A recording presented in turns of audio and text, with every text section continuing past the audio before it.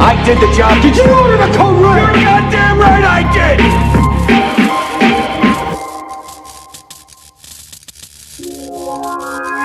What it do, baby? It's good!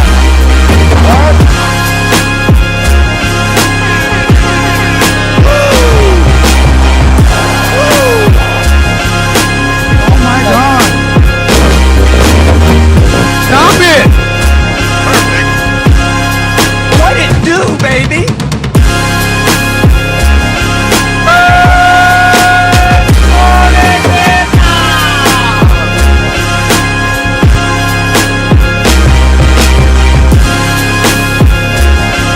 And that's the bottom line. Fight me! Fight me! Fight me!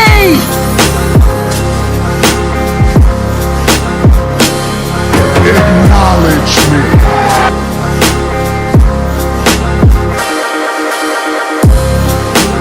Do you have a mom? Do you have a mom?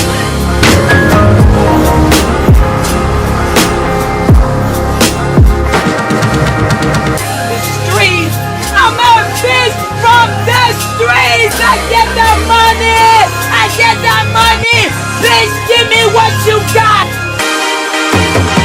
I cry, I win, I cry till you need us. I cry, I win, I cry till you need us.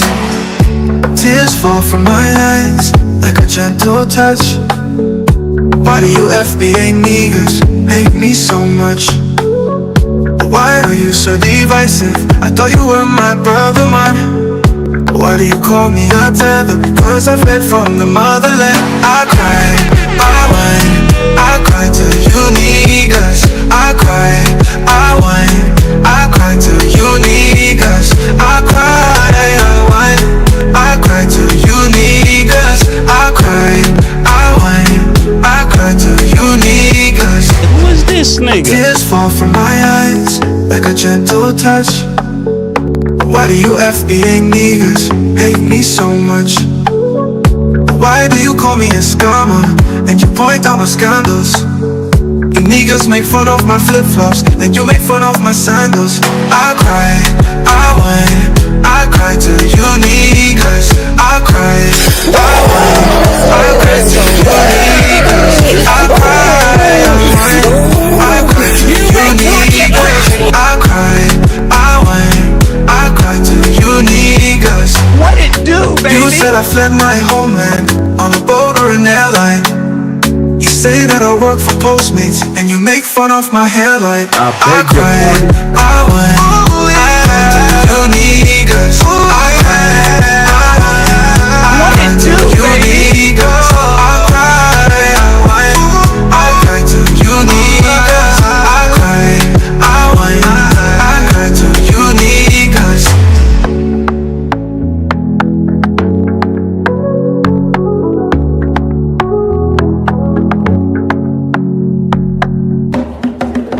The champ is here.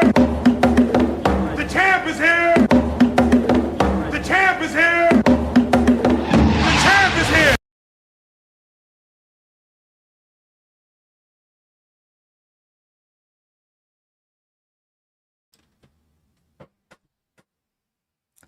Dramatic pause. Oh shit. Welcome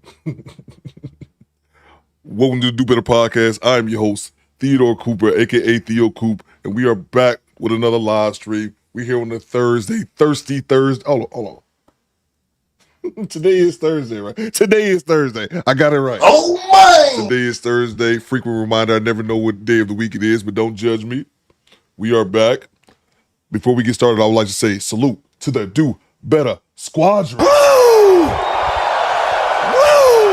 Let me see the salute emoji in the chat to make sure you guys can in fact hear me. Let me see the salute emoji in the chat to make sure you guys can in fact hear me. Theodore Cooper, standing by. I ain't got nowhere to be. Let me know in the chat if you guys can hear me. Then we can get the show started. I'm standing by. I'm checking my phone to make sure it's Thursday. I'm talking all this shit. It is in fact Thursday. Yes, it is. Let me turn my phone down. Let me acknowledge everyone in the Do Better podcast. Acknowledge me. Let's see. Who all is in the building? Who all is in the building? Akeem, I see you. Maskers Visitor, I see you. So the Carmigale in the building. What it do, baby? What the hell is my phone doing? Let's see. Akeem, I see you. Carmigale, I see you. Thomas Dotson, I see you. Salute to Big Odie in the building. Salute to Alua. What it do, baby? Alua, respectfully, my fingers just slipped. My apologies. This is not something I meant to do. Let me suck them titties, babe. Let me suck them titties, babe. I'm home. Excuse me, that was not planned. Black to Black, I see you. Kathy, I see you. Salute to Aunt Jenny in the building. Top of the morning, Aunt Jenny. Top of the morning, governors. That's right. It's time for biscuits and hot tea. So, Baby Mo, I see you. LJ, I see you. Look at Eric Jordan, day one sub in the building. Oh, man. Maurice, I see you. Whiskey and Smoke, I see you. Look at the pinball player in the CDL gang. I see y'all, bro. Yes, it's Thursday. Thank you so much, Alua. I always forget. I'm a dusty YouTuber who never realized the day of the week. Let's see. Who else? Thanks for the tip. A-Team, I see you. What it do, baby? Let's see. Who else is in the building? Salute to the Swarthy Wizard in the building. Salute to Rachel. Salute, you owe me 2 more Ronald Reagan scenes. I'll see if we can make that happen. Kim Netter, I see you. Let's see. Lewis says, get the show started, Coop. Nope. Bang! Bang! It's good! How about them apples? Another 10 minutes, Lewis. And just for that, because I don't know you, you go sit in the corner for a few minutes. How about that? How about that, nigga? You go sit in the corner and think about the dumb shit you said. Let's see. Who else is in the building? Laying down the law, I see you. D-Money, I see you. Who else is in the building? Who else am I missing? Let's see. OB, I see you. There's a Rodney in the building. James Sampson, I see you. So to homie Everett in the building. Where's my money, bitch? Salute to you, E. Daniel, I see you. Dr. X, I see you. There's a solid snake in the building. Who else? I see you. Uncle Diggity. Uncle Diggity says. Access denied. Let's see. Who else I got? Real Brooks, I see you. What's a Skinny Boy? Play this for Rachel, says Skinny Boy. Skinny Boy, your life depends on this clip. If I click on this and it's not worth clicking on, Skinny Boy, that is the end of your time on today's live stream. I'll check it out in 1 second. Let me see. What is this? What is this? What is that? Jesus. We're going to have to come back to that. Tommy Murphy just subscribed. Salute. What is this, Skinny Boy? It looks great. Whatever it is, I take back what I said, Skinny Boy. It actually looks great. Let's see. Jermaine Reese, I see you. Kim Netter, I see you. Let's see. Do Better Squad. Lee Turner, I see you. Do Better Squad. Fall in. I'm up here looking at these silly drops by these silly drops by Skinny Boy. What is this, man? Stand by. Skinny Boy. We gotta go to the big screen. We gotta stand by 1 second before we get the show started. Thank you very much, Skinny Boy, for derailing the show this early. What is this? Somebody he just slapped the shit out of somebody. What is this? On Facebook. Hold on, let me restart this. What is this? This looks like some old shit. We gonna get the show started. Stop making bullshit for dinner you've seen on Facebook. Hold on. Stop the show. We gonna stop the show. I just gotta get the slap out of the way first. Whoever that is, I'll acknowledge you in 1 second. Stop making bullshit for dinner you've seen on Facebook. Thanks for the tip. What is this? Well, we gotta come back. We gotta come back to this, bro. Oh, that's funny. That's hilarious, bro. They look like some shit from the 80s that they updated with some more AI or the voice or whatever. That's hilarious. Salute to you, Skinny Boy. Thank you so much for this slap at 9:29 Eastern time. One more time. Stop making bullshit for dinner you've seen on Facebook. Is she dead? XO Baby Mo says, oh my God. Is she alive? Is she dead? Did we just watch somebody get killed at 9:29 Eastern time on a Thursday? Jesus Christ. I hope she recovered. What is that bullshit? Uncle Diggity says vintage slap. That's great. So the Skinny Boy, I need a promotion after that. Skinny Boy, you need a promotion. Skinny Boy, I will never question you or your drops again. I would never disrespect Skinny Boy like that again. That shit's hilarious. What was that? That's so great. That's so great. One more time. One more time. Stop making bullshit for dinner you've seen on Facebook. He put her ass in the coma. Oh, man. From downtown says, how they know about Facebook in the 80s? That's what I'm saying. That's what I'm saying. The show looks old as hell. That's what I'm saying. It's an old ass clip that they done updated with some current lingo. That's hilarious, bro. G-Rap says, and the slaps continue. That's good. Skinny Boy, stop distracting me. I can't even get my show started yet. And he was sending me these goddamn slaps. That's hilarious, though. I appreciate you derailing the show. Welcome to Death Row. In the very beginning. That's great. Oh, man, that kind of made my morning. All right. Sir Rice says D-Money. That's great. Welcome to Death Row. Man, I got tears in my eyes already. Look, stop distracting me. I need to see locations in the chat. Locations in the chat. Where y'all watching me from? Locations in the chat. Your boy Coop broadcasted live from Detroit. It's 9:31 a.m. Eastern time. 66 degrees. It's raining like a bitch outside. Let me know your location. Let me know what's going on. Let me know what the weather's like. Put your locations in the chat. Let's go. Skinny Boy, stop sending me slaps. Let's get it, people. Let's go. Let's get it. Bang! Bang! It's good! G-Rap says still time him out. I can't time him out. Oh, man. Put the locations in the chat. Let's go. That's hilarious, bro. I'm saving that slap, too. I'm saving that slap. Put y'all locations in the chat. Let's get it. Locations in the chat. Locations in the chat. I'm adding that slap, Skinny Boy. I got you. I'm going to give you credit for it as well. Let's get it. Put the locations in the chat. I'm still alive! Salute on me, Daniel. Top of the morning, cuz. Top of the morning, governor. That's right. It's time for biscuits and hot tea. Salute on me, Kobe out in Minneapolis. Salute on me, Swarthy Wizard. We got North Carolina in the building. Salute on me, Jason Small. We got Kansas City in the building. Salute on me, Uncle Diggity. We got Los Angeles, California. We early left coasting, west coasting. Salute to Kathy. She says Alabama. Salute to you, Kathy. Roll Tide. Salute on me, Lee Turner. We got South Carolina, 803, high of 85 today, bro. Hey, yo, what the fuck? I ain't mad at it. Salute to you, Lee. Salute to me, Thomas. Holding us down. Randolph, Massachusetts. Let's see. Stop making that BS. Salute to you, DeMarco.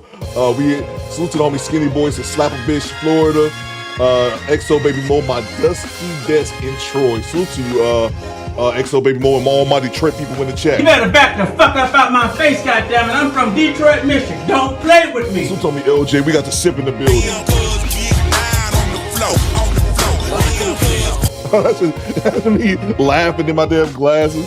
Let's see. Salute to Carmigel. We got Orlando in the building. Salute to the homie Solid Snake. We got Baltimore in this bitch. Bitch, I'm from Baltimore. You say you was, I never see you. What part you on? I got some family on the Alameda. Salute to Vanessa Paramore. I'm laughing at them in the chat. This is Portland, Oregon. Rip City, I'm from the Rip City. Rip City, Rip City, I'm from the Rip City. F. Jones, she says Tampa, Florida, 70 degrees in climate. Salute to PJ, says Dayton, Ohio. Salute to the Double O. Jay Walker got KC Moles in the building. Who else? Homie Obi says Jersey.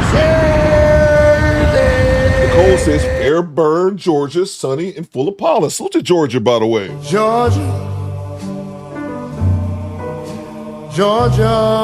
Let's see. Salute to Young Jay. He says the land. Cleveland!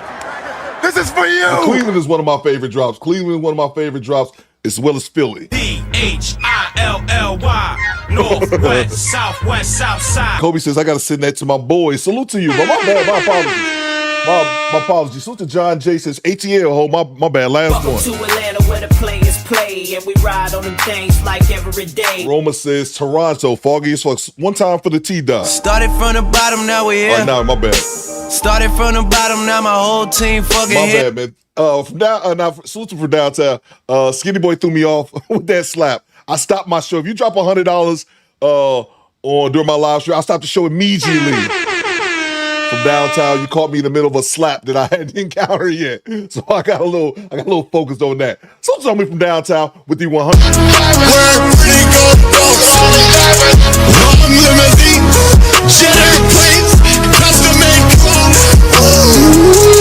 Big long cars, fine looking women, and lots of money in my pocket. $1 million. Think about it, dusty roads. All of you out there, think about it. $1 million. And this, you see, this is what cranks me up. This is what motivates me. This is what drives the women wild as I walk out here. We're pretty gold folks. We're pretty gold folks. Long limousine, jet airplanes, custom made clothes. We're pretty gold folks. We're pretty gold folks. Long limousine, jet airplanes, custom made clothes. So gear up, ladies and gentlemen. Get used to it in Ric Flair. Who you're looking at, the man.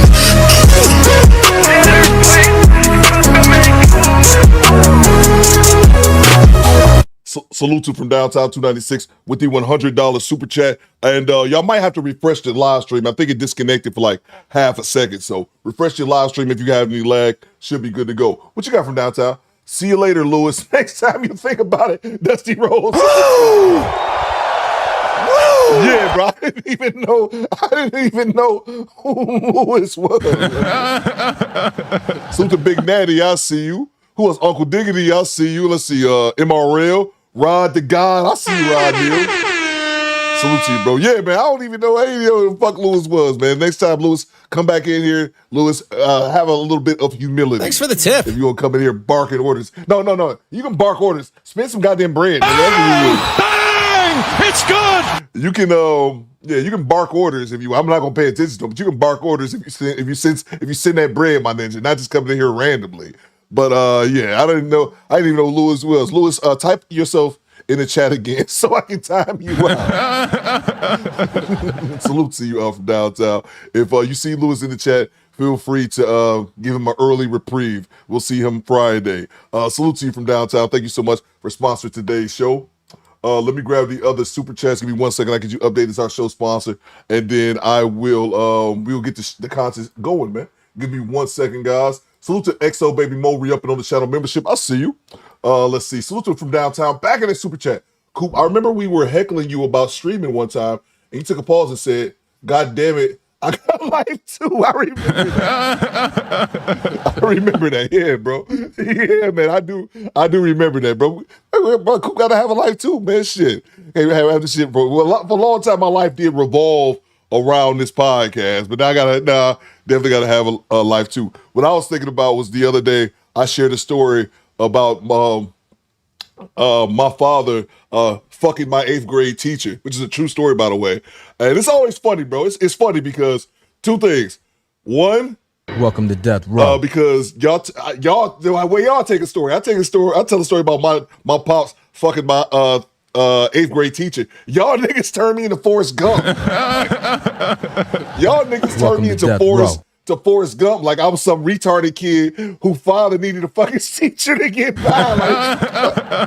Like nigga, one, I wasn't retarded, and then two, this nigga was fucking just because he was being a man. Welcome to Death Row. But it makes me laugh, bro, because my neighbor, like a block over, just bought a fucking shipping container, and it made me think I could have had mine.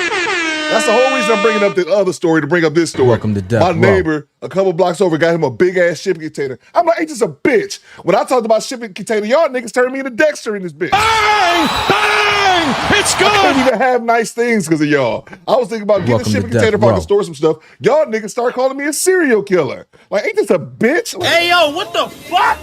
Y'all ninjas, man. I'm like, I could have had my shipping container already full of goods, man. But nah, see, I'm up here. I don't want to get one of these niggas think I'm a serious. Thank you from downtown so much for the $20 super chat. I do remember that. I remember that. Like, God damn it. Can I get away from this goddamn computer? Because if it was up to some of y'all ninjas, they chain me to this bitch like Django. Had me chained to the computer, live streaming 24/7, 365. Salute to you from downtown. Salute to Eric Jordan. What you got, EJ? Pasadena, California, but I'm in Clinton, Jersey today. It's my birthday. Happy birthday, bro. And happy birthday to him. I don't care. Good luck. Lewis says, get the container. Yeah, I go outside to take out the trash. I see this container on the next block. I'm like, hey, yo, what the fuck? You motherfuckers, you stop me. It's funny because y'all always jump. It's hilarious because y'all always jump to nefarious shit. I say I want to get a shipping container so I can organize my life. Y'all niggas go straight to serial deleting people. I'm like, how do we get here? Wouldn't have it no other way. Anyway, make sure we show EJ some birthday love. He says, today is my birthday. Shout out to the huge bitch. I got you right here. Stand by, stand by. That's a huge bitch. And the delusional. We moving, man. Oh, man. Make sure we show EJ some birthday love in the chat. Thank you so much, EJ. Day one, sir. Happy birthday, bro. Here you go. I got you one time. Congratulations.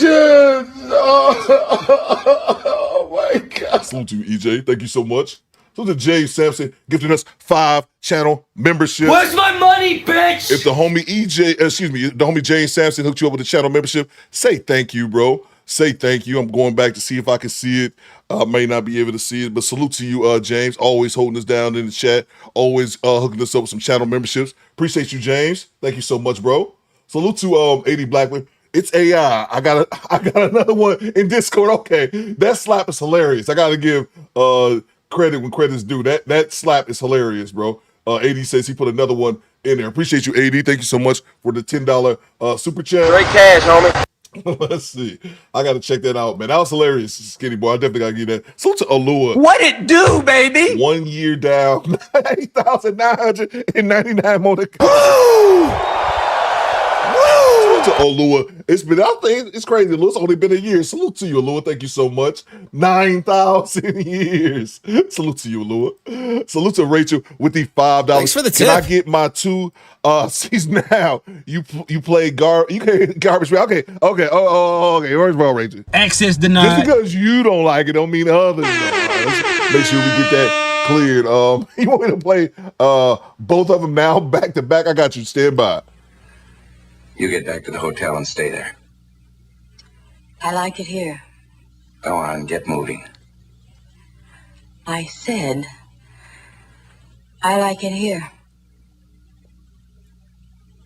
Well, I can change that in a hurry.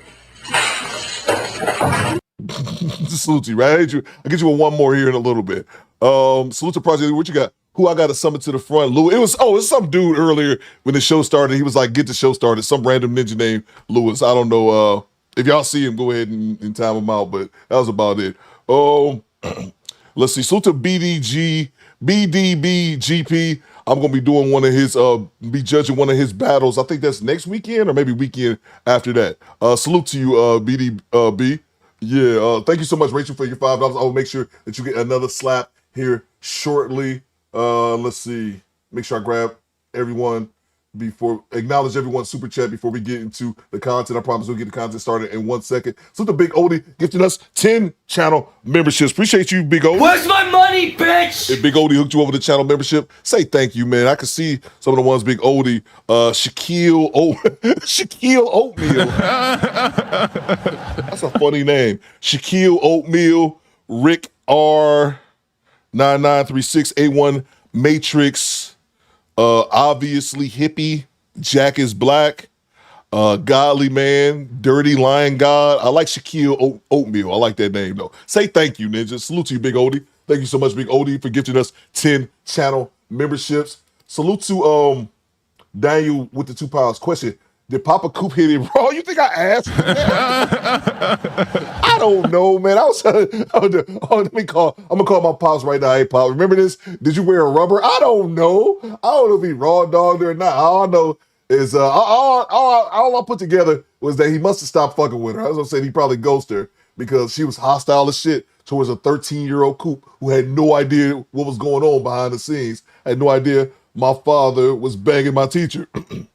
And if y'all missed that story, it's at the end of the last live stream.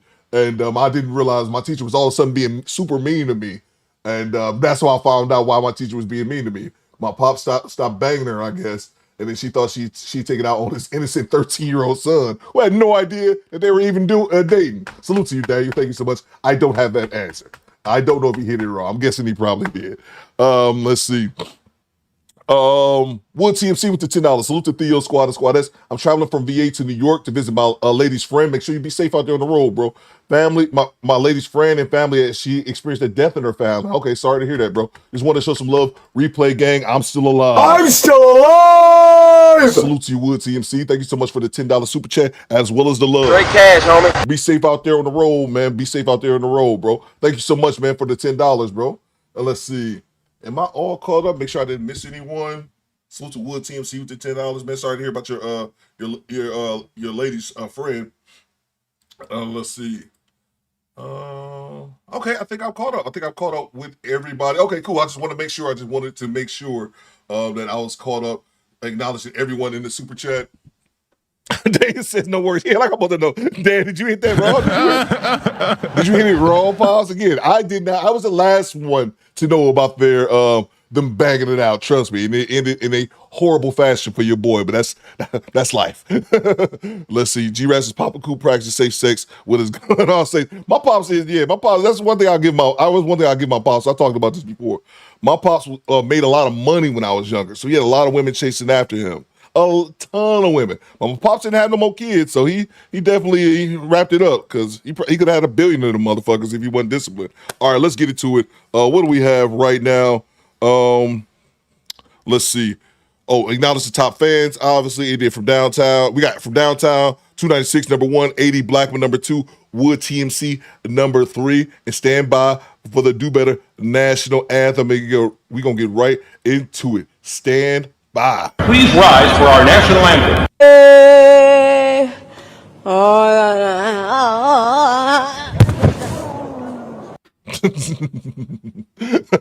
All right, let's get going. I'm hopping this first one real quick. This is a wild dash cam out of somebody. A couple people sent it to me. Somebody dropped it in Discord, and then somebody else emailed this to me yesterday. So a couple people sent this to me. I already know that's usually an indication of a good dash cam when multiple people send it to me, and that's chaos erupts during routine gas station call. I think we in Rhode Island with this one. Let's go. Let's go. Of course, this shit don't never work when I want to. There we go. Watch what this man in a gas station store does while police are investigating a situation. Before that happens, the case officers are investigating also goes haywire. Hey, what's up, man? I gotta figure out what's going on, dude. These motherfuckers are trying to play me like I'm some kind of... No, he's being very disrespectful. Do you have a driver's license on you? Yeah, bro, I ain't playing these games, though. Look at, I got you not playing games, but I got called to a disturbance, Come on, okay? Bro, what are we doing here? I'm gonna give you your chance to tell me what happened, but I need to figure out what they're telling me first. You get what I'm saying? She's drunk as fuck. Going into acting crazy. Look, do you have any weapons on you? No, bro, come on. Okay, turn around. Come on, bro. Don't be touching me. Don't be touching me. Don't be touching me. I'm just patting you down. I'll body the fuck out of both of you. This is what you're doing. This is what they're doing. This is what they do. They're just spinning calm. I told you you could search me, bro. What do I gotta hide? Tension up, right? No, because this dude came over here like a big guy. My grandfather would have y'all f***ed right now, bro. Stop touching me. Why you keep touching me? Take a seat. Keep touching me, little ass boy. That's why you're prison. What a little kid. We're also going to have to press charges for damages. He broke this door trying to open it. It does not open no more. Alright, who's the girl? Are you the girlfriend? Yeah, she is. Do you want to explain what happened? Or do you want to come over here for a second, actually? Alright, so who's this? Is this your boyfriend? Yeah. What happened tonight? Yeah, boy. I feel so bad because his mom and his brother are in here now because they already... That's his mom and his brother? Yeah, they came. Like literally across the street. I jumped out of the car and I was like, I don't feel comfortable. Who was driving? Angry. Him. Okay, so you guys left in his car, and then what happened on the way? Like, where were you going after PJ's? Where were you supposed to go? Huh? Okay. Right here. So on the way, what happened before you got home? Just being very, very, very stressful. I didn't feel comfortable. I ran in here. His mom and his brother showed up, and I was like, I'm so sorry. So what happened in the car? Did you just, as he was driving, you just ran out of the car and ran in there? He smashed my phone. My phone's not working. Okay. When did he do this? Was it? As we got out of the car, like, he threw my phone. They tried plugging it in for me, but... So did he threaten you at all other than breaking your phone? Did he, like, strike you or... Not, like, vocal threat me, but, like, being crazy. But he threw the... Where did he throw the phone? It was outside? Yeah. Do you want to put that in a written statement or no? I honestly feel really bad for him because I feel like he has a lot of, like, mental things going on. I love his family. I don't want to be that person. Okay. Do you want to just hang on a second? Because I just got to figure out what's going on with him, and then we'll let you know, okay? All right. I know you told him what happened, but just from in your guys' perspective, what did you guys see? She came in crying. He chased her in. She was asking us to call that. Y'all stupid. Lee Turner, top process. That Officer John, it looked like him. Yeah, we're in is it Cranston? So we're somewhere in Rhode Island, and they got this dude already in the car who was acting the ass in the gas station. But y'all got to see what happens next. Just some random bullshit is gonna pop off in a minute or two. Give it time, and then we're gonna have a crazy ass family members show up. This clip gets wild. Anyone from off the road. He kept telling him no. Trying to get her not to. She said she doesn't feel safe. She doesn't feel comfortable. So I ended up taking her into the back, and he was trying to go past. You don't know who I am. Blah blah blah. Did he break something in here? The door, you can see it's off, and it doesn't push open. It's stuck. Would one of you guys just mind doing a statement just on what you saw? Yeah. And then if you guys want to have him trespass from here, I don't know if the manager wants to do that. Yeah, no, he will, because he damaged property. So who's the manager on right now? Well, Kenny's coming right now, so yeah. All your stuff right now is at his place? Do you need to go back there for anything tonight? Yeah. Do you have a key? No, his mom's right here. That's her house. Okay, she lives there. Okay. Yeah. All right. It's cool if she goes back to the house and grabs whatever she needs for the night? Okay. All right. Because what's going to happen is there's going to be no contact order between you guys. So I know. whatever you need to get, I will just get it tonight so you don't have to go back. Okay. What's a good contact number for you? Have a good night. Sorry. If you need anything else, call us, okay? Thank you. And it doesn't even like this part, because you can push even. If we're gonna get vandalism for that. So it's just jam. He's getting arrested anyway. I'm gonna document this. If it ends up being like damaged, he can be held accountable.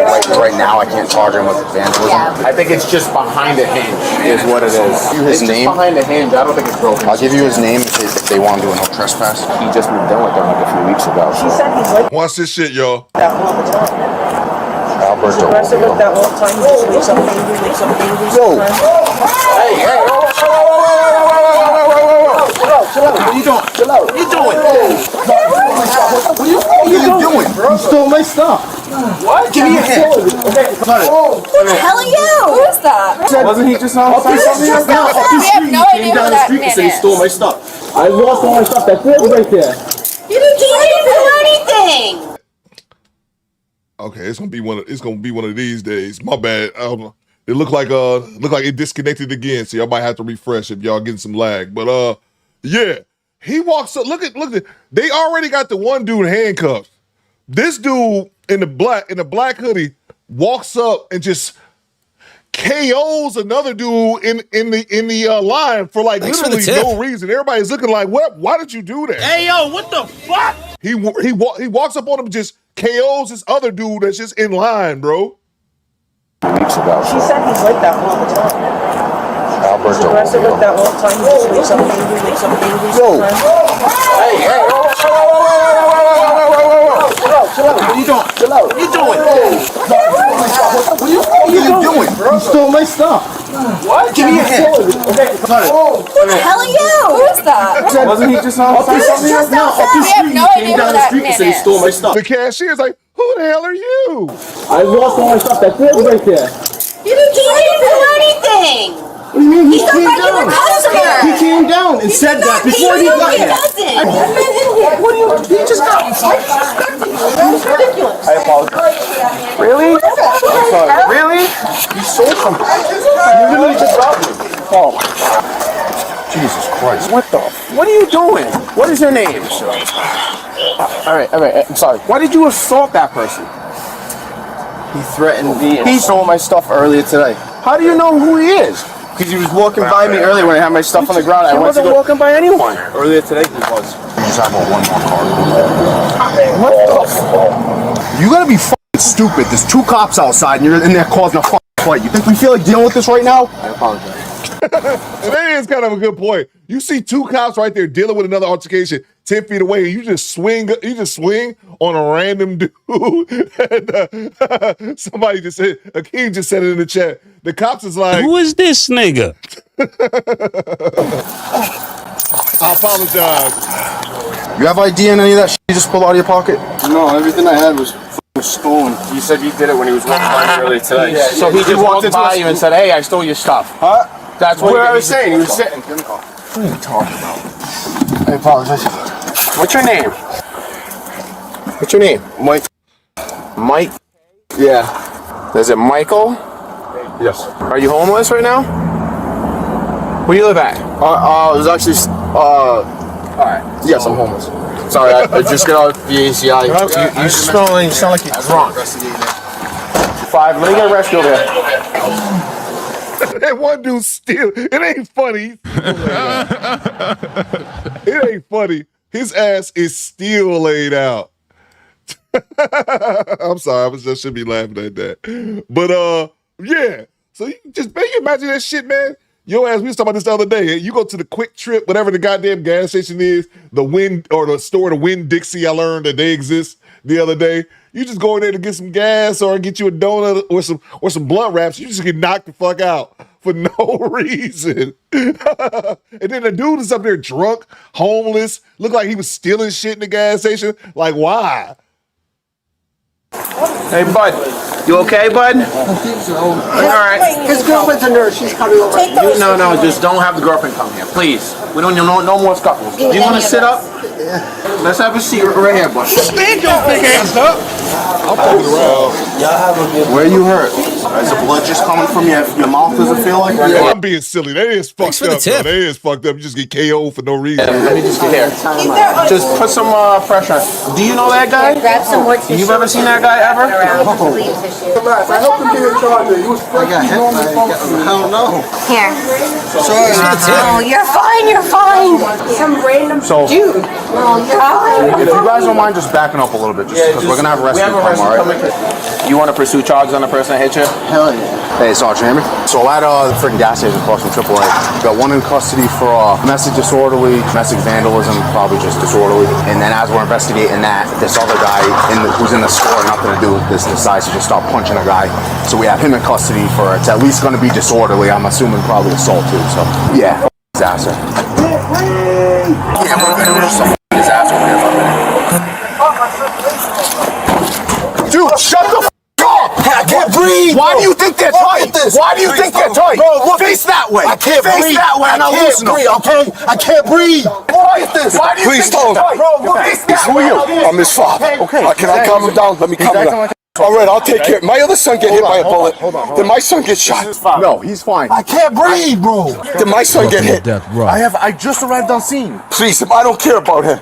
I'm worried about my other son. I just arrived on scene. They know who I am. Okay, but you're running on me like I'm a maniac, so... No, because someone said my son got shot. No one's shot. Please, take more, bro. I can't hit. Bro, I can't feel... He's being a lunatic. Can I talk to him? No, you can't talk. Please. He's being a lunatic. Can I talk? Okay, You know, you respect me. I know you. You're not talking to him right now because he's being a fucking asshole. Punch him in his fucking mouth. Okay, back up. Relax. Just back up. Punch him in his fucking mouth. Just go over there, okay? Where's your car? Is that your car? No. How about, did my son get shot? No, he did not get shot. What happened to Adam? They said he got hit. Can you just go sit in your car for a while? I'll let you know what's going on, all right? If your son was just calm with us, none of this would have been going on right now. He's fine. He's not hurt. Where's your car? No, my other son. Not him. Who's your other son? They said my other son got hit. There is a kid in there that got punched in the face, but he's fine. He's not. He's fine. Who punched him? You know who I'm with. Dude, it's fine. He's good. He's fine. Who punched him? Hey. Come on. We're not doing all that right now. We're not doing all that right now. There's so many guys down here. Hey, just relax. No, there'll be so many guys down here. Just go wait in your car. Go wait in your car. Who punched my son? Who punched my son? Locked up. Don't worry about it. Who punched him? We have him locked up. I don't even know the kid's name. Don't worry about it, okay? No, it ain't all right. He's under arrest. Just come over here. Who punched me?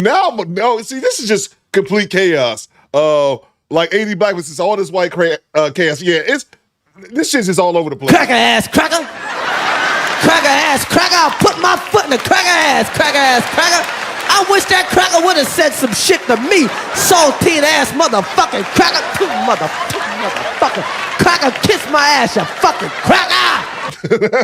Look, I'm confused. I thought the dude in the blue shirt, I thought those was both his sons that got locked up. The one that got locked up in the purple hoodie initially, and then the one who punched the dude, I thought that was his other son, because he was like, fuck him, I'm worried about the other one. But now, I'm thinking his son might be the one that got knocked out in the gas station.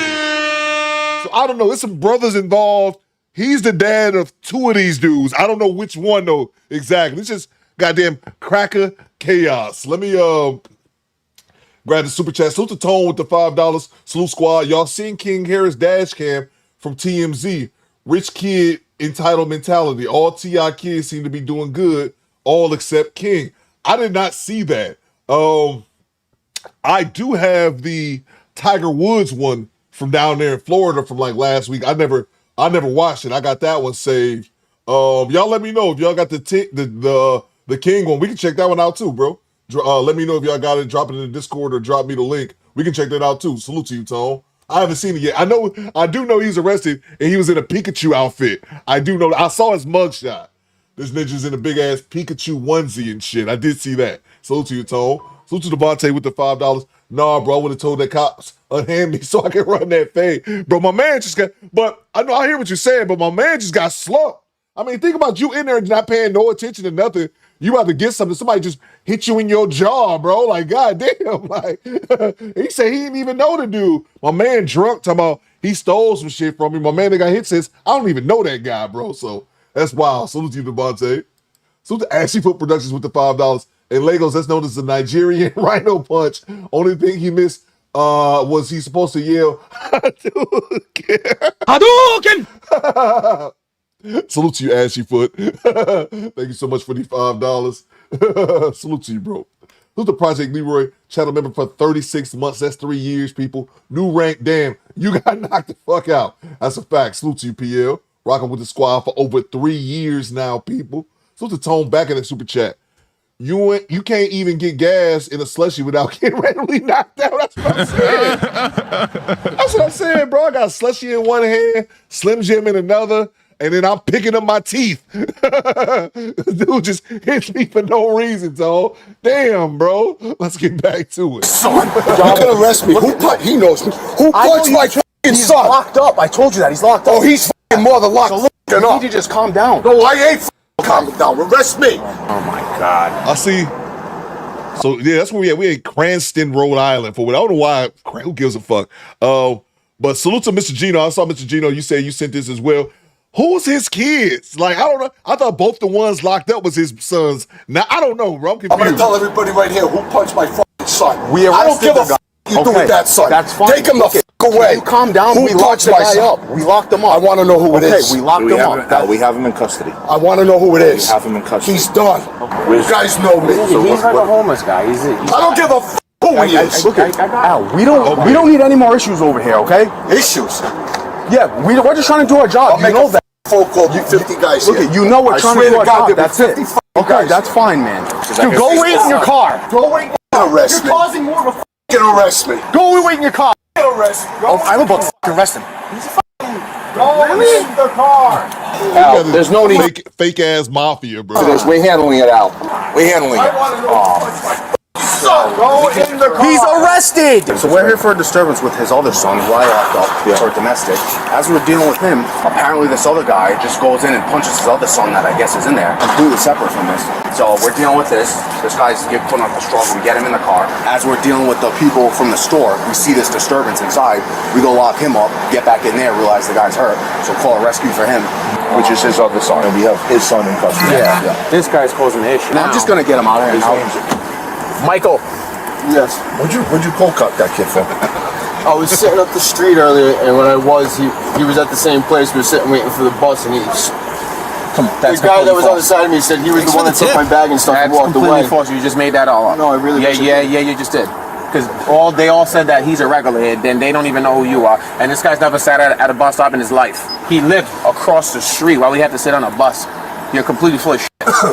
You just decided to fucking clock him?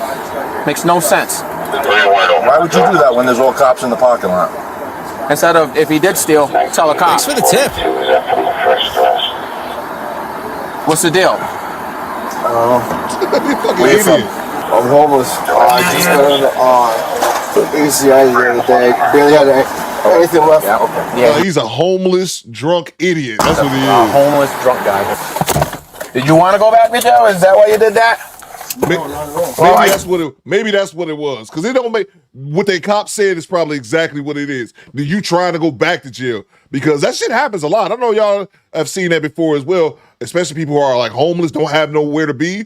They'd rather go to jail. That way they get, they got a roof over their head and they got 3 hot meals. I used to work in jail and people used to try to go back in jail when they have no other options. No, not at all. All right.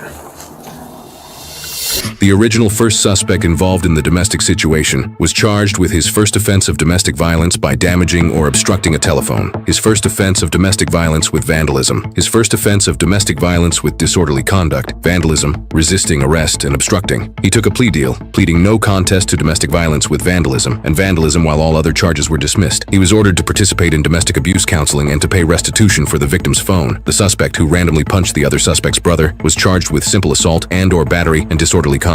Okay, so the dude in the purple hoodie that got arrested, and then the dude out standing in line, those were brothers. Okay, I got it now. Took a plea deal, pleading no contest to simple assault and/or battery, while the disorderly conduct charge was dismissed. He was sentenced to 45 days in jail, 320 days of license suspension, and 320 days of probation. Now think about that. Think about that, y'all. Think about this shit. That motherfucker. Battery, while the disorderly conduct charge was in jail. 320 days of probation.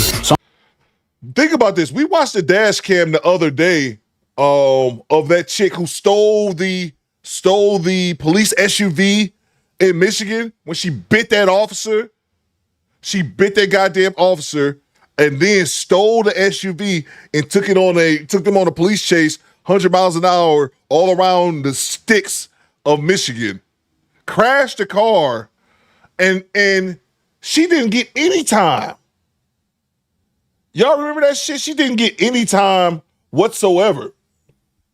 And then this son bitch he got 45 days for that shit. I'm just it's wild, bro, how that works. Officer John, you fucking cool. People out here don't want a hotel room because a jail cell will suit them just fine. But if you think that sounds crazy, I've watched someone throw punches right in front of me while I was in full uniform on a simple accident scene. No hesitation and no second thought. And that's exactly what we saw here, because while officers are already dealing with one aggressive situation outside, this guy walks straight past them, sees the uniforms, sees the patrol cars, and still decides to swing. And when are people going to learn? Because that tough guy energy, it feels powerful in the moment, but it collapses the second reality shows up. And it always shows up. Because we've got one guy outside fighting control, trying to resist and prove something that doesn't matter, while another guy inside creates a problem that didn't exist minutes earlier. The cops see this pattern a lot. People not planning for the consequences, just reacting in the moment. Even the father showing up, ready to escalate. And I understand his anger, but that's how fast this spreads. One decision turns into 5, and then that can turn into charges. The truth is, some people don't lose control all at once. They give it away piece by piece until the only place left to go is the back of a police car. And our guy in the black hoodie, I believe that's exactly what he wanted. Watch what this man in a... So God. Fucking Overseer John. Man, you corny! All right, let me grab these other super chats. I got this one here from Tone the Virgo. This is Devontae. What's going on with Mike Hager from Final Fight? He's looking to pile drive the son. Yeah, bro. He up here wild. Hey, where's my son? Who hit my fucking kid, eh? Fake ass goddamn, was a soprano. Who hit my fucking boy? I'll make one phone call. I'll get 50 out YI order. Get your punk ass out of here, bro. Salute to you, Devontae. I make one phone call, one fucking call, and I'll get some of these up there to deal with you. Shut up. Salute to Mr. Ray with the $5. Man, the dad running up talking crazy, no offense, but that's that white privilege going on. Wouldn't let that shit happen. Man, I'm telling you, bro. Wouldn't let that shit happen to me, though. It's just funny, bro, because he come in there like a rocket. Hey, what's going on? Was my son, because he thought his son was shot. Has my son been shot? Did my son catch a bullet? Was my son shot? And to find out his son wasn't shot, one of them got arrested. He didn't even give a fuck about the other one. He's like, fuck him, take him to jail. Who hit my son? Oh, man. Salute to you, Pooh Man. Pooh Man says, here's King's body cam. Okay, let's see what we got, bro. Hopefully it's not too long, but we can be here for a minute, bro. Let's see what we got. Yeah, let's go to the big screen. Watch T.I. confront officers who arrested his son. All right, let's check this out. All right. I got no problem with that. Let's switch it up a little bit. Let's go over here to the big screen. Let's check. I forgot about that slap. Let's check this one out. Watch T.I. confronts officers who arrested son, rapper King Harris. So is King just a nuisance down there in ATL? Is that kind of what that is? Y'all let me know. Is that what it is? King just be out there wilding? All across our social media platforms. You know the rapper T.I., you know his wife Tiny. Well, their son King Harris was arrested in a Pikachu onesie, right? We talked about that yesterday. But now we're getting some police body camera footage that shows T.I. himself interacting with the officers at the time of King's arrest. So you're taking a look at King's mugshot here. Yes, that is the yellow from the Pikachu onesie. He said that he was overseas in Japan. You know how they like to go-kart racing and all of the fun different costumes. That's exactly what he was doing. He said he had just made it back in town, and then he ended up getting arrested. So let's get into more of the nitty-gritty here. That's some crazy. If y'all don't know about that, I'm sure most of y'all guys do, but if you don't, Suchi Kofa, they have that thing in Tokyo. In Tokyo, of all people, of all places, where they let like a bunch of foreigners come over there. They dress up as like these characters and go like go-karting around fucking Tokyo. And they allow this shit. It's been going on for years. So he said he just flew on. This is some rich kid shit. You just flew home from Tokyo from doing that shit. And then he got right into trouble, I guess, yeah. Happened Sunday morning after police clocked his Tesla Cybertruck going 70 miles per hour in a 45 mile per hour zone. The Gwinnett County Police Department released video of his arrest and their conversation with his dad. So let's just listen to what happened. Thanks for the tip. He slowed down, but his slowing down is to 60. Yeah, I am doing 61 on a 45, and I am not gaining on him. He's also all over the road. Jesus. Hi, good evening. My name is Officer Lopez of the Gwinnett County Police Department. The reason I'm pulling you over is because you're doing over 70 miles an hour in a 45. I didn't know. You didn't know? No. I got you. Get a driver's license on you? Nothing. All right, are you the registered owner of the vehicle? No. Okay. Do you have a photo or anything like that of your driver's license? Yeah. All right, gotcha.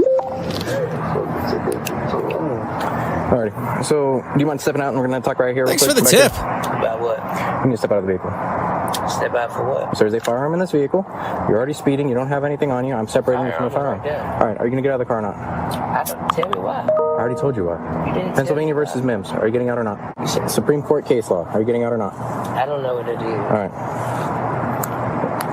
You need to get out of the car. You're not telling me If you why. do not get out of the car, you'll be arrested for obstruction. You're going to arrest me for obstruction? Yes, if you do not get out of the car. I don't know why. I don't feel safe. Alright, if you do not get out of the car, you'll be arrested for obstruction. I don't feel safe. If you do not get out of the car, you'll be arrested for You're not obstruction. telling me a valid reason why. That's a perfectly valid reason. Like, Google it if you want to. It's not going to end well for you. Let me call my lawyer, man. You have that right, but you're not even under arrest right now. You're still just detained. Stay in my car. No, you don't. Yeah, I do. Get out of the car.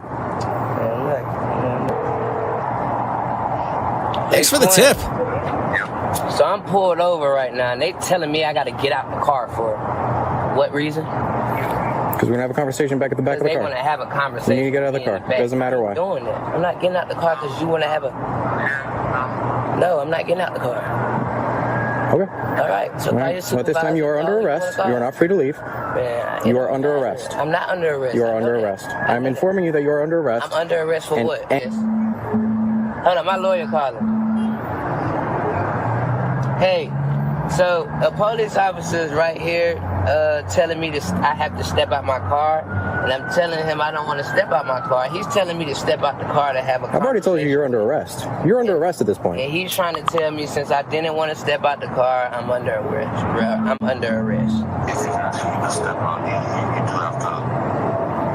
But you are under arrest at this point, all right? So you need to get out of your car right now. Okay. All right.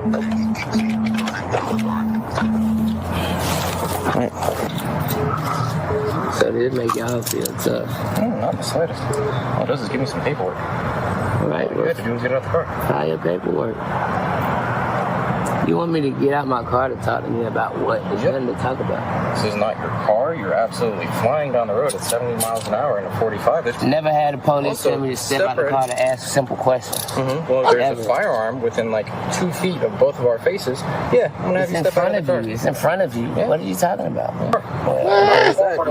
You can say what you want. I know y'all say, spoiled kid and all that shit, which I'm not disagreeing with you. I do kind of agree though, man. Write my ticket, bro. Fuck all that. Get out. Let me talk to you. Fuck all that shit, bro. Write my ticket and keep it moving. That's just me though. But yeah, that's just me when it comes to that. Unless that gun was illegal, you know what I'm saying? They didn't say nothing about the gun, being illegal or nothing like that, bro. Write my ticket and keep it fucking moving, bro. But hey. Open THC container in the center console. Oh, okay. Well, he has some weed on him too. Okay, that's a different story. All right. Who do you want to pick up the car and the gun? I gotta be here in 30 minutes or less. What happened at home with y'all? What y'all so upset about? All right. Who are we calling? Okay. We are over at 7050 Jimmy Carter Boulevard. Tell them American Deli. Do you know about how long it'll take to get over here? American Deli. There's a lot of us. American Deli. 7050. American Deli. 7050 Jimmy Carter Now Boulevard. hang my phone up and lock my phone. All right. Hang my phone up and lock How long will my it be shit. for you to get here? Hang it up and lock it. 10 minutes. Hang it up and lock it. All they want to do is Hang it up and breathalyzer. lock it. All right, now let go. Yes, sir. Hey, Albert, how's it going? Yeah, my son detained. Yes, sir. He's currently under arrest for obstruction. Okay. As well as a variety of other traffic charges. Yeah, he was caught doing 70 in a 45. He was instructed to step out of the vehicle because there was a firearm on. This is some annoying shit as a parent though. Your parent, you know what I'm saying? You got to get up at 1:30 in the morning and deal with that shit. I'll be mad as hell too. The dashboard, and we wanted to separate him from that, and he refused. Did he express his fear for safety? We got to be safe too. He's right there with a gun. Right? Understood. Yeah, I don't know. Okay. So there's absolutely no way to resolve this.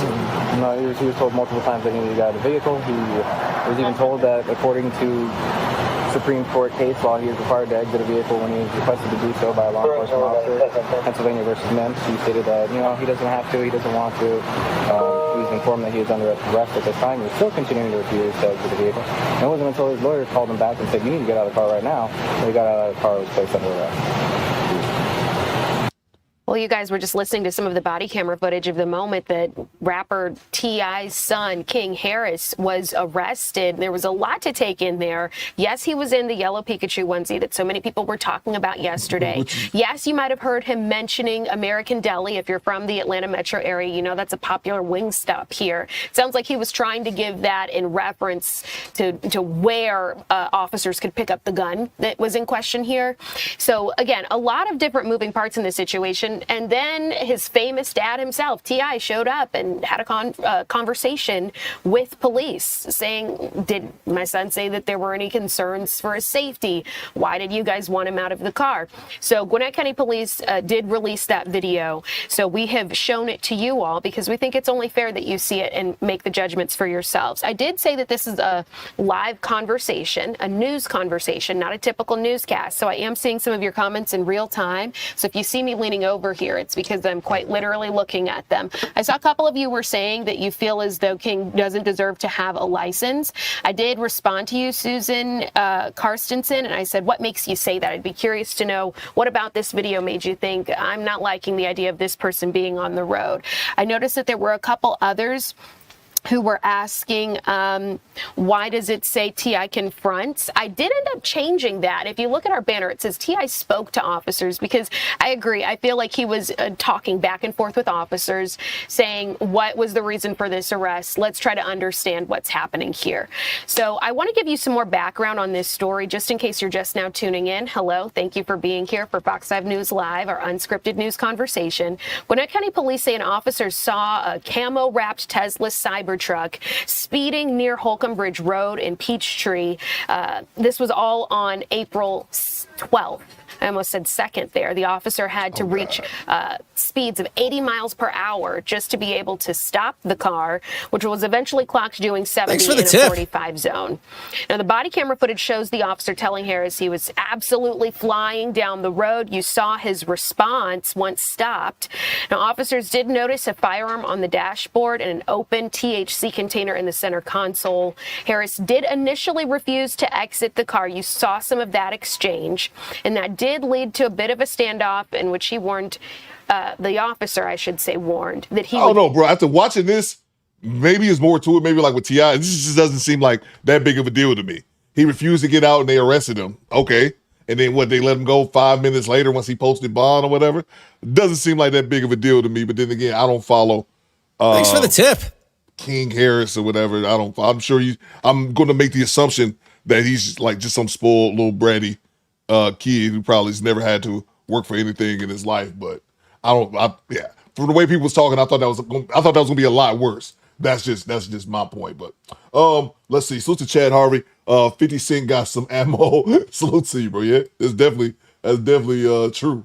This is Devontae. Coop, can you do a side by side of him and the you what dish from SpongeBob? What is that? Let me run it back and I'll look for that.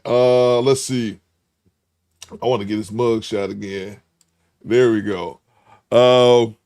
Salute to you, Devontae. Thank you so much.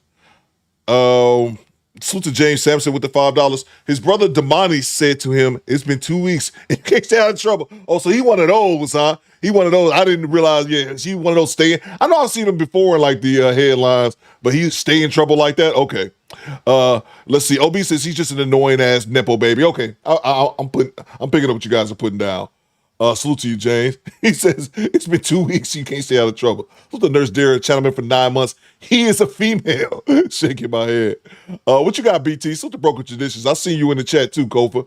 He says, I could be wrong, but did King Harris state any wrongdoing by the police? If not, why did they release the police footage? That's a fair point, bro. They probably released it just because it's a celebrity. Because as I'm watching this, I'm like, this is a mild-ass encounter, bro. This is a mild-ass encounter. Like, I thought something much more controversial or something like he was really out of pocket. I'm like, this is a mild ass arrest. Probably just because it's a celebrity, bro. You can even tell, I'm not sure who this Fox 5 Atlanta correspondent is. You can even tell she's excited just covering this story, bro. So yeah, man, that's the assumption that I'm making, BT, that this is just like you said, some celebrity, so you get more views on it. This one video's got, almost 200,000 views in less than, you guys see that? Almost 200, I think I'm in the way, but almost 200,000 views in less than 24 hours. So it's definitely going viral. Salute to you, bro. Yeah, that's just my 2 cents. I could be wrong, BT, but that's what it seems mild at best. Unless something else happened. I can't play this TMZ clip, but I will play this King Harris body cam video shows T.I. coming to pick him up. But yeah, bro, this don't seem that wild to me, but hey, that's probably I'm guessing because it's a celebrity. Salute to Tona Virgo with the $5. Pikachu captured. Gotta catch them all. I'm glad them cops were lenient and things didn't go all the way left. All the way left. Black man in suburban Georgia neighborhood. Yeah, with a gun. All that kind of stuff. And yeah, man. But it bro, cause it's just wild to me, man. How like you have your license to carry, or in some states you don't even need a license to carry. But then, people have these big ass things where like, oh, it's a gun involved. Like, man, shit, we all got them, bro. That's kind of just what it is. So yeah, that definitely could have went a lot worse. It didn't seem like that bad a situation to me. Salute to you, Tone. Thank you so much. Salute to from downtown. Did y'all see Sneeko got snuck video? I did see that. See that. Matter of fact, I got a clip. We'll play it. Let me find it. Let me find it. Yeah, did y'all see the Sneeko got snuck? Yeah, I saw that, man. I think he was in NYC. Somebody just dropped him. Hey, is what it is, man. Put your head on, what they say, put your head on the swivel. That's all I can say. I feel zero sympathy for Sneeko whatsoever. I did see that. I'm gonna actually play that video right now. Give me a second. I'll get to the other video and then I'll play that one. Nikki loves to see practice looking hard. That's probably, it does sound accurate. Broken Tradition says he even make jokes about it himself with the Pikachu reference. Okay, yeah, bro. It don't seem like that big of a deal to me. But you know how people hate celebrity kids, people hate nepo babies. So that's probably what it is more than anything. Let's see. All right. Let's go. I want to get to a video by Pink Book, and then while I'm doing that, I'm gonna look for this clip of Sneeko getting punched in the face. Because I'm here for it. Let's see. Let me get back to Watch what this man in a gas station. These fucking crackers out here in Rhode Island. All right. I thought this one was pretty good. It's a Pink Book lesson, and this dude pretty much calls out Al Sharpton. I don't know if you guys saw this one from Pink Book Lessons. Black man shuts down room at Al Sharpton event, and they all lose it. You know, talking about the Democrats and all this kind of shit. So I thought this clip was pretty good. Let me look for that Sneeko clip. Give me 1 second. Step up, tell us your name, and briefly, what's on your mind? Hey, yo, as I look around this room, if you're 35 years old or younger, raise your hand. 4 people. So here's the thing. Y'all in trouble. Yesterday you had Al Green up here talking about we need a Secretary of Reconciliation, and then that's going to include what he said was reparations, which, by the way, wasn't reparations. Reparations is more than a check, but the very first thing it is a check. And come this year during the midterms and in 2028, if you don't have our check, you won't get no vote. No check, no vote. Yeah, I know that ain't what you want to hear, but that's what's happening. All of y'all in here, with all due respect, you're beautiful, but you're old. You're not talking to the youth. You don't know how to talk to the youth. You're trying to tell us what to do. We're not having it no more. Wait. He just told them you're beautiful, but you're old? Sounds like he's talking to a room full of baby boomers. Yeah, Donna's Al Green. I caught that too. I'm like, did he call Al Sharpton Al Green? That's hilarious, bro. That's hilarious, man. Stand by one. We're gonna come back to that. Let's check out this Sneeko right here. This is Sneeko getting hit in New York City. A dude just walks up to him and just hits him. I'm here for it. I don't know. I don't condone violence. I'm not a violent person whatsoever, but it makes me laugh. And put your life force into a sock? Yeah, you deserve to be publicly executed, yes. What are we talking about?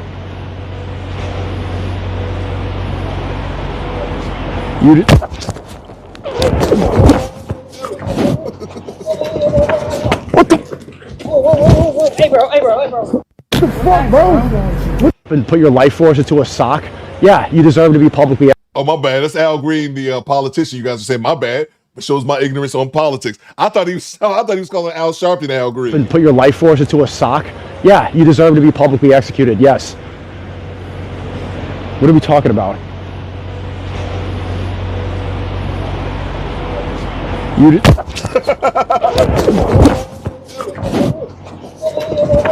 What the? Whoa. Hey, bro. What, bro? And put your life. Oh man, I don't have a dislike for like Sneeko, like some of those other motherfuckers. But yeah, that still feel good too, man. Sneeko's talking that shit. Skinny Boy says make that a drop. I remember when Sneeko was talking that shit when he was him, Myron, they were all on the call with Tariq Nasheed. And Sneeko said one thing specifically that really irritated me. He talked about how all this gangster shit, like that's black culture, and all black people indulge in that type of behavior. And it's like, nigga, you have black, you dumb motherfucker. And then when Tariq was talking to him, Tariq told him, like, you know, majority of black people are hardworking, tax-paying citizens. And he couldn't wrap his mind around that. He's like, what? Like, yes, you dummy, that's everybody. The majority of people, regardless of race, regardless of what social media shows you, the majority of people, whether they're black, white, Asian, Latino, whatever, are hardworking, tax-paying citizens. That's the vast majority of every group. Yeah, the gangbangers who shoot up funerals and the fucking meth heads who are on biker gangs and all this crazy, like those are the anomalies. Majority of people are decent people, but the fact that this motherfucker thinks he's so smart and couldn't wrap his head around the fact that majority of black people are law-abiding citizens when he's half black and he just couldn't, like, fucking retard, bro. But anyway, I thought that was pretty good. We can get back to the other content. Step up, tell us your name, and briefly, we started about what's on your mind? Watch it again. I don't care. Hey, yo, as I look around this room, if you're 35 years old or younger, raise your hand.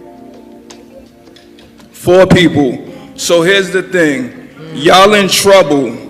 Yesterday you had Al Green up here talking about we need a Secretary of Reconciliation, and then that's going to include what he said was reparations, which, by the way, wasn't reparations. Reparations is more than a check, but the very first thing it is a check. And come this year during the midterms and in 2028, if you don't have our check, you won't get no vote. No check, no vote. Yeah, I know that ain't what you want to hear, but that's what's happening. All of y'all in here, with all due respect, you're beautiful, but you're old. You're not talking to the youth. You don't know how to talk to the youth. You're trying to tell us what to do. We're not having it no more. Wait. He just told them you're beautiful, but you're old. Sounds like he's talking to a room full of baby boomers.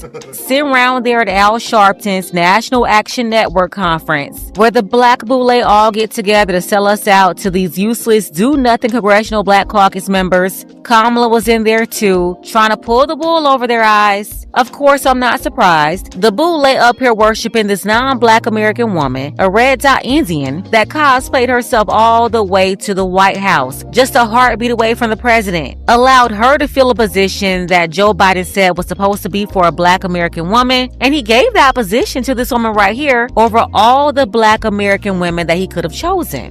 Then got all these fools to go along with it and agree with an Indian woman erasing them and replacing them. Told us she wasn't giving reparations for Black Americans, said it with her full chest years ago, then got on stage at this Al Sharpton event, lying once again. And I don't know, maybe I'll get on the collard greens in the bathtub lady another time. Today I want to focus on this brother right here, Melrose Radio. He wasn't having it. He got up at the conference and put the whole room on notice.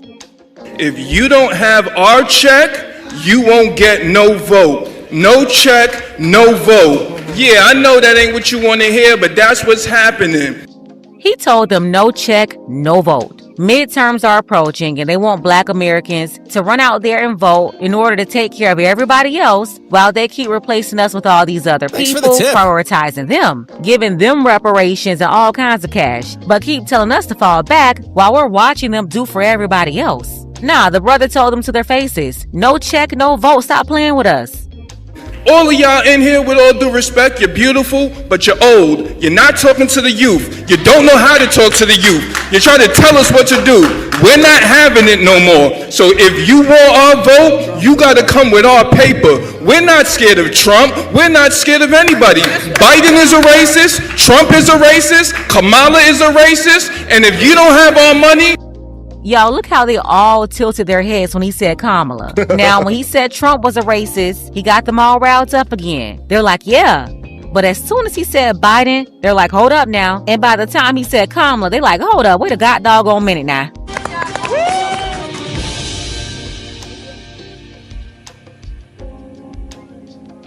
Wait a damn minute. Wait a damn. Yes, as soon as he said Kamala, they all started glitching. Look how dumb they're looking at him. Heads all cocked to the side and everything. I'm telling you, where in the world is Boondocks? Look at how animated they are. You can't make this stuff up. You see how offended they are over this red dot Indian Canadian race lady?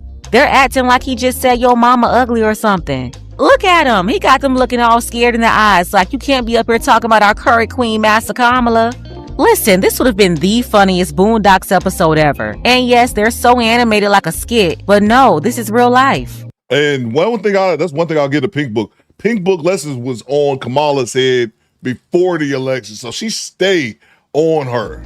Biden is a racist, Trump is a racist, Kamala is a racist, and if you don't have our money, you don't get our vote. Yeah, who are you? Oh, all right, yeah, so like I was saying, I'm going to land my plane right there, but the Democrats are no better than the Republicans. No check, no vote. Y'all take care. And somebody get my man a tissue. He need a tissue. Thank you. First, let me clarify something. Nigga, you gay. There are many young people that are part of the National Action Network. I happen to be one of them. They look old, but I'm not.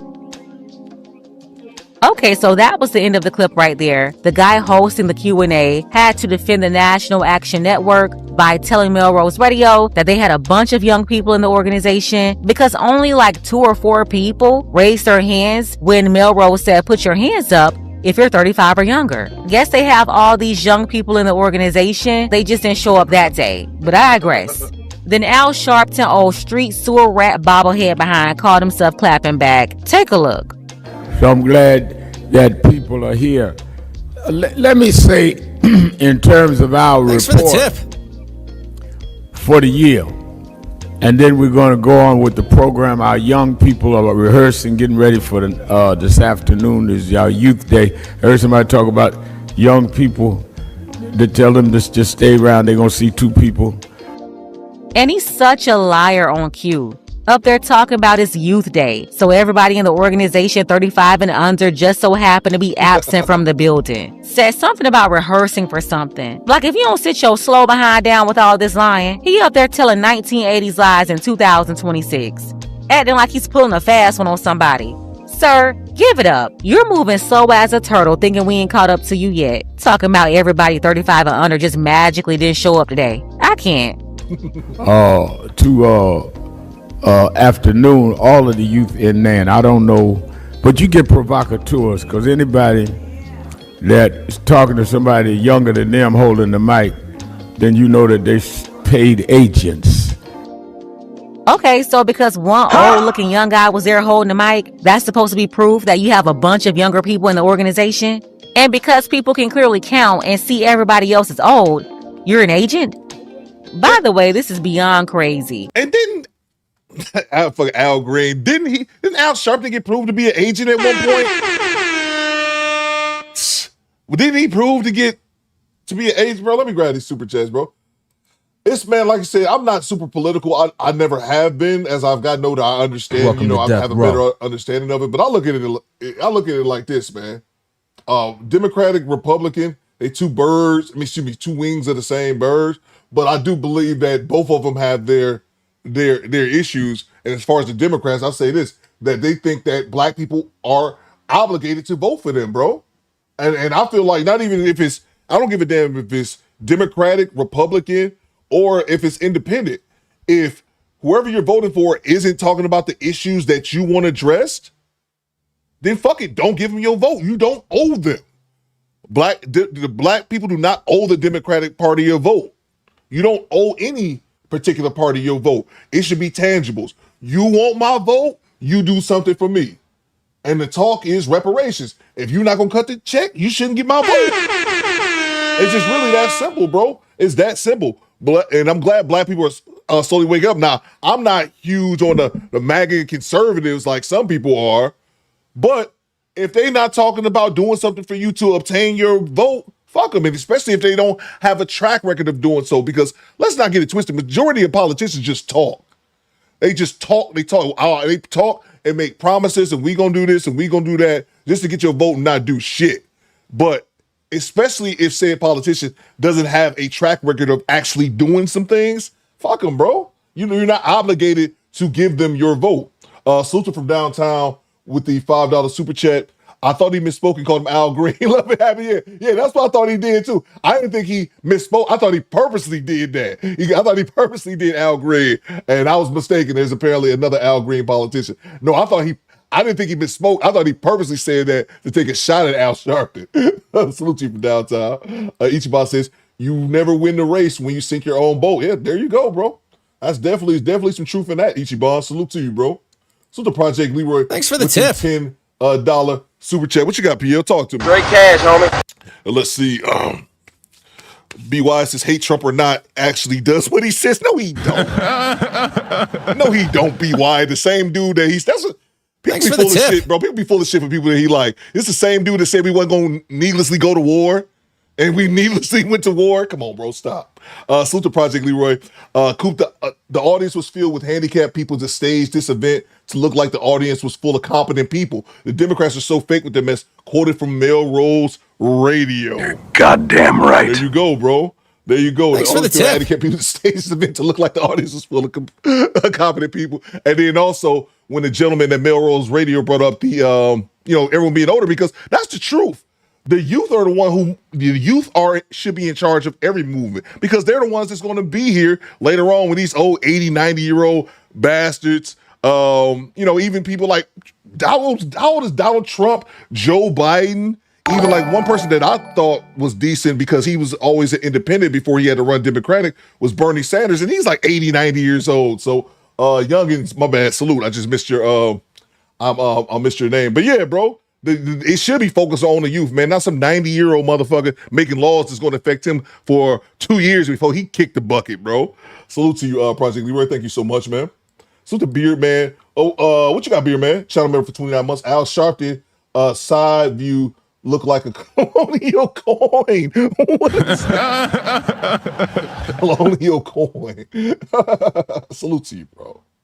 Again, man, I think all these politicians are full of shit, bro. I would look at people, man, that if they got a track record, like I said, I was looking at Bernie Sanders for when I was actually trying to get into it, not because I liked him, like stupid shit people say about Trump. Oh man, I like him because he's a wreck. He says what's on his mind. I was rocking with Bernie Sanders because he had years of consistency saying the same shit. And he was saying shit, in my opinion, that I think that's bipartisan. Hey, let's slow down military spending and let's fix up some of these shitty roads we got in America. Like simple shit like that. Or, hey, let's get money out of politics, because we all know, regardless of party, the money runs the politics, and that's just how it shouldn't be, but it's just accepted here, bro. So to me, man, it's simple shit. But if you have a track record of not accomplishing anything as a senator or politician, whatever, then fuck, you just up there talking, bro. Susan Devontae, you mean pay agent like D.L. Hewley, Ricky Smiley, Charlamagne, and the rappers from the last primary. This is why I don't follow politics. Malcolm proved this a long time ago. Yeah, bro, like all these dudes, man. I don't like the Democratic shields either, bro. The D.L. Hewleys, the Ricky Smiley, because it's not about that. And that's why I look at anybody crazy, bro, when you're focused on just the political affiliation opposed to actually getting shit done. DeMarco says, Coop, I argue with my mother about politics all the time. She's blindly led by the party, and no matter how much I prove, she will agree but still fall in line with the program. Bro, that's exactly what it is. Marcus, exactly. They all take money from lobbyists. That's what I'm saying, bro. Exactly. So I feel the same way about all the dudes, man. The D.L. Hewley, the dudes who tell you should blindly follow Democrats no matter what. Fuck that. If they're not going to doing something tangible for my vote, then fuck them. I'm not obligated to vote for y'all, bro. And I hate that they try to shame you. They try to shame you in the same fashion, bro. That's what I personally think. I think when it comes to Democrats and liberals and all that kind of shit, I think that they think black people are old, that they're old black people vote, and that that we're old their vote, and then also they promise a bunch of shit to black people that they're never gonna do. Then they get the vote, and I think the conservatives they're on the opposite side. I think most of them are racist. They try to disguise their racism as patriotism, and at the same time, they want your vote, but they damn sure not gonna do anything from you, bro. Again, man, that's why I don't get caught up in this shit. Two wings of the same bird. Salute to you, Devontae. I think that's very fair, bro. Very fair. You have Al Sharpton, the confirmed federal agent, up here calling somebody a federal agent. I can't get over this. For the tip. He's the agent. He's been an agent. He admitted to being an agent. And he's on stage trying to call somebody else an agent? All because he called his friends racist and told the old folks they need to move out the way. We're not voting for them if they don't produce tangibles. Yeah, this bobblehead federal rat is trying to call Melrose the agent for standing 10 toes down. All he did was tell them they better get it together if they want support from the black grassroots. But hey, we see what side they're on. Whatever side Reverend Bobblehead here is on, I can tell you right now, it's not our side. And if you're in the room, if you don't like me saying that, I'll say it again. Because you cannot get reparations without putting people in office that's going to pay them. Explain why they're already in office and they're not speaking on the Black American agenda at all. Exactly. And again, that's what I'm saying. I'll listen to Al say this. I'm like, what the fuck are you on? Because if you have these people that go up there, Kamala Harris said she wasn't going to do reparations. What the fuck are you talking about? You gotta to get the check, you got to get the people in office who's going to approve the check, but not when they've already said ahead of time that they're not going to do it. Like, what the fuck are we talking about, bro? Yeah, they've been specifically telling Black Americans for the last 6 years to get in line behind the Latinos. Then the AAPI community jumped in front of us too. Even got Pramila Jayapal out here talking with her whole chest, saying they need to pay reparations to illegals. And the so-called Black Caucus ignoring the Black agenda, they're over there lending support and ready to give votes to Pramila and her people. Like, really? So, talk that ignorance somewhere else.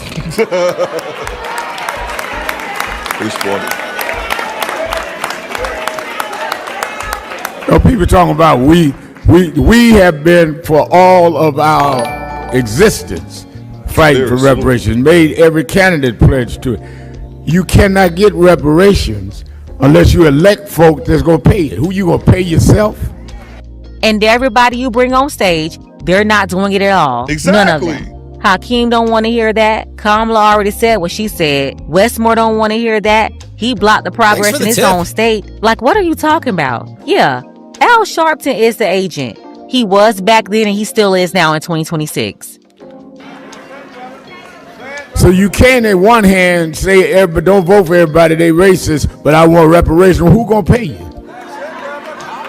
But that's what I don't understand Al's stance right here. If those same Black people who you are propping up, if they have gone on record saying we're not paying reparations, tomato, like what the fuck are we talking about? And then he's twisting his words. He didn't say don't vote for them because they're racist. He said no check, no vote. Let's be real. We all know who Sharpton is defending right now. Melrose Radio specifically called 3 people racist: Biden, Trump, and Kamala. Biden, he's not running for office anymore. Trump, he's not running for office anymore either. The only person running right now in 2028 out of those people he just mentioned is Kamala. So he's obviously defending her. But no, he didn't say don't vote for somebody because they're racist. That's what y'all run around telling people, to vote on emotions, based on who you like or who you don't like, or who you choose to hold accountable for their racism today. He's not talking about that. That could change from day to day. He said no check, no vote. Not racism, no vote. He's talking money talk right now. Like, let's make a deal. So either you paid or you stupid or both. No, Reverend Bobblehead, you're paid, you're stupid, you're both.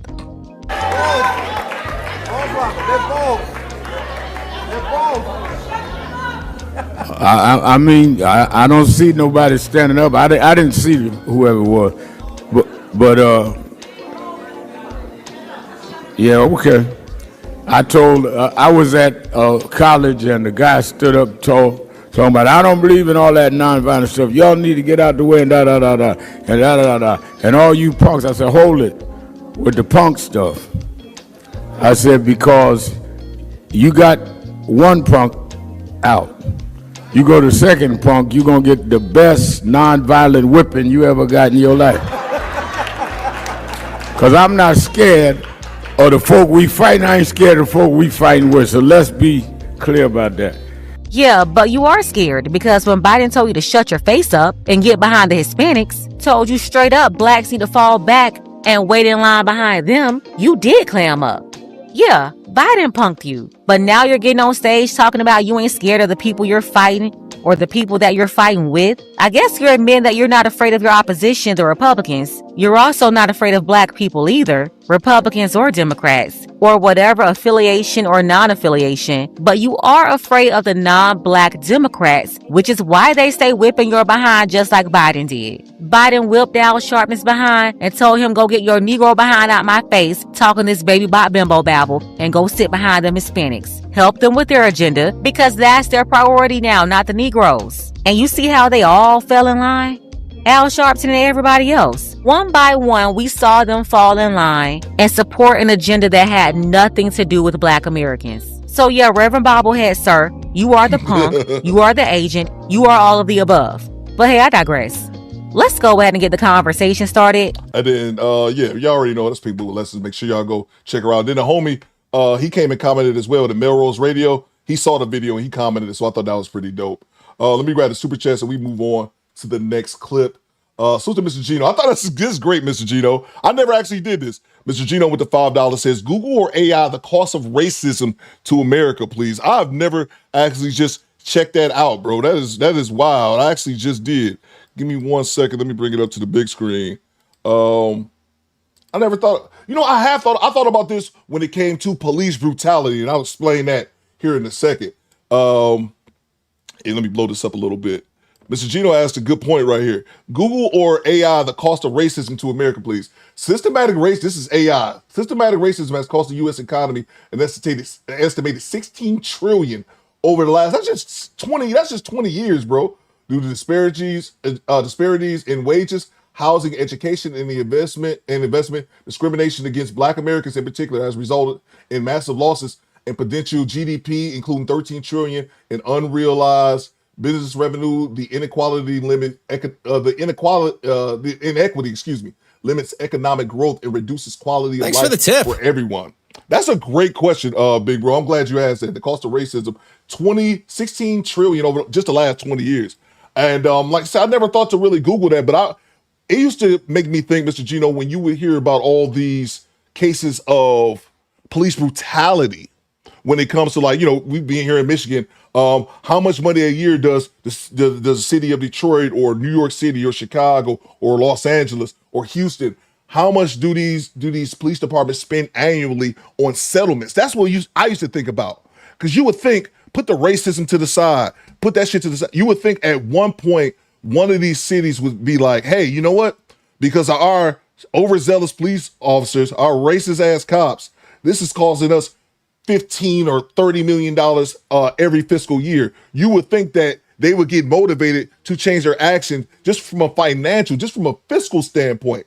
But then as I got older, I realized they don't give a fuck. And I've coined this like kind of myself, and I call it the racism tax. That's the money that they're willing to spend to keep the status quo. I've called it myself the racism tax. Because I used to question it when it came to specifically police brutality. Because you would look at these places spending tens and tens, if not hundreds of millions of dollars a year on settlements for cops being out of pocket, bro. So yeah, man, that's crazy, man. That's crazy. That's a good question. Salute to you, Mr. Gino. Thank you so much. Salute to Ichiban with the $5. When the Republicans have a history of decorating the trees with your people, you would be a fool not to vote with the Democrats. Look, here's the thing, bro. I agree. I'm not one of those people, man, that's like, I don't like the Democrats, so I got to go to Republicans. I think both of them full of shit. And I definitely do agree about the Republican having a history as well. But I don't necessarily think you would be a fool not to vote for the Democrats again. If they're not going to do anything tangible for you, why give them your vote? And again, I'm not talking strictly Democrats. I'm talking if you voting Republican, if you voting independent. That's just my 2 cents. Again, I agree with you, partially what you said about, the Republican Party and being racist and all that shit. I personally think the conservative right wing, I believe they're all racist as well. I agree with you on that. But I won't necessarily agree that you'll be a fool not to vote for the Democrats if the Democrats aren't going to provide you anything tangible. So I partially agree with you saying. Again, I've never been one of those people. I've never been MAGA, one of those Donald Trump people swinging from his nuts. Because I remember a couple of years ago when Donald Trump was running, I seen a whole lot of black folk like, oh man, Trump and all that kind of shit. And we're going to talk about this a little bit later on. There's a reason I dropped this video because I'm going to drop another one here in a little bit. But yeah, bro, I'm not one of those people who think like to the extreme, like, oh man, okay, well, you ain't rocking with the Democrats, so you got to rock with Republicans. I think they all full of shit. But no, I think you make a fair point. I just disagree slightly. So the big oldie with the $5. Republicans and Democrats are two wings of the same bird. That's what they're living. Goddamn right. That's what I think, bro. That's really what I think, man. Again, I think it should be tangible. You want my vote? You're going to do something for it. All right, cool. You're not going to do something for it? Or you just going to bullshit me? Cool. You can't get my vote. It is what it is, man. I also think we should have other parties. We shouldn't just have two parties. That's another thing. I mean, but I ain't trying to get too deep into it, but that's another thing. I don't think we should have only two parties, bro. That's another thing, because like even if you run as an independent, most people aren't going to vote for you, bro, for whatever reason that is, man. Suchi Big Odie. Suchi from downtown. Don't forget, religion, Coop. Christianity is definitely white supremacy. Oh, absolutely, bro. Absolutely. And again, and all those motherfuckers, especially the right wing, they ain't Christian, bro. They just say that shit. Ain't a goddamn Christian thing about them, bro. The motherfuckers don't go to church or none of that bullshit. They just claim Christianity. Thanks for the tip. Yep. So, bro, just says Obama also said no reparations. Absolutely, bro. And I was going to say this. I'm glad you reminded me. I was going to say this earlier. I believe a lot of these black candidates as well, they say no reparations because they don't want to lose the white vote. Because they know so many of these goddamn cracker ass cracker. They hear reparations and they automatically check out. So Obama, Kamala Harris, all them cats, yeah. A lot of them, I'm glad you said that, bro, because that's what I was meant to say earlier.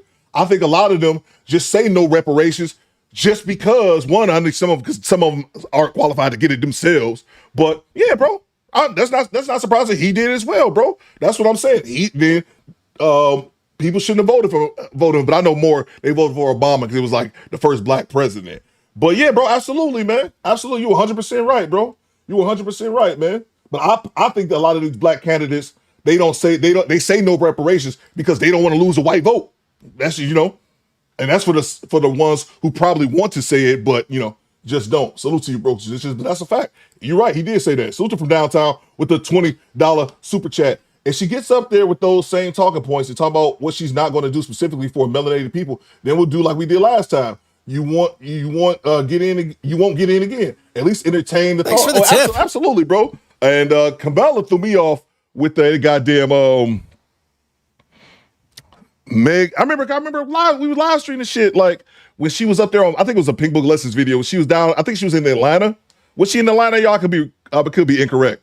But when they were Megan Thee Stallion was twerking, I'm like, President Leader says, Coop, they're cowards as candidates. Oh, absolutely, yeah, bro. I remember when she was had Megan Thee Stallion. I remember saying that during the live stream because I'm like, y'all more politically sound than I am. Why is Megan Thee Stallion twerking? What the fuck does that have to do with the presidency? Thanks you for should the be up tip. here talking about the things that you're gonna do for the people if you're elected. And we got Megan Thee Stallion up here twerking. And that's what I found out. That's kind of what they do to the Democrats. Here's what y'all want to see. No, bitch, I want to hear some goddamn policy. I don't want to see Megan Thee Stallion shaking her ass. What the fuck are we doing here? OB says, it was definitely Atlanta. Kim Netta said, that shit pissed me off. Yeah, bro. I remember watching that like, what is this? But that's what I was like, that's what they do, bro. That's what they think of you. That's what they think of you, bro. It's wild, man. It was wild. Salute you from downtown. Thank you so much for the $20. Devontae says, my granddad always said, if you're not going to do anything for me, then why should I vote? And he was a vet. Yeah, bro. Absolutely, man. Absolutely. To me, it just makes sense, bro. But I get it. We've had loyalty for years to the Democratic Party. And again, two things can be true at the same time. I'm not saying because the Democrats, you should run over to the conservatives. I think they a bunch of racist ass crackers as well. So again, this is my opinion. I'm not saying it's right. I'm just telling you what it is. But to me, it kind of makes sense. If you want my vote, do something for me. You're not willing to do something for me, then you shouldn't get my vote. And it's the same thing with the lobbyists we were talking about with these corporations, the Koch brothers and all these corporations giving the money to the senators and things like that, telling them, hey, here's $5 million. You gonna do this for me? And they say, yes, sir. That's just kind of what it is. But you actually have to have the money to make those changes. Salute to you, Devontae. Thank you so much for the $5. To me, it's just kind of basic, bro. But again, I don't have a loyalty to a party. Fuck all of them, bro. If you're not going to help out the people, and again, I just think that's politicians all around. I think you get into politics to make money, and you get into politics to get some type of fame to some degree. But I believe the people who get into politics, they get into it for themselves. They don't get into it to help the people. That's what politics in America is. Now, I'm sure there are one or two people. I don't want to say nothing's 100%. I'm sure there are some people who get into politics, become senators and all this kind of good shit to actually help the people and make changes.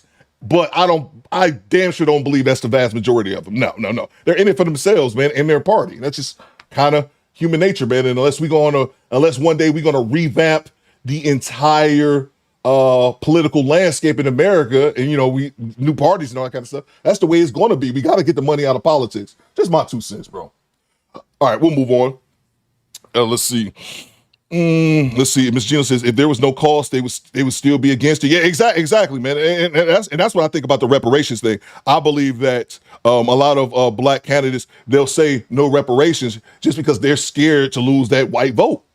Because not saying all white people, some white people would just say, here, reparations, and their ears are instantly closed, man. They're not trying to hear nothing else. Even if you explain to them why, how it will be paid, they're still not going to try to hear it just because they're firmly against it. They're firmly against black people getting what they're owed. Step up, tell us your name, and briefly, what's on your mind?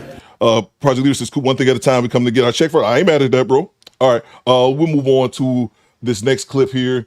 This is this is the one from the thumbnail I was telling you about. Her name is Denisha Delacy. I don't know if you guys had heard about this story.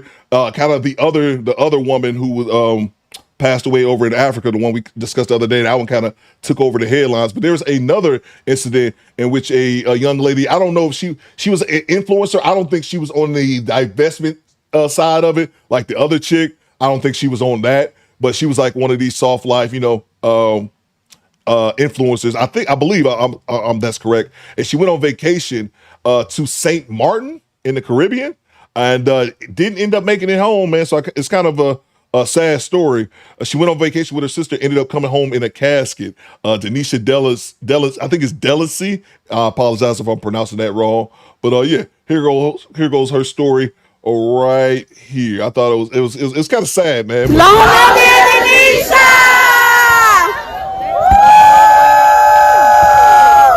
She packed a suitcase full of sundresses, sandals, and big plans. And I hate this AI voice stuff, but this was probably the best video on it. She kissed her mom goodbye. She boarded a plane with her sister, laughing the whole way there. And 5 days later, her family got a phone call that shattered every single one of them. I'm sorry, let me grab these other super chats. I missed them. So to LJ, he says, Theo, oh shit, hold on 1 second. It disappeared on me. I saw what you said, LJ, the Southern Vegan. LJ says, Theo, racism is big business on a global scale. Absolutely, bro. Absolutely, man. That's why I thought Mr. Gino made a great point, just Googling that. 16 trillion in that's only the last 20 years, bro. This is 2006. And it shows you, bro. That's why I said I coined it internally. I call it the racism tax, bro. And again, I only used to look at it from the aspect of police brutality, because over the years after Trayvon Martin and all these shootings, I talked about this at one time. Just briefly, I got into police shootings real heavy, man. Thanks for the tip. Real heavy. And I used to research them, and I used to just it was literally consuming my life. All I would look at was like police shootings all over the country, bro. And it got to the point where I was questioning, why are they letting this happen just from a financial standpoint? And then I just kind of realized, bro, that's the tax. That's the tax that they're willing to pay. That's the race. That's the tax that they're willing to pay to keep things as the status quo. To have the police, pretty much to certain neighborhoods or certain groups of people, they police certain groups from others, bro. And we obviously know that they prosecute us much harder and police black people much harder. But yeah, bro, absolutely, man. Great point. Racism is a big business on a global scale. That's a fact. Salute to Rachel. You are spitting facts. Thank you so much, Rachel. I appreciate that. So much. Thank you. Because like I said, politics is not really my thing, but to me, it's more like a common sense thing. But I'm also grateful for that, because I don't have no loyalty to like the Democratic Party or fuck both of y'all. If y'all not talking about helping out the people who are actually voting, because that's what people are supposed to get into politics for. Of course, we talk about in the ideal world, not reality. You're supposed to be there to help people. But if you're not doing it, fuck all that. I don't owe the Democratic Party my goddamn loyalty, and I damn sure don't owe conservatives. You know, I'm and just like most people, I'm liberal about some things, conservative about others. You know, so yeah. But I just hate the fighting. I hate the fighting. It's all you liberal, all you conservatives. Fuck all that, man. Let's get to the goddamn issues and solve them, opposed to fucking fighting all the time. And that's another thing. The government shutting down and shit because these assholes can't come to certain agreement. These motherfuckers make millions and millions of dollars a year and they can't get agree on basic shit. Man, nah. Salute to you, Rachel. Thank you so much. Salute to Devontae. Oh yeah, Shorty left the club with a well-known kingpin. We're gonna get into that, Devontae. Yeah, man. It's unfortunate, bro. It's unfortunate. Let's get back to it. No warning, no goodbye, just a phone ringing in the middle of the night with the worst news a mother can ever receive. This is the story of Denisha Delacy, 29 years old, Miami born and raised, loved deeply by everyone who knew her, and gone in the most senseless, heartbreaking way imaginable. Not because of anything she did, not because she was reckless or careless, but because she trusted the wrong person, in the wrong place, at the worst possible moment. And that one decision, made in the middle of a fun vacation night, cost her absolutely everything. Let me tell you who Denisha really was before we go any further. She grew up in Liberty City, a tight-knit community in Miami, Florida. People who knew her used words like magnetic, joyful, and full of fire to describe her. She was the friend who showed up loud and full of life, the one who got everyone on the dance floor, the one who planned the trips, made the group chats, and kept the energy alive no matter what. She loved to travel. That part matters. This was not someone stumbling blindly into an unknown situation. She was an experienced traveler who genuinely believed in soaking up the world, experiencing new cultures, and living boldly. XO Baby Mo says another one. Yeah, this actually happened because they've already buried her. This actually happened before the I think the other young lady's name was Ashley. This actually happened before. They've already buried her. Cher's body making it back to the States and everything. Tell me more, emotionless robot lady. I know AD. I know. And honestly, good for her. There is nothing wrong with that. Nothing at all. So when her sister Sincaria's birthday rolled around in early March of 2026, Denisha was all in. The destination? Sint Maarten. A stunning Caribbean island split between France and the Netherlands, known for its crystal blue water, white sand beaches, and electric nightlife. The kind of place that looks like a screensaver. The kind of place you dream about when you are stuck at work on a Monday. She booked the flights. They arranged a private Airbnb. They hired a driver. They did everything right. And for the first couple of days, it was everything a birthday trip should be. Day parties on the beach, colorful drinks, loud music, laughter everywhere. Their social media was lit with smiling pictures, sparkling ocean backdrops, and that glow you only get when you are genuinely happy and free. They were living. Nobody watching those posts could have guessed what was about to happen. We're at Baba Pool Beach Club. Let me go downstairs. Let me show y'all how it's looking. Y'all see that water? Look at it. So cute. Now here is where I need you to really pay attention, because this is where a perfectly beautiful vacation takes the darkest turn.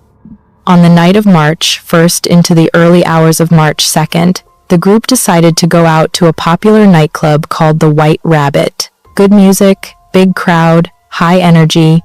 Exactly the kind of place you would go to on a birthday trip in the Caribbean. They were dancing, having the time of their lives, and doing what anyone their age would do on a fun night out.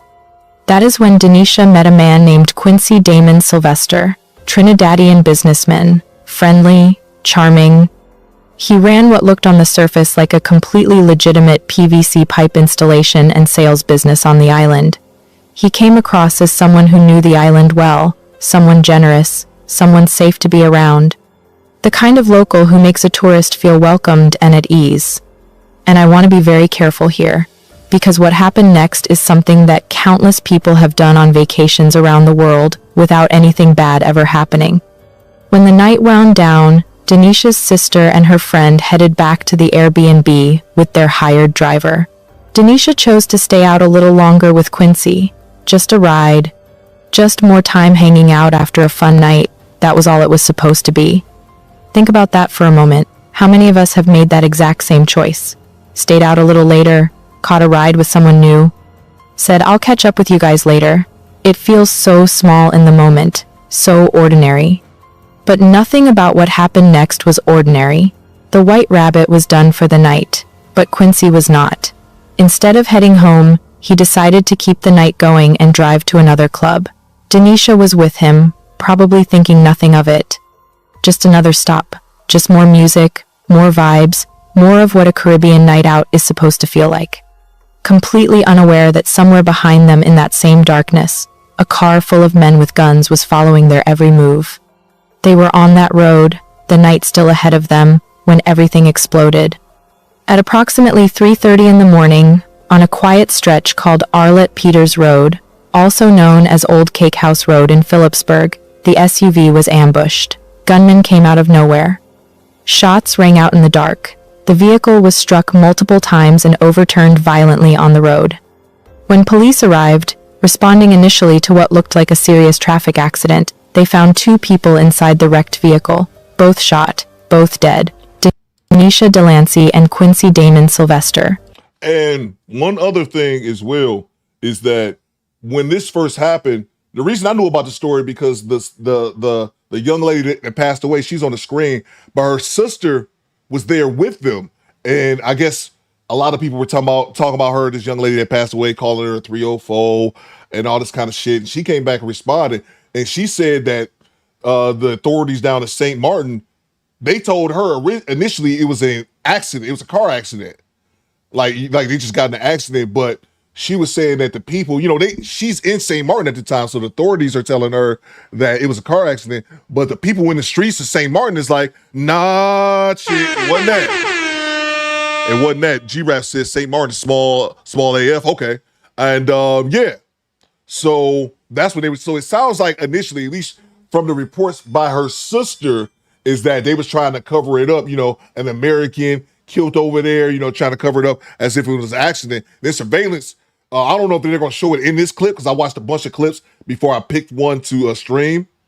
But they actually have the video of my man walking up to the car after, I don't know if it was, if they shot at him first and then they caused the crash, but it shows the video of him finishing them off, man, unfortunately. So just to give y'all a little bit more context. Salute to Mr. Ray with the $5.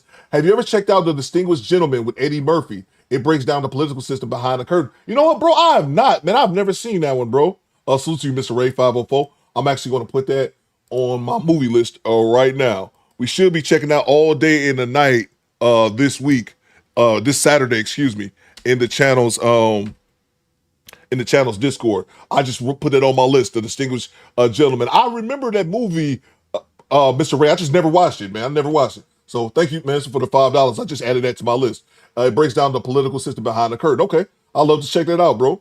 So to Rachel with the $5. You're right about Obama. He didn't want to entertain reparations for black people. He regretted it after leaving office. Obama was not the greatest president. Absolutely. I'm not gonna lie. I think I agree with you. I think I give black people just kind of a little pass on that one, just because we wanted to get a black president in there. Let's just keep it a buck. I would say I voted for Obama, but I didn't. I didn't vote. That was back in 2008. I was still in the military back then. That was in 2008, and my ass was living in Japan. And the reason I remember all that was because the day that they announced he won, we was at work. It was only like 4 people at work, and we looked around, and it was all black people. It was me, my sergeant. His name was Sergeant Walker, and there was a couple other brothers. And we looked around. I was like, hold up, how the fuck? Hey, yo, what the fuck? How the fuck we get a black president in here and only us Negroes is at work that particular day? But yeah, no, you're right. And especially him speaking on it after leaving the White House. That's why I think a lot of them, I truly believe that's a lot of them. Of course, you're going to have your tethers and you're going to have your coons. And they like, no, man, no. We're going to shut down the reparations talk. But yeah, I believe that a lot of the black representatives, I believe they're going to say they're against reparations just because they're scared of losing the white vote, because the white vote is the majority, regardless of how you look at it. Salute to you, Rachel. Thank you so much. Salute to Smoking Talk with the $2. Salute to you, Coop, in the chat. Salute to you, bro. Says, okay, St. Martin is very small. Yeah. So I guess initially they were trying to blame it on the accident. People came out and was like, nope. Access denied. That's not what happened. So the authorities end up having to tell the truth about what actually took place. Gone. Now here's the part I need you to sit with. Back at the Airbnb, Denisha's sister Sincaria was asleep. She had gone home earlier with the driver like they planned. She probably fell asleep thinking her sister was still out having fun, still dancing, still laughing, still alive. She had no idea that while she slept, her sister was already gone.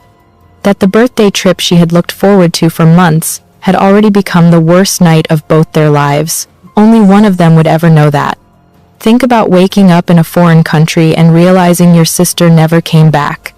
Because Quincy Damon Sylvester, the charming businessman Denisha had just met hours before, was not just a businessman.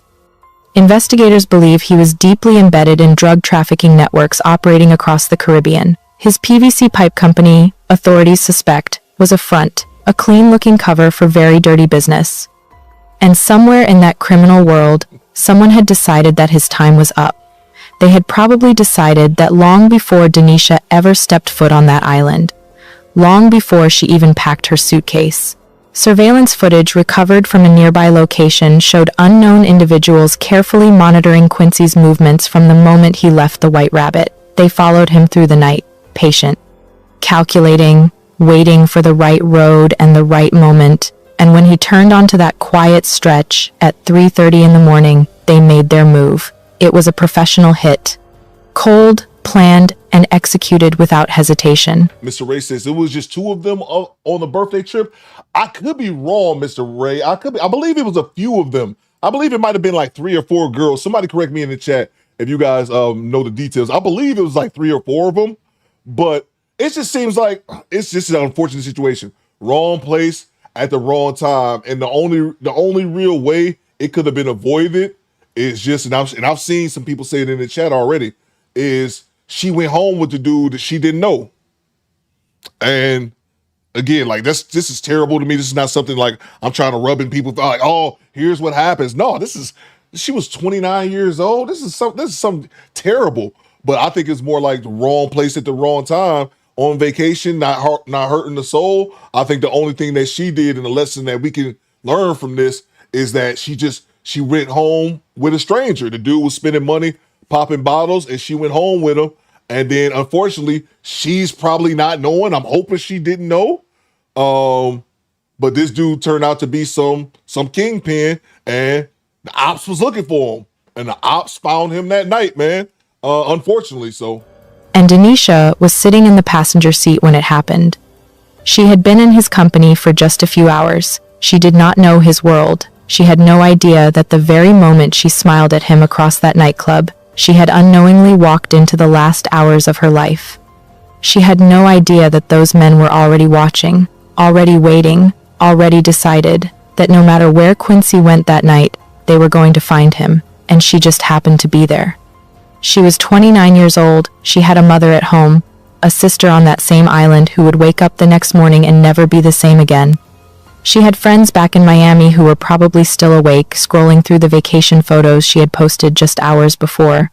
Smiling pictures, colorful drinks, that glow you only get when you are genuinely happy and free. Those were the last photos she ever took. She was just a girl from Miami on a birthday trip who said yes to one more stop on a fun night out. I cannot stop thinking about that, and honestly, I do not think you will either. The police force of St. Martin, known as KPSM, wasted no time. The major crimes team took over the case immediately, classifying it as a targeted double homicide rather than an accident. The evidence was clear. Bullet holes do not lie. 2 days after the shooting, on March 4th of 2026, officers conducted targeted raids across multiple locations on the island. They arrested one suspect, a Trinidadian national identified publicly only by the initials A.H., who was taken into custody and has remained there. But police were also very direct about something important. The main suspect, believed to be the mastermind behind the entire operation, was still out there, still free. The investigation was active, ongoing, and far from finished. All suspects linked to the case are believed to be from Trinidad. And that's crazy. They're not even from St. Martin. James says it's cool to meet people on trips, but don't get comfortable and hang out with them. You don't know them. And it's just a big thing. We were talking about that recently, about, hanging out, going overseas, especially overseas, man. Especially overseas, you just never know. Again, I'm not going to beat up on this young lady. Her life got taken. She was completely innocent. The only real thing that I could see, like, as far as as I stated, we can learn from this, is that just not going home with a stranger. And because you just never know. And like I said, she ended up, unfortunately, he did, paying with her life, and the other gentleman as well, but he in the streets. So I don't really cry over street dudes getting killed in the streets. That's part of the occupation. That's occupational hazard, if you will. But yeah, man, it's just extremely sad. You have to be careful. And that goes for the fellas too. I was watching a Sandra Faye, salute to her. She did a short video on this, and she was talking about how, a lot of guys go to South America. Like, I've never been to South America. When I did my little traveling, I was traveling in Asia because I was already living there. And it's not that this particular situation doesn't happen as often there, but it's big in South America is putting something in dudes' drinks, knocking them out and robbing them.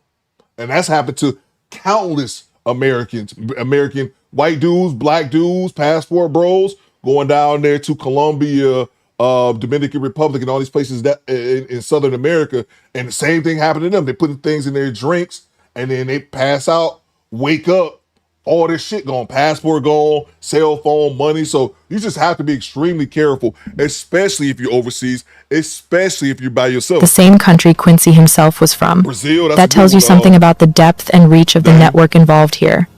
This was not a random act of street violence. This was organized, coordinated, and international in scope. And an innocent American woman got caught in the middle of it. It is also important to know this. St. Martin is not some secret danger zone. It is a popular tourist destination that millions of visitors enjoy safely every year. But like many beautiful places in the world, it has a shadow. Federal officials in the United States have issued warnings over the years about drug trafficking and money laundering networks operating on the island. That shadow exists, even if you cannot see it from the beach. When the news broke back in Miami, it hit the community like a tidal wave. Social media platforms filled with Denisha's photos, her bright smile, her vibrant energy. People who had never met her were sharing her story, leaving comments, and asking the questions we all ask when something this unfair happens to someone this young. This could be anybody, one person wrote, and that is exactly why this story spread the way it did. Her body was brought home to Miami, where the community gathered to honor her life. A visitation was held on April 3rd of 2026 at Mitchell Funeral Home on Northwest 22nd Avenue. Yeah, so her funeral was a couple weeks ago. It's sad, man. Following day, April 4th, friends and family filled the 93rd Street Community Baptist Church for her celebration of life. The service began at 1 in the afternoon. People described her as a certified lover of life, a traveler, a light, a woman who lived fully and freely and deserved so many more years to keep doing exactly that. She was 29 years old. Think about everything that comes after 29. She never got any of it. I only know two of the Jordans. I don't know that. All right, Denisha.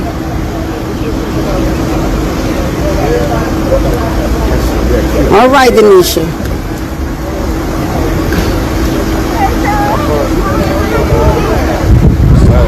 I want to be very clear before we close this out. Denisha did not deserve what happened to her. Absolutely not. Absolutely not. Let me grab these other super chats. Karma Girl says, the world isn't inherently safe. It's our responsibility to move through it cautiously when need be. Absolutely. Absolutely. Salute to Rachel back in the super chat. Theo, I blame her. Why would she go home with a stranger? When you do, anything can happen. And it did. She was going with the money, shaking my head. Oh, yeah, that's another thing that I definitely need to bring up as well, is that the dude was, and I think I said it earlier, he was popping bottles. He was showing money. He was showing that he had money. And I probably watched 4 or 5 videos on this before I chose this one. So, and what I was seeing in those other videos, they were all saying the same thing. Dude was in there showing the bag. And, unfortunately, some women go for that. And they let caution out the window if money is shown. And again, I feel bad for her.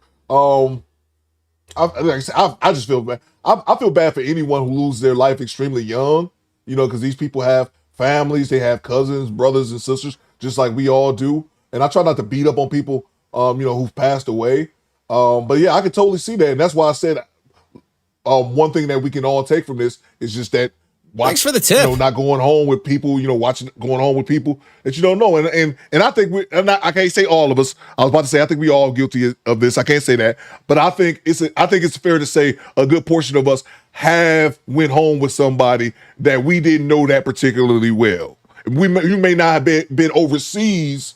You may not have been on vacation in Colombia or something like that, but I think it's fair to say some of us have, not all of us. I'm not saying 100%. I'm not saying Rachel did or anything like that. But I know I've been guilty of, going home with somebody that I didn't really know like that. Just kind of, to get off at the end of the night. So it just really teaches us to be more cautious than anything, and don't be blind about money as well. Rachel, I definitely agree with that. So, thank you so much for the $5. Salute to Devontae with the $5. Everything that glitter isn't gold. Shorty was a civilian caught in the Gladiator auditorium. Exactly, bro. That's why I feel bad for her, man. Thanks for she the tip. legitimately was at the wrong place at the wrong time. The only way this could have been corrected was if her just not going with that guy, because they wasn't sitting out there trying to kill that lady. But that's what we all know. A bullet ain't got nobody's name on it, bro. This dude who was out here, the kingpin, he was out here doing kingpin shit, and he had his ops, his competition, looking to murk him, looking to put him down, and she just happened to be there. And unfortunately, wrong place, wrong time. And it happens to everyone. It happens to people all the time, man. And it's sad, man. Just being at the wrong place at the wrong time. I've told a story about my aunt when I was a kid. My aunt was murdered when I was 12 years old. She was murdered around the corner from her home, you know, literally just walking home from work. A guy walked up to her, robbed her. My aunt didn't have any money. He got mad and killed my auntie. He didn't give a fuck, you know. And yeah, man, she was just the wrong place at the wrong time. And it sucks, but it happens, man. It's just terrible to see. Salute to from downtown with the $2. My grandma would say, "Live fast and die young." Yeah, that's definitely truth, man. Salute to you from downtown. That's wild too. Salute to Project Leroy, and I think she was one of the influencers as well. I don't think she was on that. She was on the same as the other chick, like the Divestors, but I think she was one of those, you know, soft life, go out here and get money type chick. Salute to the homie Project Leroy with the $2. I got you right here. That's right, man. Salute to you, Project Leroy. Thank you so much, man. Sad, man. Sad more than anything, man. Let's get back to it. She was not reckless. She was not naive. She was a human being doing what human beings do on vacation, living in the moment, trusting the energy of the night, making a choice that felt perfectly reasonable at the time. The blame for her death belongs entirely to the people who pulled those triggers. Absolutely. And to the criminal world that made Quincy a target in the first place. But stories like this one carry lessons, and if we care about each other, we have to talk about them honestly. Stick with your group, always, especially late at night in a place you do not know. When the group stays together, you protect each other in ways you may not even realize until something goes wrong. The moment the group splits, you are on your own in an unfamiliar environment. Be very careful about accepting rides or making plans with people you just met, no matter how charming or safe they seem. You cannot know someone's world from one night of good conversation and good vibes.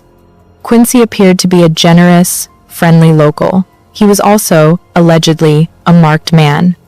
Share your location and travel plans with someone back home who you trust completely. Use your hired transportation. Avoid drawing unnecessary attention with expensive jewelry or valuables. Keep your phone charged. And no matter how beautiful a destination looks on Instagram, every place in the world has a side that tourists never see unless they stumble into it. Denisha went to Saint Martin to celebrate her sister's birthday. She went to dance, to laugh, to feel the ocean breeze, and to create memories that the two of them would talk about for the rest of their lives. That is all she wanted.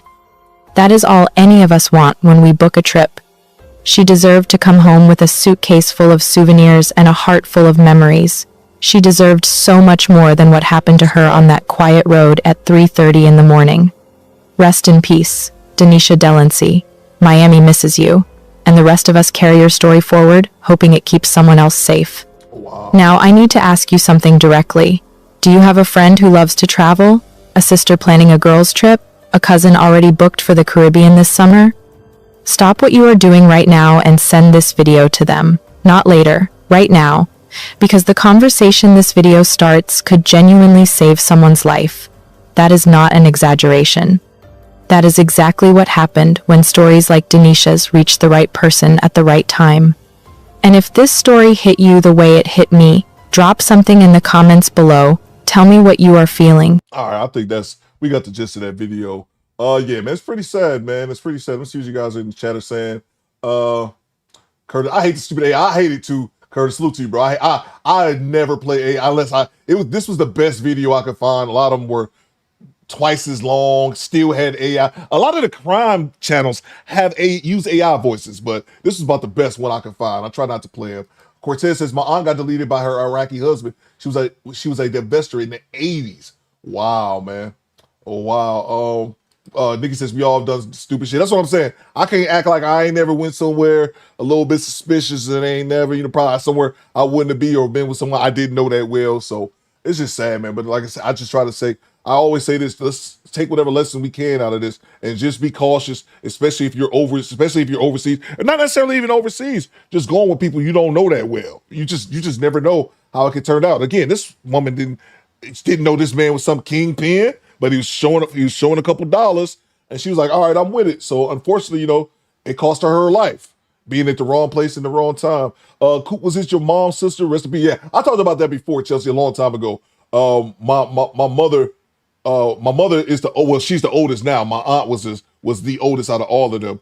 My aunt passed away August 1st, 1995. I'll never forget that day. I was 12 years old. And she was walking away on the east side of Detroit. She was walking home, made it around the corner from her house. Dude robbed her. She didn't have I guess she got mad because she didn't have no money. Shot her, and she ended up making it back to her front porch, which was around the corner, collapsed there. And my cousin, her youngest son, found her. And so that kind of always fuck with me. It always fuck. Even to this day, you can talk about it now. 30 years later, it still bothers me. But yeah, I just had to accept the wrong place at the wrong time. It happens to people every day. Anyway, let's see. Valerie says that's another reason why I keep my ass at home. Absolutely. King, you heard of the situation with Ash? Yeah, bro, we played that Tuesday. Yeah, we live streamed that very situation on Tuesday, man. So yeah. We was talking about that as well, Wildstar. We was talking about that on Tuesday. G-Rap says I hate AI content. Me too, bro. Me too. I try not to play it, but that was probably about the best one. Tone says, this is why I research every place I plan on traveling, even if it's the States. Yeah, bro, absolutely. Like, I was going over to Thailand back in the day. Thailand, it was a little bit of caution in the same thing that happens in South America, like put them in your drinks. They did that a little bit in Thailand, but I know that's huge in like South America. Like, to put stuff in your drink, dudes passing out. That's if you don't get like a bad dose of whatever it is they use for that, and you can pass away just from that, bro. So yeah, man. Oh yeah, no doubt, man. No, that's I always think about that, man. I look at that as like my cousins, man. Appreciate y'all, but yeah, my cousins, because both my parents still around, man. My cousins ended up losing their mom when they were literally kids, man. So and my aunt at the time, my aunt was only 36 when that happened, man. She was only 36 years old when she ended up dying because of that, man. But yeah. Anyway, let's move on. I don't want to. We already got a little bit morbid right there. I'm not trying to get into that too much. But let's see this next clip. Might lighten the mood a little bit. If I play something heavy, I like to bounce back with something a little bit funnier. So we got here. Let's see. CDT says, this is like a story I told about seeing a chick lose her life on the back of a motorcycle. She was here for Black Bike Week, didn't want to come, but friends convinced her to, and she died. That's terrible, bro. Them motorcycles are dangerous, man. I'm not a motorcycle dude, but yeah, I just always be cautious for my motorcycle people, man. Just be cautious. Thanks for the tip. That's one thing I've always said about the motorcycles. Just be extremely cautious, man. I hate seeing people ride with no helmets. I know they have Michigan, another one of those states that you don't have to have helmets. I've always hated that. So if I say anything to the squad, go listen to any bullshit that I say to my motorcycle riders, please be careful out there on the road. And then also, please wear your helmet, even if you're in a place that helmets are not mandatory. That's one thing I beg of y'all. Please wear y'all helmet, man. I sound like a dad up here, but that's one thing I hate. I hate seeing people ride their bikes with no helmet, man. I don't give a damn if the traffic light, if you're not going that fast. Please wear y'all helmets, man. Do that for Coop. What you got, Adrian, with the $5? Like they always say, nothing good happens after midnight. Rest in peace to that young lady. That is a fact, man. That is a fact. Salute to you, Adrian. Thank you so much for the $5. Yeah, man. Yeah, man. Again, I'm not trying to beat up on her or anything like that, man. But it just take what lessons from it we can, and that's watch out with the people you go with. Don't go home with people you don't really know that well, man. Salute to you, Adrian. Thank you so much for the $5, bro. Let's see. Lewis says I travel all the time solo. Gotta be careful. CDG says my mom rode bikes, so I'm with you, Coop. Yeah, man. I hate seeing people ride with no helmet, bro. Just because anything can happen, man. Real quick, this is a quick one here. I thought we'd get a kick out of this one. Akash Singh, the comedian, if y'all remember a couple months ago, his wife was all over the internet running her goddamn mouth about how she missed white boys D and all this kind of good shit. So y'all know he went quiet for a long time. He came back on whatever bullshit podcast they got. The Flagrant podcast, I think that's called. He popped back up and they did this bullshit ass fake show when they were like this corny ass shit when they were acting as if, oh, we're gonna expose the wife and all this kind of shit. And I guess he disappeared again after that. He been laying low key, so I guess he popped up his head and he breaks his silence after going into hide. So let's go. First week this is happening, she goes, you know what, baby? God knows what's true. We know what's true. That's right. What else matters? Who cares what anybody thinks? And I was like, I care. What are you talking about? Were you crazy? But do you feel like, how do I say this? I don't want to say it's like, is it on site or are you evolved at this point? There's certain people that it's like, I don't know if it's on site or what, but it's like, I think God will give you yours, and you know, Sure. That's You're kind of evolved. what I kind of try to remember that. But there's a side of me that's like, maybe it's a short guy thing, but I really identify with like Kendrick Lamar, where it's like, if we want beef, I'll destroy everything. I'll burn. Bro, Akash Singh, you talking about you talking about a motherfucker who doesn't strike fear in my heart. I'm here to tell you right now, we don't care. Let me tell you, we don't care. Akash Singh having you on site. If Akash Singh, if he see you, it's on site. Yeah, that's not something that I don't think anyone has ever feared. Theo, light a move with a slap video. I'm with it. You get back to the hotel and stay there. I like it here. Go on, get moving. I said, I like it here. Well, I can change that in a hurry. I think I've given Rachel all her slaps. Salute to OB. Man, you corny. And everything down. There's a little part of me that's pre-therapy. No, we don't want that's that. Like, that's like, I don't care about the money. I don't care about whatever. You came at my wife. Let's just burn it all down. You know you need to thank her, right? All the time. I buy her nonstop things. Akash Singh is back after going into hiding for the last few months. He's still absent from the Flagrant podcast, and people are speculating that he might never come back. Who is and this judging nigga? from some of the things he said in this interview, I'm kind of a little confused as to what his plans are, because it sounds like he might be done with everything except stand-up comedy. But for the first time since that cringy episode of Flagrant where they brought his wife Jasleen on the show to clear the air, Akash opened up about the whole situation, so I'm going to take you guys through it. If you missed it in my last video, I just dropped a 1 hour and 20-minute documentary on Andrew Schultz's career and all of the lies he's been telling over on Patreon, so check out the link in the description so you can check out that video, plus over 60 other long-form uncensored videos. Hey, can we talk about how, again, I never really watched Andrew Schultz, so he was a dude I wouldn't click on none of his videos, so I knew he was a comedian, but I never watched him, and I never watched their podcast.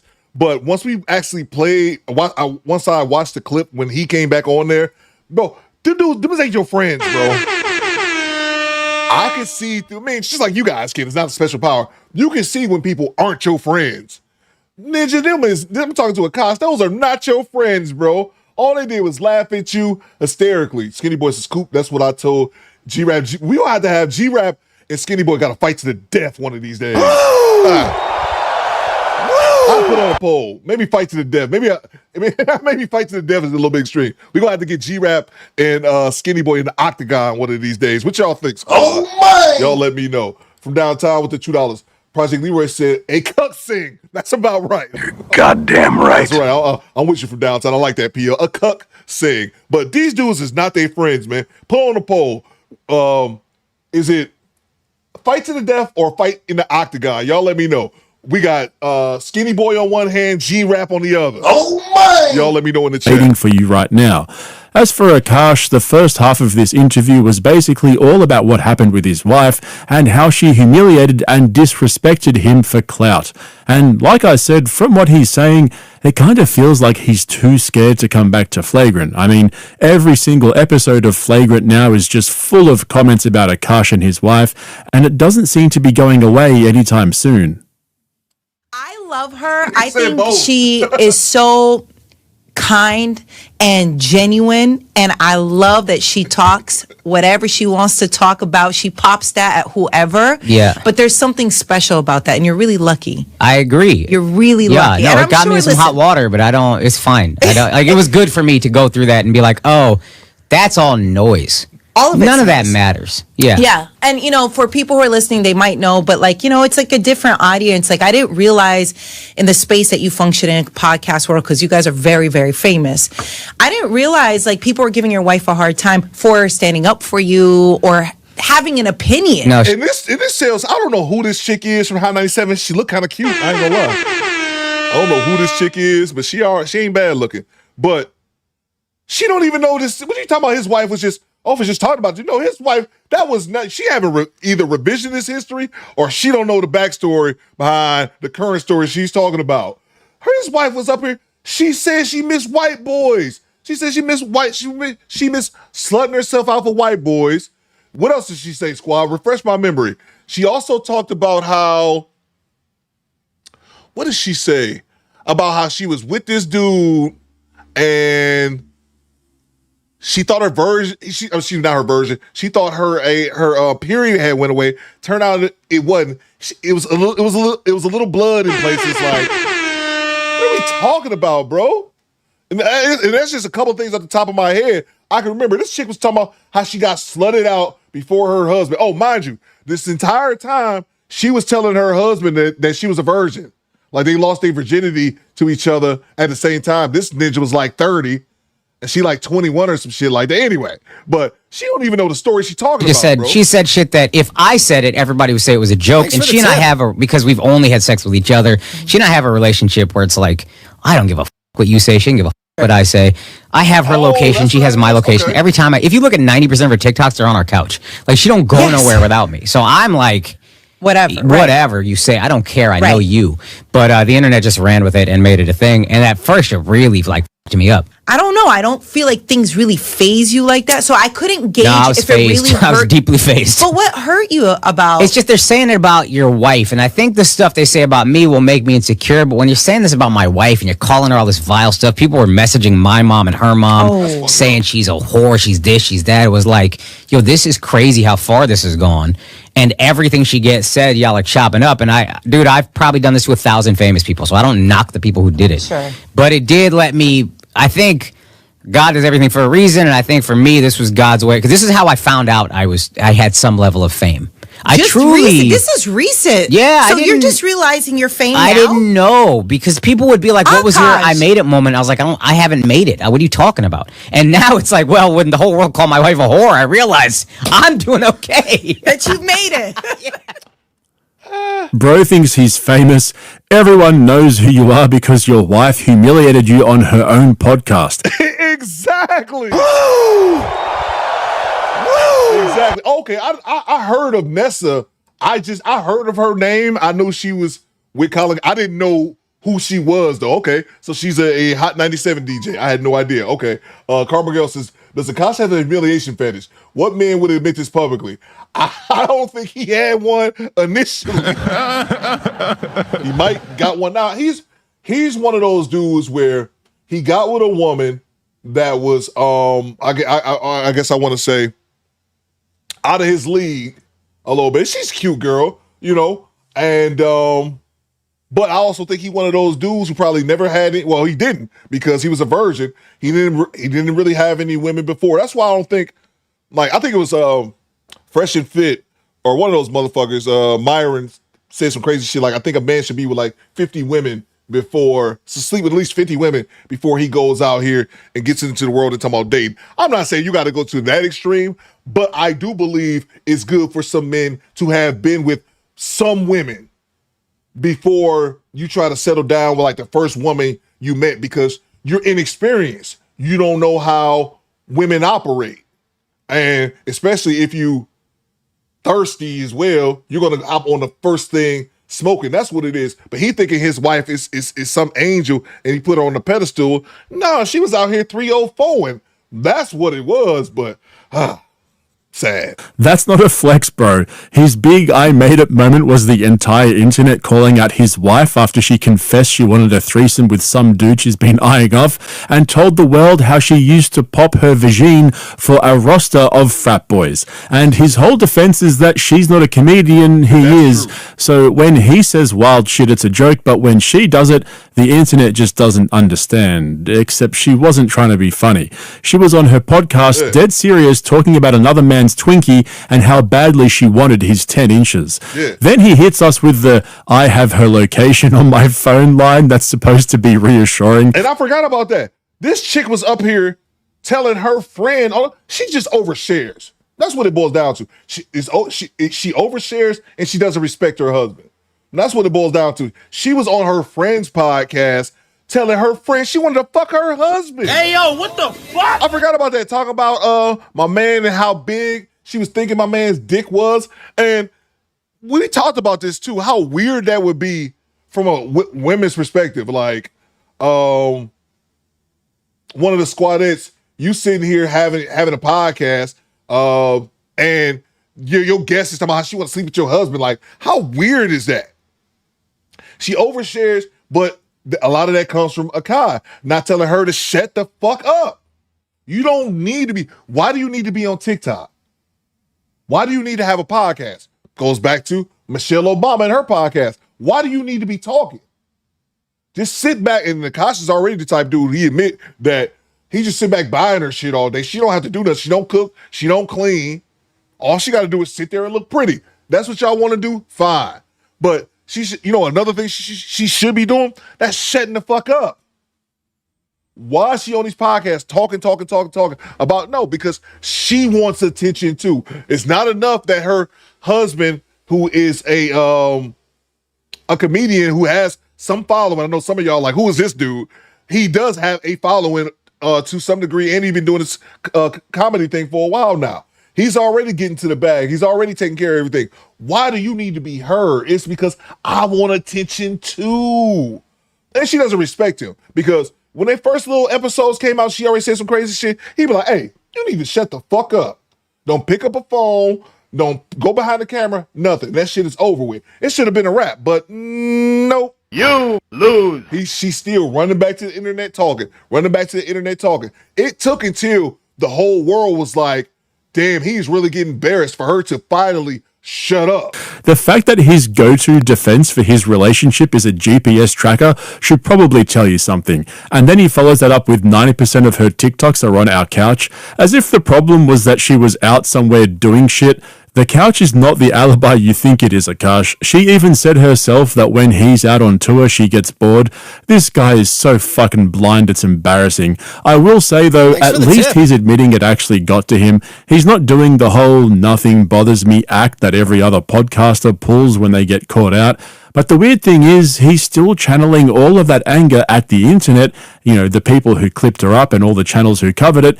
But Akash skips right past the part where his own wife created the situation in the first place. Nobody forced her to say all of this shit. That's completely on her. He blaming everybody except the culprit, the elephant in the room. And that's your loudmouth, attention-seeking wife. And then he drops this line about how the internet chopped up everything she said into clips, and in the same breath admits he's done the exact same thing to 1,000 famous people. He nearly had it. He was right there on the edge of actual self-awareness, realizing that his whole stand-up routine is built on shitting on people and bullying people in the audience, which comedians call crowd work. But then it just sailed right over his head. And in the intro, he compared himself to Kendrick Lamar, talking about how there's a side of him that wants to burn everything down if you come at his wife. Bro, Kendrick dropped a diss track that went viral, like mainstream viral. You sat in silence for 3 months while your wife kept doing interviews. And what about all this on-site bullshit? Get the fuck out of here, bro. I'm not even going to go there. But then he basically admitted that she wouldn't listen to him. He told her it was affecting him, told her to stop, and she just kept going, which completely makes sense. We all called it out, and he just kept denying it and supporting her. Akash was getting destroyed online for months, and Jasleen just kept popping up on new podcasts, making everything worse. every single time. He couldn't control the situation then, and he clearly can't control it now. And so his solution now is to just keep hiding and pretend that it was a message from God. Seriously, the Coop in this next clip is wild. First week this is happening, she goes, you know what, baby? God knows what's true. We know what's true. That's right. What else matters? Who cares what anybody thinks? And I was like, I care. What are you talking about? Were you crazy? But she just kind of kept that energy. She was like, whatever y'all think about me is whatever y'all think about me. I know who I am. God knows who I am. That's it. And then I realized this fame thing is a monster, man. That's right. And people want that badly. And they'll run and talk about you for views, even if you're friends. And that's where I'm like, man, I don't want that. I don't. Bro, that includes your wife. Your wife. That's what I'm saying. I never heard of Akash. I think I've seen him in some clips before, but I don't think I knew who he was until the whole scandal going back last year. Bro, your wife is the one that's seeking fame. Her being next to a famous man is not good enough for her, bro. She wants the attention. Like we talked about, someone said it in the chat earlier. Michelle Obama is the same thing. She couldn't sit pretty because she earned her degree from Harvard. She want to be the president. Your girl want to be the stand-up comedian because her just sitting back being bought shit and not having to work for it is just simply not enough for her, man. It's disgusting. I see you guys. I will. Okay.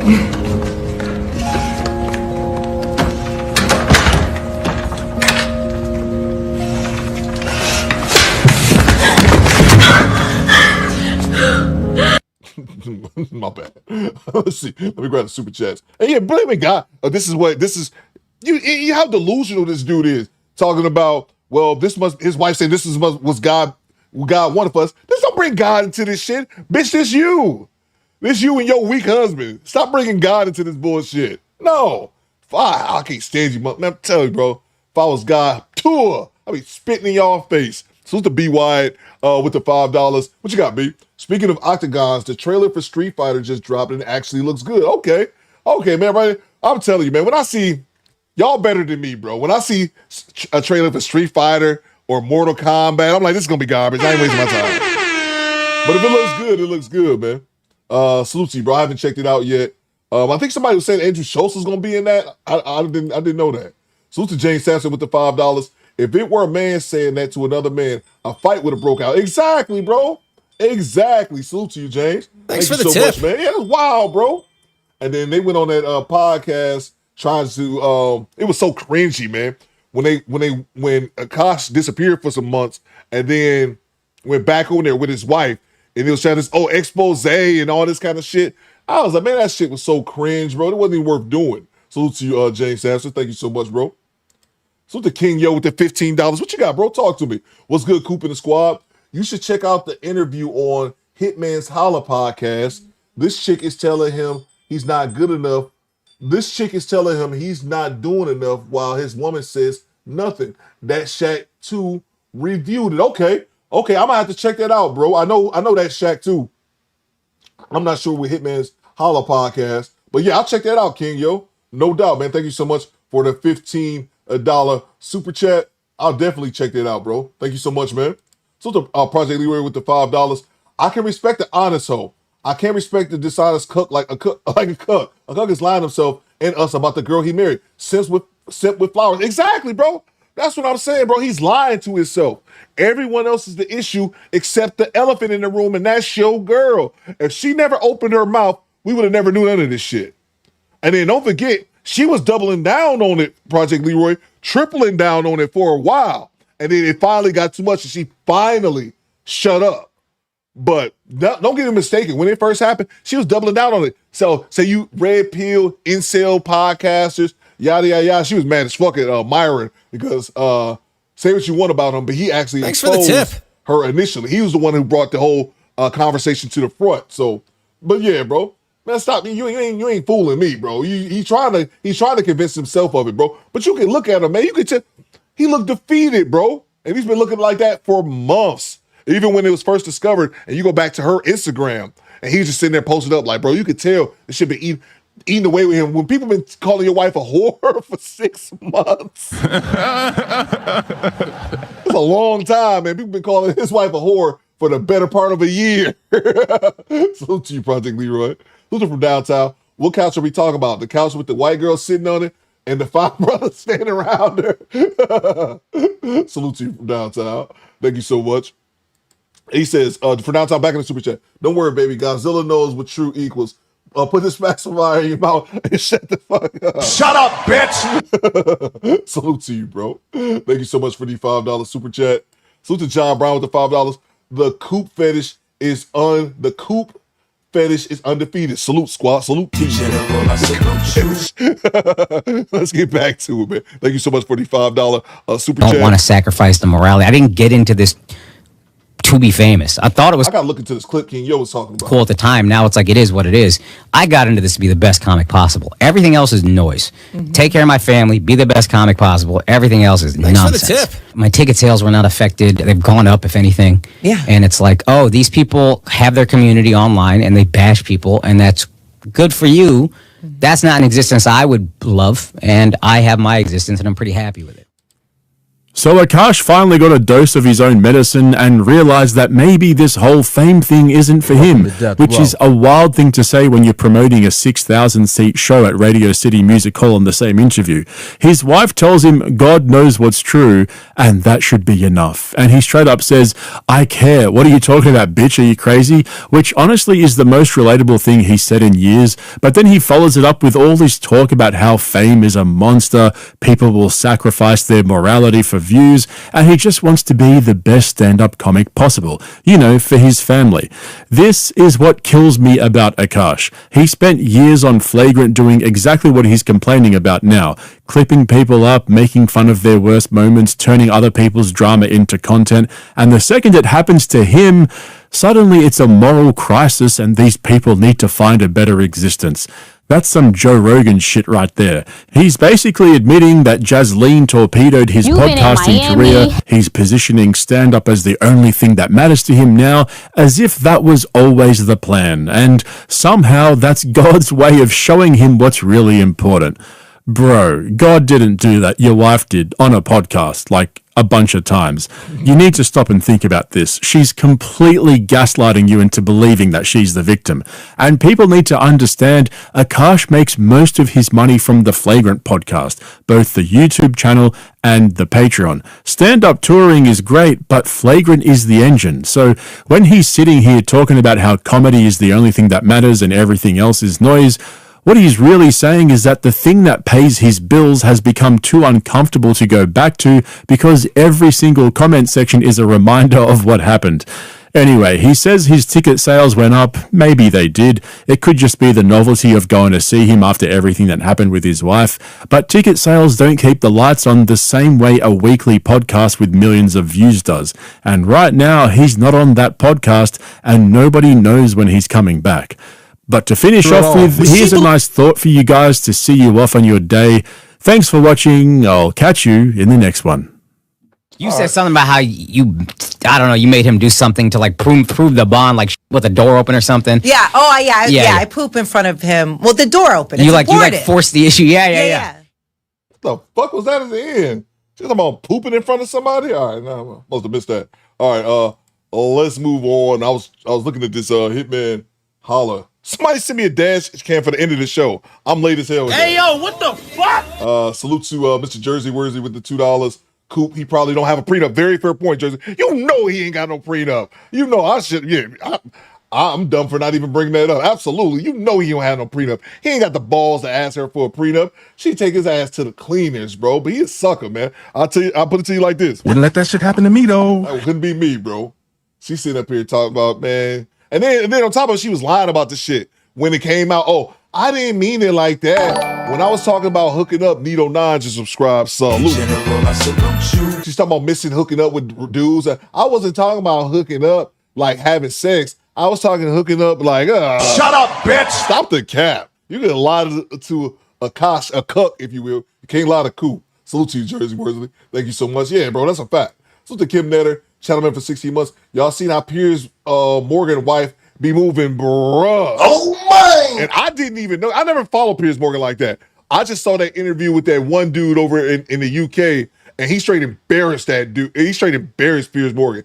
pulled out his phone and brought up all these old. I didn't even know his wife was moving like that. His wife was moving like I did a video on the NFL chick, the Diana Rossini chick, doing the same thing online, embarrassing your husband, talking about how you don't need.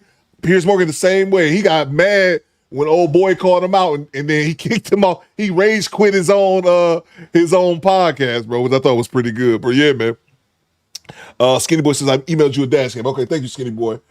Salute to VAR. That's a good point, Jersey Worthy. He probably don't have he don't have a prenup. I know without even asking. Salute to the VAR. Akash equals AKA Ash Burn Simp. Yeah, bro. He a simp, bro. He definitely a simp, man. Unless you got the balls to just like kick her out, but like you guys were just saying a second ago, he probably don't have no prenup. Chelsea says refuse to marry without a prenup. Absolutely. Let's see. Salute to you, bro. All right, let's see. We got another clip I wanted to play here.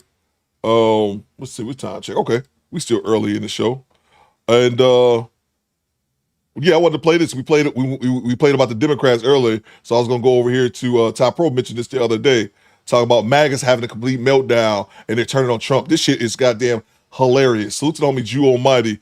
He just hit 100K as well. MAGA has finally turned on Trump. You can be what you are, but I would advise you do it quietly, Trump, because MAGA is no longer commanded by you, and you know it. You know it. You belong to the Epstein class. That is your legacy now. And all it took was for Trump to threaten to wipe an entire civilization off the earth. Did the President of the United States really just write that? And it is real. It is vile on every level. This rich woman is the to use the U.S. military, our military, to destroy civilian infrastructure. But the criticism from just about everyone and calls for the 25th Amendment led to Trump crashing out on some of the most prominent conservative voices and at one time some of his most loyal supporters like Megyn Kelly, Tucker Carlson, Alex Jones, and Candace Owens. This evening, Trump called out everybody. Alex Jones, Megyn Kelly, Tucker Owens. Okay, so who's even left? And after that, the kid gloves were off and none of them held back in their responses to Trump. Say one more thing. One more thing out of your mouth, and I'm going to show you how to cow eat the cabbage. Do one more thing. While at the same time that the MAGA meltdown was happening, everyone's social media feeds are also filled with regretful Trump voters throwing away or burning their MAGA hats. Man, I love Alex Jones just because he makes me laugh, not none of his conspiracies. Just because Alex Jones always make me laugh. What's going on, Bryce? I see you. You son of a bitch. You piece of shit. You fucking goddamn fucker. Listen, fuckhead. You have fucking crossed the line. Get that through your goddamn fucking head. Stop pushing your shit. Man enough to say it. I was one of those guys. Back in 2020, I was wrong. Not proud of it. Man enough to say it. But I'm Jew. Welcome to the channel. Please like and share the video. Don't forget to sub. Now, let's get into it. While I personally thought MAGA had no principles at this point, this tweet from Trump threatening to wipe an entire civilization off the earth was a bridge too far for just about everybody. A whole civilization will die tonight, never to be brought back again. I don't think any president we've ever had, even during World War I, World War II, Vietnam, ever threatened to wipe an entire civilization off the earth. And that's my thing for the people who was like hardcore on Trump. Like, this dude, on top of saying outlandish shit, he's not presidential, bro. Like, he doesn't carry himself that way, man. He doesn't carry himself in a respectable way for someone who's supposed to be the leader of the free nation, bro. Like, to me, we have a standard for the president, man. And to me, when it comes down to Trump, it's just dropped. And because people liked him, and I get a lot of white people who just rock with him, it was just like, okay. It's like, well, bro, what happened to just the standard of just being presidential, bro? What happened to that, man? But I guess that's too much to ask. To a lot of people amounted to Trump committing potential war crimes, which led to just about every conservative commentator and voice to speak out, no matter how loyal they have been to Trump. Did the President of the United States really just write that? And it is real. It is maybe the most real thing this president has ever done, and also the most revealing. On every level, it is vile. On every level. It begins with a promise to use the U.S. military, our military, to destroy civilian infrastructure in another country, which is to say to commit a war crime, a moral crime against the people of the country, whose welfare, by the way, was one of the reasons we supposedly went into this war in the first place. They're being killed by their government. We have to rescue them. And now here's our president not even a month and a half into the conflict, which we are not winning, by the way, because the Straits of Hormuz are not open. There's one way to keep track. That's the measurement. Saying that we're going to use our military to kill the civilians of this country. With Trump getting lit up by conservative commentators, not just Tucker Carlson, but just about all of them, over his end of a civilization threat towards Iran. As you can imagine, that post did not go over well with the Iranians or with many Americans. I mean, I don't know about you, but I am sick of this shit. I'm sick of it. Can't he just behave like a normal human? I mean, honestly, like the president, 3D chess, shut up. Man, but this bitch been riding his dick for a year, bro. I'm telling you, bro, same way I feel about the Democrats, bro. The Democrats, excuse me, it's the same shit about the Republicans. Yeah, y'all been swinging from his dick for years. He could never say nothing wrong. He could never say anything wrong. Now all of a sudden, it's like the one dude on here. I was fooled. You know this motherfucker to me. You know nothing he says is serious, bro. Like nothing. You can't take anything he says verbatim. Like what are y'all talk? Now they act dumb, act like they don't know, bro. Shut up about that shit. You don't threaten to wipe out an entire civilization. We're talking about civilians. Just casually in a social media post. He decided to have a true social tantrum and tweet like 500 words, attacking Tucker Carlson, Megyn Kelly, Candace Owens, and Alex Jones. I am not going to read all of this because we will be here all day. I know why Tucker Carlson... Bryce. Megyn Kelly also said 15 is barely legal. Yep, I remember that shit. Megyn Kelly, Candace Owens, and Alex Jones have been fighting me for years. That's incorrect. They were all on his side up until last year when he started destroying the economy, breaking with all our allies, and then sending us to a war that we didn't need to be in. Especially by the fact that they think it's wonderful for Iran, the #1 state sponsor of terror, to have a nuclear weapon because they have one thing in common: low IQs. It's only dumb people that accuse other people of having low IQs. Thanks for the tip. They're stupid people. They know it. Their families know it. And everyone knows it too. Look at their past. Look at their record. Their past and their record is fully supporting Trump. But then he gets into the personal attacks. They have third-rate podcasts, but nobody's talking about them, and their views are the opposite of MAGA, or I wouldn't have won the presidential election in a landslide. MAGA agrees with me and just gave CNN 100% approval rating of Trump. Trump is at historically low approval ratings, not hand-flailing fools like Tucker Carlson, who couldn't even finish college. Trump is taking personal digs. He said that man couldn't finish college. He was a broken man when he got fired from Fox, and he's never been the same. Or Megyn Kelly, who nastily asked me the now famous only Rosie O'Donnell question, or crazy Candace Owens, who accuses the highly respected First Lady of France of being a man when she is not, and will hopefully win lots of money in the ongoing lawsuit. Actually, to me, the First Lady of France is far more beautiful than Candace, who happens to be black. In fact, it's not even close. Or bankrupt Alex Jones, who says some of the dumbest things and lost his entire fortune, as he should have, for his horrendous attack on the families of the Sandy Hook shooting victims, ridiculously claiming it was a hoax. Even a broken clock is right at least 2 times a day, because Trump was spitting facts about Alex Jones right there. These so-called pundits are losers, and they always will be. With Trump's history, he's used to being able to say and do anything, and have that entire cult of MAGA around him. But now that some of the biggest, most popular conservative voices have clearly broke from Trump, and Trump is now attacking them, that also fractures the MAGA base, and they were not rocking with Trump attacking his own people. Trump is getting lit up by followers on truth. MAGA on MAGA violence. Sad. Not sad at all. These are good times. The people were not having it, and they've been okay with Epstein lists, with terrorists that hurt the economy, with us going into countries, kidnapping presidents, and then sending us to a war in the Middle East. But between Trump calling for the end of a civilization and then him attacking his own commentators, the people were just done. Clearly, you're insane. Time to resign, Donald, or face the 25th. You are mentally and emotionally unfit to be POTUS. First off, you know they're like avid Trump supporters if they're on Truth Social, because what the is that? Oh, Trumpy is mad about the people who believed and spread his campaign lies and don't believe him anymore. What a deranged lunatic. Lost my support. What in the world is wrong with you? You've just lost my support, Mr. President. That was so respectful.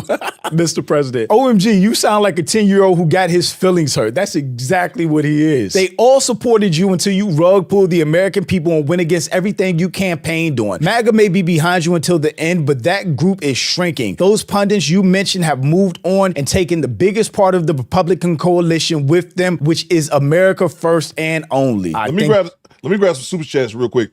Did we ever return what was it, the Venezuelan prime minister? Did we ever give him back?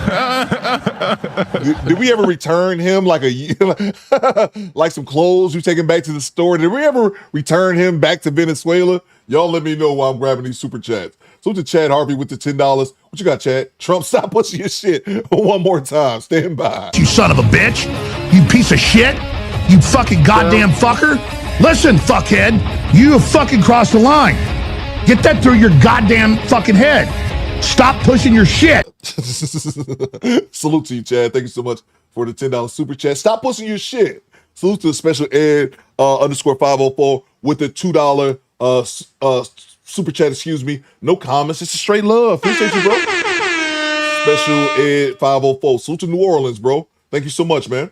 Salute to Rachel with the $5. Facts, Theo. They were all riding with him from the beginning. All them should knock it off. That's what I'm saying. I remember here. And it was, I remember it because we was live streaming at the time, and a bunch of the black folk, they was riding with Trump too. Now it seemed like they really, they mad quiet. And I noticed we lost like 50 people. And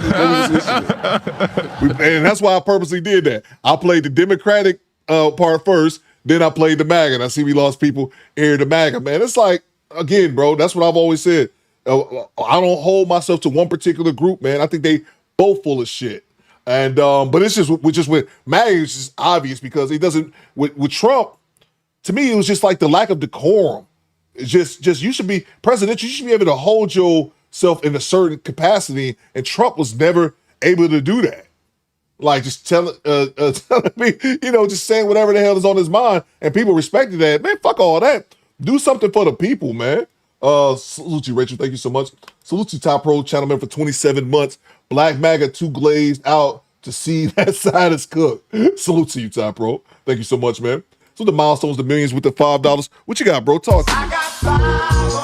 Everyone who was pro-Trump is now beefing with him. Needs to shut the fuck up. He showed what he was doing on his first term. These people are compromised and grifting, bro. That's a fact, man. That's why I don't feel these people are like, man, he fooled us. Thanks for the tip. That's what Joe, what's that bitch's name? Joe Rogan. That's what he was saying. That's what all those dudes, the Theo Vons and Andrew Schultz. He's another one. I didn't know. I didn't know he was going to shut up, bitch. Yeah, both of you, both for. I don't give a shit either way. But stop the cap. Don't be coming back here later once he starts a war. Now, I'm glad more people are speaking out against these wars.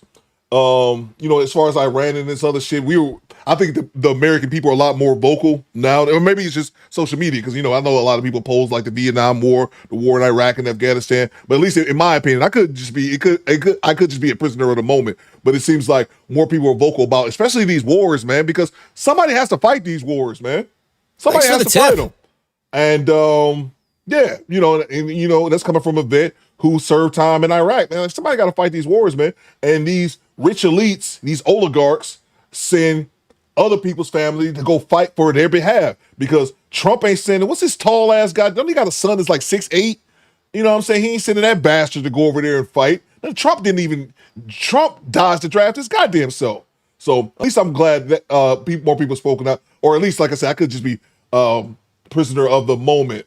But I'm glad more people are speaking out about this shit, man. Thank you so much, Milestones to Millions. Salute to Rachel back in the super chat. Yes, Maduro is still detained here in the U.S., not free. We haven't returned him yet. All right, thank you, Rachel, for the update. I was wondering about that. Kimnetta says, Coop, he's the epitome of spoiled brat equals shit adult. Exactly, bro. Exactly. Great point. Let's get back to it. That's pretty much accurate to what we see happening. There's just sheer irony in him attacking the people that have been his biggest advocates since he stepped on the political world stage. CNN captured in a highlight reel of him praising those same people that he just shitted on. Mentioned a name, but a woman who I saw the other night on television just ripped some poor idiot apart. Megyn Kelly is here, and she's doing... Come up here, Megan. By the way, I'm having a great time up here. Are you having a good time? This guy, is he the greatest interviewer? Trump. Thank you, Bryce. Candace Owens, I watched her and I saw her coming. I said, I'm pretty good at star power. I say, that's a star. I just want to finish by saying your reputation's amazing.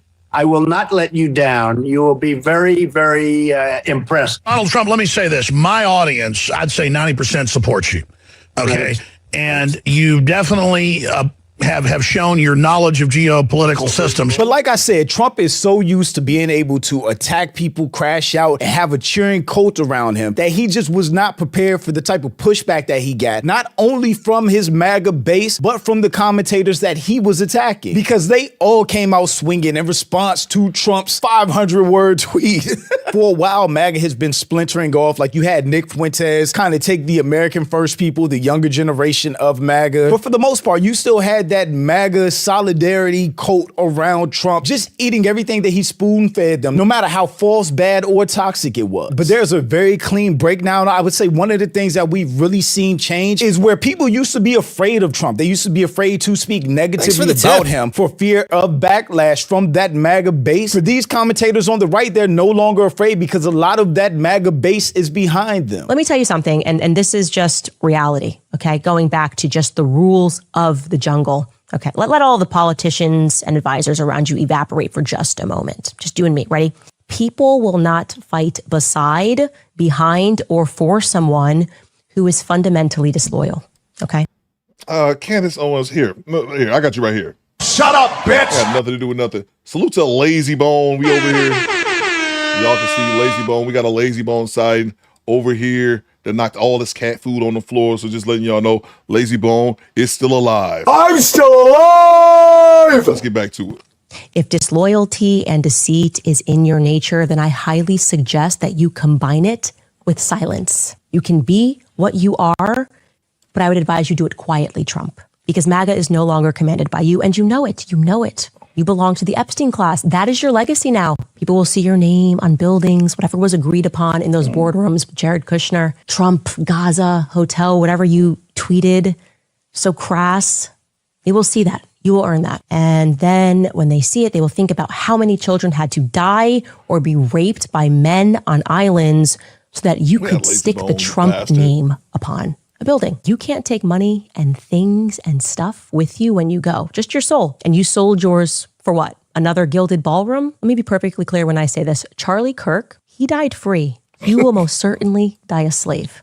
Okay? You are in chains right now, and the entire world can see that perfectly. Where Candace Owens was calm, eloquent, very concise with her message to Trump, Alex Jones just crashed out. If you think I've been on your ass, say one more thing. One more thing out of your mouth. And Laura Loomer, send him this, okay? One more thing. When I've gone through hell back in your ass because you were the lesser of two evils, then I'm going to show you how to cow eat the cabbage. Do one more thing. You should be kissing my ass. But instead, you shit all over me and rub it in. Okay, I'm a Christian, but I ain't Christ-like, okay? And I hate the Democrats, I hate the left, I hate the WF, I hate the globalists so much that I've sat here and put up with crap. There's only so far that I can take it. Go ahead, say one more thing about me. Go ahead and attack me one more time. Do it, and you'll find out, because I know where to hit you. Leave me alone. But I will not take any more of your crap. I have taken your betrayals, your narcissism, the open kleptocratic insider trading that is just wholesale in your administration. You think I'm intimidated by you, Trump, the president of the United States? Think I'm intimidated by your hit teams, all the rest? Wise says everything Alex says is a quote. Bro, I'm telling you, man. Alex Jones, bro, Stephen A. Smith, man, it's a couple people, whatever they say is just meme-worthy. Oh, I love Alex Jones, and for all the wrong reasons. Whatever, man, you got God to deal with. Funnily enough, Nick Fuentes, who has probably been Trump's earliest critic from the conservative side, didn't get his name called out in Trump's tweet, but still had a lot to say about it. On Truth Social, this evening, Trump called out everybody. Alex Jones, Megyn Kelly, Tucker Carlson, Candace Owens. One notable exception. What's that all about? Some might say he doesn't want the Groyper curse. Maybe he just doesn't care that much about me. Maybe I'm not a big enough deal. Why? Because I wasn't on Fox News or something? But today, Trump took the gloves off and he lit into all of the major Israel-critical anti-war pundits attacking, quote, bankrupt Alex Jones, crazy Candace Owens, Tucker, and Megyn Kelly. He lit into all of them in literally a 500-word post on Truth Social. attacking all of them, excoriating them. And you gotta wonder, so if that's not your target demographic, who the fuck is even in this MAGA movement at all anymore? Because everything on True Social is, it's against the Democrats, it's against James Comey, it's against Mueller, who died, and that actor who died, and it's against the Wall Street Journal, and it's against people on Fox, and now it's against the 4 biggest conservative podcasters in America. What is the market share of Tucker plus Candace plus Megyn Kelly plus Alex Jones? I think that's probably like 70% or more. Deputies are in the area to arrest this man, podcasting but he hasn't audience, or stolen even or evaded media audience. What did he say last year? If you want the Epstein files, you're not MAGA. Marjorie Taylor Greene was thrown under the bus. Thomas Massey thrown under the bus. Okay, so who's even left then? If it's not the left, and it's not the middle, and it's not Tucker, Candace, Alex Jones, Megyn Kelly, Marjorie Greene, Thomas Massey, who does that leave? Joe Rogan's out. All In Podcast is out. Joe Kent is out. Who's left? Theo Vaughn is out. All the Austin, Texas comedians are out. Who's left? Who do you got left? As if everything going on with the MAGA Civil War wasn't enough, First Lady Melania just randomly set up a press conference out of nowhere without anybody else in the White House knowing it seemingly, and talked about her relationship with Epstein and how Congress needs to act on the Epstein files because Epstein was not working alone, which goes completely against what Trump and DHS has said publicly. But I don't understand why the Jeffrey Epstein case would be of interest to anybody. It's pretty boring stuff. It's sordid, but it's boring. I don't understand why it keeps going. I think, well, really only pretty bad people, including fake news, want to keep something like that going. Now is the time for Congress to act. Well, let me grab these super chats first. I thought about this. I've never heard her speak before this. Hey, yo, what the fuck? It's just me. Maybe it's just me. I had never heard her speak before this clip. Let me grab the super chats. I already got this one here from Kim Netter. Salute to Milestones to Millions with the $5. What you got, bro? Talk to me. None of Trump's family or friends would fight for this country. He's a draft dodger. Vietnam vets that support him are confused, bro. Well, I agree with you 1,000%. I just don't believe that they're confused. I think they're voting for him just as the fact that they vote for him. That's what I'm thinking. I think Trump is, he obviously a white dude, and that's why the majority of them going to vote for him. But they just see, bro, they like Trump because Trump is who they would be if they were rich.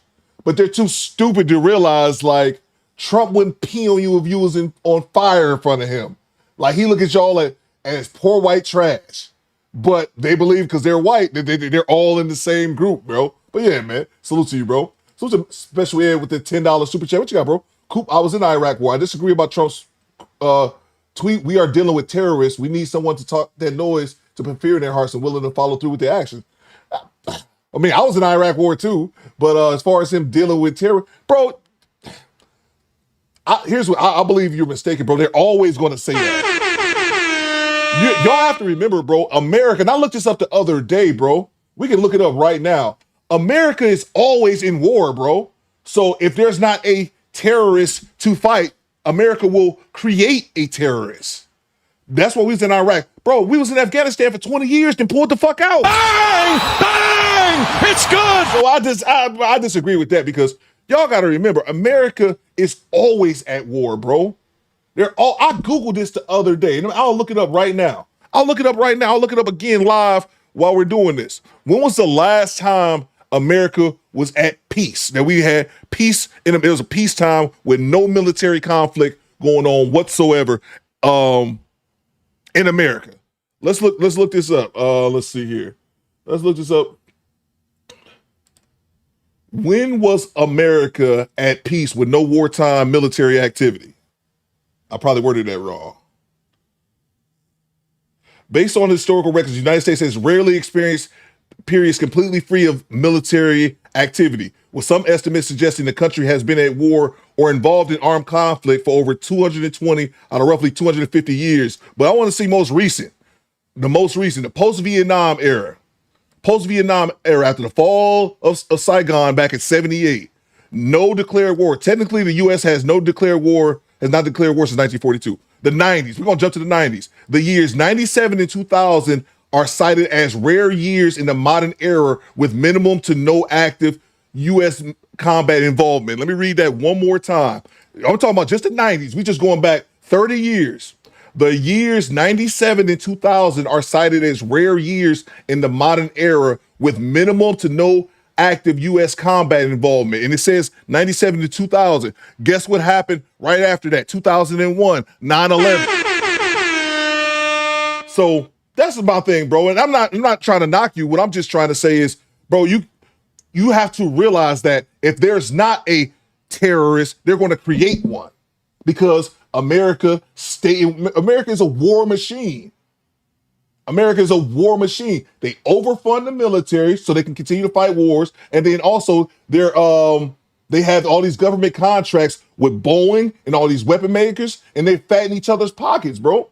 That's what it is in reality. Now, if we was rarely in war, I kind of agree with you, because I'm like, okay, well, we do have to attack this one particular party for whatever the reason is that the politicians is trying to justify. But when you in constant war, man, for 30, 40, 50, 60 years, kind of miss me with that, because they're going to create a reason for us to be in war. Thank you so much for the $10 super chat. I get what you're saying, but that's if you believe them wholeheartedly when they say we're going to war for these reasons. Bro, they're going to tell you whatever just to go to war. And on top of it, and this is why I don't respect Trump and other people like that, because as I stated earlier, they not going to fight. Trump ain't sending his sons to go fight. The vast majority of people who serve in the military come from poor backgrounds. The billionaires and, like I said, the oligarchs, their kids ain't fighting in this shit. It be our babies that end up dying fighting for this shit, man. The regular people, bro. So just my 2 cents, man. Mark Coop says he said he was going to beat the heck out of them. All right. Let's see. Salutes to Bar with the $5. Trump and all those senile old politicians, Dems, reps needs to retire, and make sure their replacements are believable. Be for you. Oh, exactly, Tabar. Spot on. So to Chad Harvey with the $5. I can see Alex Jones saying, one of these days, pal, right in the kisser. That's a fact. Goddamn right. That's a fact, bro. That's a fact. Let's get back to it. Yeah, bro, again, man, I just don't, it's if you got to believe in these politicians, bro. In America, we're incentivized to be at war, man. The money keeps going, bro. They're incentivized to do that, bro. And again, if we were talking about America's being in war every now and then, or every so often, because this is something that it hit me the other day. I forget what I was watching, but something hit me. I was like, when is the last time we had peace and where there's been no military activity? And that's what made me Google this the other day. Like we literally haven't had peace. Had a couple moments from 97 to 2000, and then 2001 we were in Iraq and Afghanistan, and we're still in Iraq. And we pull out of Afghanistan. So respect Miss OB with the $5. Respect especially in all the other vets, where we're going to act like the U.S. isn't just hugging Israel for messing with Iran. We started that. And that's what I'm saying, bro. Exactly, bro. We have to be honest about that shit, man. Like, America is the bully, bro.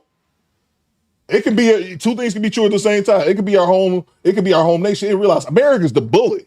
I'm not saying they're wrong 100% of the time, but you have to realize America, we talk about the big bad. America is the big bad, bro. It's just happened to be our home. And again, this is not something that we have any control of. Salute to you, OB. It's the politicians, bro. Salute to Devontae with the $5. If you're a gamer, then you know that Metal Gear Solid franchise, especially 4, goes in on the war economy and how it affects the poor. Okay, salute to you, Devontae. I played Metal Gear Solid when it first came out. This was years ago, but I didn't follow the franchise. Okay, that's what's up. Salute to you, bro. Salute to Rachel, war is profitable. Remember Halliburton and Dick Cheney and Bush, Theo spin facts, more facts. BlackRock, all these black ops mercenary companies over there getting paid. These dudes are hired guns. These are civilians over there. When I was in Iraq, and I'm sure Mr. Special Ed seen it as well. These dudes over there making $200,000-$300,000 a year. I'm talking about bottom of the totem pole, just random security guards. Civilians in Iraq making $300,000 a year, while Army corporal making $40,000, and we doing the same shit, except you don't have to answer to as many authorities and don't really have as big a chain of command as I would be being a corporal in the Army. So Absolutely. Let's get back to it. Skinny Boy says, speaking of war situation, you should add Dead Presidents into movie night. Great call, Skinny Boy. I'm gonna put that on my list. I love Dead Presidents, bro. Classic movie. Shows the fucked up shit in Vietnam as well. Great call, Skinny Boy. Let's get back to it. Let's finish this clip off right here. Again, I don't ever remember hearing this lady speak ever. It was the first time, I swear. Was not alone. Several prominent male executives resigned from their powerful positions after this matter became widely politicized. Thanks for the tip. Of course, this doesn't amount to guilt, but we still must work openly and transparently to uncover the truth. I call on Congress to provide the women who have been victimized by Epstein with a public hearing specifically centered around the survivors. Give these victims their opportunity to testify under oath in front of Congress with the power of sworn testimony. Each and every woman should have her day to tell her story in public if she wishes, and then her testimony should be permanently entered into the congressional record. Then, salute. and only then, we will have the truth. Thank you. And as if that was not bad enough, which how much worse can it get for MAGA and for Trump? If you've been on social media at all over the last week, couple weeks actually, you will have seen these videos of Trump voters, 1 time, 2 time, 3 time Trump voters, now coming out and saying they feel betrayed by Trump, they regret voting for Trump, they're no longer MAGA, they're throwing or burning the MAGA hats. Not proud of it, man enough to say it. I was one of those guys back in 2020, 2024, shit, even 2016 before I could vote. I was all for Trump. I was all for MAGA. I believed he was going to make America great again. I believed he was going to drain the swamp. I thought he was going to be different. He wasn't a career politician. And boy, was I wrong. My views didn't change. They still remain the same. I did fall for the deception, though, because I can't in good conscience support someone who's responsible for a pointless war where thousands of innocent lives are dying every single day. I can't support someone who mocked Christ on Easter. I sure as hell can't support someone who calls the people who want transparency on one of the most heinous and insidious acts in human history, the Epstein files, calls them liars and lunatics. He's probably a part of it himself. For the record, I don't trust any of these people. I think if Trump ran again in 2028, they would 100% get in that booth and vote for Trump again. Yep. MAGA is dead. I believe that too. It's important all 3-time voters understand how much we told you so. You're not forgiven. You are stupid, and America is worse because of you. All facts. I will spend the rest of my life reminding you of that fact. I can't even be mad at that tweet at all because we all knew who Trump was. We knew how racist and how bad of a businessman he was before he became president. Then we had 4 years of him where we saw exactly how chaotic he was as a president. So for them to vote him in again without reins this time was completely idiotic and self-destructive for this country. With everything going on with the economy and the toilet, with so many people around the country struggling, us now stuck in a war in the Middle East with American soldiers dying, the Strait completely closed down, a ceasefire that isn't going to fix anything, and midterms coming up, MAGA is done. Trump is cooked, and even his own supporters aren't rocking with him anymore. Increasingly, he has become a desperate man alone on an island. But the only reason Trump had power in the first place is because he had that coat of MAGA around him. He had all of those big name political voices around him. And without them to prop him up and MAGA splitting the way it has, Trump is done. But shout out to my channel members. Thank you so much for supporting. Salute to homie Jew Almighty as well. Like I said, I've always liked this content. And I just saw yesterday that, I don't know if he did yesterday, but I commented yesterday that he hit 100K. So rooting for everybody, man. Let's see. Let me grab these super chats real quick. I'm laughing. I'm laughing at this comment here. Y'all are nuts. I just threw it on the poll. Maybe Melania has spoke before. I never heard her speak before. Have you ever heard Melania Trump speak before? 60% says yes. Okay. So I just never had heard her before. I was watching this clip yesterday. It was like, hold up, that's how she sound? And I realized I never heard her before. So anyway, let's end this poll. Let's see. They didn't even joke about Biden on SNL. They didn't, be wild. I'm surprised they didn't, man. Joe Biden was just lining up the jokes. When he was sitting up there and it's obvious that this dude was too old to be as president, you know, it seemed like he was having cognitive issues. That's probably a more appropriate way for me to describe it. But yeah, let's see. Salute to Rachel. Thank you so much, Rachel. Salute to Milestones, the millions with the $5. What you got, bro? Talk to me. He says, all this money for war, but Marines are living moldy, condemned housing, support the military, right? Perpetual war and veterans can't get a job, bro. Exactly, bro. And don't even get me started. Like we were talking about, Skinny Boy brought up Vietnam War, or going even back, man, to like World War II. Black people were asked to fight in World War II and coming home getting called niggers. Couldn't get GI bills. Couldn't get the GI Bill. Couldn't get the VA loan to purchase homes. And do you know how much black wealth that we lost just because of that? Because those same people, talking about World War II specifically, those same white people could come back home and they could purchase homes with VA loans. And then they were able to purchase homes which grew in value, purchase property, purchase acres and things like that. And then they were able to pass it down from generation to generation and generation. And black soldiers didn't have that same opportunity. Go and fight for this country, didn't get called a nigger when you come home. Fuck all that, bro. Absolutely, man. Absolutely. And I'm for the vets because I serve, you know what I'm saying? I don't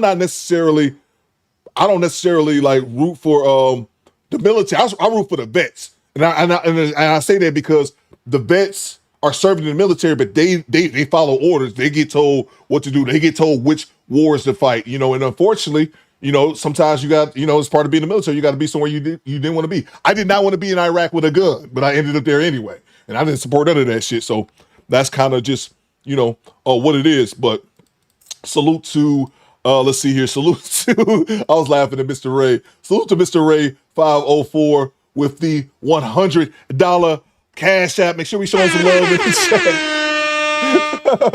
Salute to you, Mr. Ray. I'm gonna read your comment in 1 second, but before I do, let me bring out the legend himself. Salute to Mr. Ray 504. You are now one of our show sponsors. Thanks for the you tip. Drop a hundo on your boy Coop. You already know. Ric Flair is warming up as we speak. Make sure we show Mr. Ray 504 some love in the chat. Dropping the hundo on your boy. Let's go. That walk out here, we're pretty good folks.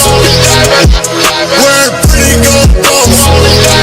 Long limousine, jet airplanes, custom made clothes. We're pretty good folks.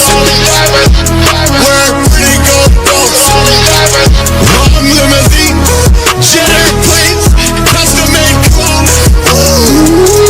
Big long cars, fine looking women, and lots of money in my pocket.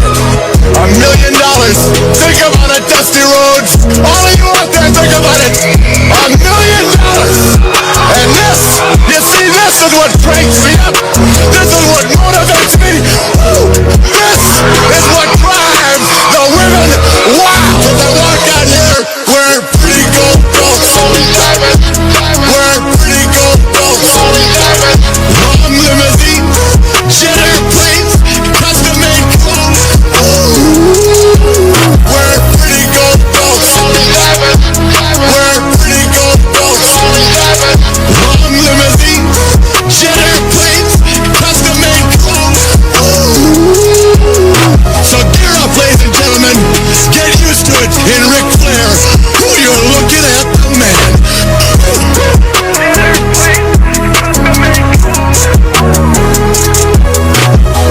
Think about a dusty road. Salute to the homie, Mr. Ray 504. B. Wyatt says, what you say, B. Wyatt? I can't find the song anywhere else. Oh, let me know, B. Wyatt. I can send it to you. People usually DM me all the time asking me for like drops that I have or stuff like that. I can send it to you. If you guys ever need something, a drop or anything like that, just DM me. I'll send it y'all way. Salute to Mr. Ray 504 with the $100 Cash App. You are now one of our show sponsors. Make sure we show him some love in the chat. Oh yeah, you have to explain, especially when you're about to. Oh, let's see. For Coop, I hate to do it, but there can only be one 504. I already know. Salute to you, Mr. Ray 504. If you guys are unfamiliar with this, salute to you as well, Mr. Special Ed. We got a thing going on around here. I'm sure you're familiar with it. Not sure if you're not familiar with it, but you will be here shortly, in which people can pay $100 bounty to get other people. They got, to give them an early reprieve, to get them kicked out for the day. And apparently your number has been called. Oh my! Salute to you, Mr. Ray. Salute to you, Mr. Ray 504. He says he will be the only 504. We got New Orleans beef. We have New Orleans beef. Mr. Ray says, Special Ed, I don't like that 504. You got to get up out of here. So I'm going to go ahead and give you an early reprieve. See you tomorrow. It wasn't me, especially Ed. It's a homie Mr. Ray 504. So wasn't me. Just letting you know that's kind of how it goes around here. You drop a hundo on your boy. Coop, you can kick me out. Bang! Bang! It's good! You can kick me out. I'll turn my camera off, turn off my mic, and play the clips. You can kick me out if you want to. So salute to you, Mr. Ray. Thank you very much for the $100 cash app. Got some personal things going on right now. I won't really talk about it too much. I'm just saying. I'm broke, nigga. I'm broke. Thank you so much. And happy trails, says 80 Blackman. Happy trails, special ed 5_4. It was great knowing you. Hopefully you'll be back tomorrow. So CDT says he ain't coming back. He's coming back. I got faith. And I got faith in special ed. What's funny is what's funny. It's like 504s up here. Mr. Ray just don't recognize all of them. You got Winchy, you got Quick 504. But hey, I'm not gonna fight about it. Let's see. Skinny Boy says I got $40 on the Coop kick out. You got kick in some more, Skinny Boy. Stop being cheap. All right, thank you so much, Mr. Ray, for the $100 cash app. Poom Biden says, damn, brother. That's great. All right, let's move. Oh, shit, I didn't even pick a dash cam yet. While I'm doing that, let's see what we got here. Skinny Boy sent me one. Pooh Man sent me one. Racist woman thinks she's too important to follow rules. I think I'm feeling that one. Man builds fake police car. Then gets pulled over by a real one. I should probably put this on the poll while I'm reading them. Let's see. We do this right here while I'm reading them, and I'll try to think of some way that I could stall while I'm adding these to the list. Salute to somebody just subscribed. Thank you so much. We moved up to 220K. Martin Perez, thank you so much for subscribing. I'm gonna let y'all pick which one we got. We got 3 options today. Man builds fake car, police car. And Thanks for the tip. Thank you very much, Rachel, for giving me some time. Yeah, y'all let me know which one y'all think she's entitled to. Okay. I'm gonna let y'all pick just off the titles. I think I already got one I want to play. Let's see. Think she can. She can. Give me 1 second. I'm doing stuff. She can. There we go. And then the last one here says something about some goddamn racist ass cracker. Racist woman thinks she's racist woman. I just put this racist woman airport. I'll let y'all figure it out. Which one we gonna do? In the meantime, let me grab Rachel's super chat, and then don't forget to join us. Don't forget to join us Saturday. We're gonna be here tomorrow too. Loser Friday, but don't forget to join us Saturday as well. Okay, I just put it on the poll. We got 3 options. Man builds fake police car. Cop wife thinks she can drive drunk. Racist woman airport. I'll let y'all figure that out while I grab the super chats. I'm gonna go on the first one, the highest one, whichever one y'all vote for. I got 2 from Pooh Man and then 1 from Skinny Boy. So y'all let me know which one that is. Let me grab the other super chats and then we can move on. Salute to Mr. Ray. Thank you so much. Oh, Mr. Ray, I got to make you one of our show sponsors as well. Thank you so much. Give me 1 second. Kim Netter says, Melania plagiarized a speech from Mrs. Obama. Yeah, somebody said that earlier. I must have missed that. Somebody said that in the chat, Kim Netter. I missed it. Bro, I'm telling you, I was watching June's clip yesterday, and when she started talking, I said, have I ever heard her talk before? Must have just been me. Salute to you, Kim Netter. That's hilarious, by the way. Salute to Rachel with the $5. The black soldiers were getting deleted in a uniform when they came home after World War II. Talk to them, Rachel. That's what I'm saying. Like, I never was like a huge, because I don't think I had that many people in my family serve in the military. My father did. I always forget because my father only served 2 years, and he served 2 years before I was born. So my father actually did 2 years in the military, and then I have one older cousin that served in the military. But other than that, and myself, nobody really in my family served in the military. So I didn't really have that military thing, but I learned to respect it. And also, because I served in it as well. But no, I realized the history of the military, man, it was crazy. Like, I still think it's a good path for young people if they don't really know which path, to go. I still think the military can be a very good path to walk, but it comes with bullshit. And some of that bullshit is having to fight in wars that you may not think you should have to. So absolutely. Thank you so much, Rachel. But yeah. Coming back home being treated like that after World War I. Yeah, absolutely. All right, so which one? Man builds fake police car, cop thinks she can drive drunk, racist woman airport. We almost locked it. We almost locked at it. Shit, rock the vote real quick, y'all. I'm gonna go download one of these while we are figuring that out. Let's see here. I need a winner. Racist woman airport. Look like she's winning. That's the one I wanted to see too. So go ahead and get this out the way. CDT says the military ain't for everybody. Absolutely, man. Absolutely, bro. Absolutely. It's definitely not. It wasn't for me, bro. That's why I couldn't do this shit for 20 years, man. I couldn't do it for 20 years. It definitely was me. Salute to Media Man. Salute to Media Man. Salute to Quiet Storm. Everybody in the chat who actually served 20 years, man. This shit ain't for everybody, bro. Damn sure wasn't for me. All right. Let's see. All right, we're going to get this one loaded up, and then we'll be good to go. Let's see here. She went on vacation. Oh, damn. I'm sorry. Let me find this folder. Think about it, Dusty Rhodes. All right, there we go.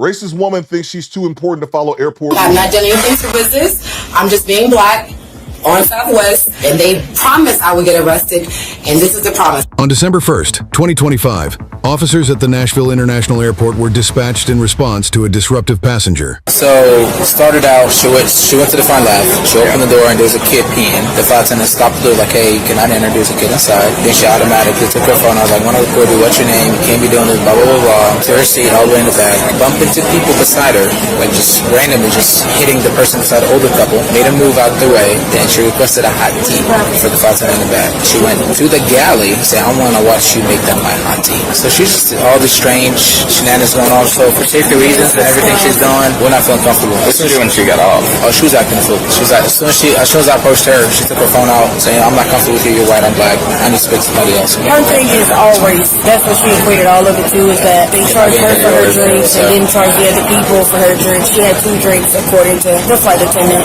She's only reporting what she wants to record. Obviously no interactions being recorded, just picture the phone, I'm being harassed. Then she puts it down. You know, I just thought about something for the first time. We've covered airport cams all the time. Let me know in the chat. What's the wildest thing you've ever seen at an airport? What's the wildest thing that ever went down if you were on a flight or you were in the airport? Go ahead and drop y'all stories in the chat. I told you guys mine. I flew a bunch of the wildest one was a few years ago, and I was coming back from overseas. This was like 2022. Early 2022. Yeah, I was coming back from overseas, and I said this before, I was in Paris. And we flew back home, and it was a Middle Eastern dude, but he was from Detroit. So me and him, we were talking. It was an early, like 5 a.m. flight in Paris. And my man, he was like, you going to Detroit, whatever? Oh yeah, we got to talk. It's a big Middle Eastern population in Detroit, if y'all don't know. So me and him start shooting the shit. I'm like, all right, remember, whatever. We end up sitting, I think he was sitting in front of me. Like our seats ended up being right next to each other. And then he was cool or whatever. He was shooting the shit, Detroit dude, whatnot. And then soon as the flight started, this motherfucker just start being super rude to like the flight attendants. Like the flight attendants being nasty to them, arguing with them about everything.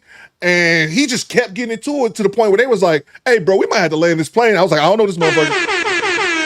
I don't know him. I don't know this goddamn Middle Eastern dude. I was like, he just went from being a normal dude to like just losing his mind on the plane for whatever reason. I was like, hey, can I move my seat? I do not want to be involved with this motherfucker. For something mental. She also had 2 drinks on board. I don't know if it made an effect on her or anything like that, but we were just trying to have a conversation. And I even give her the opportunity to speak to her, and I stepped back.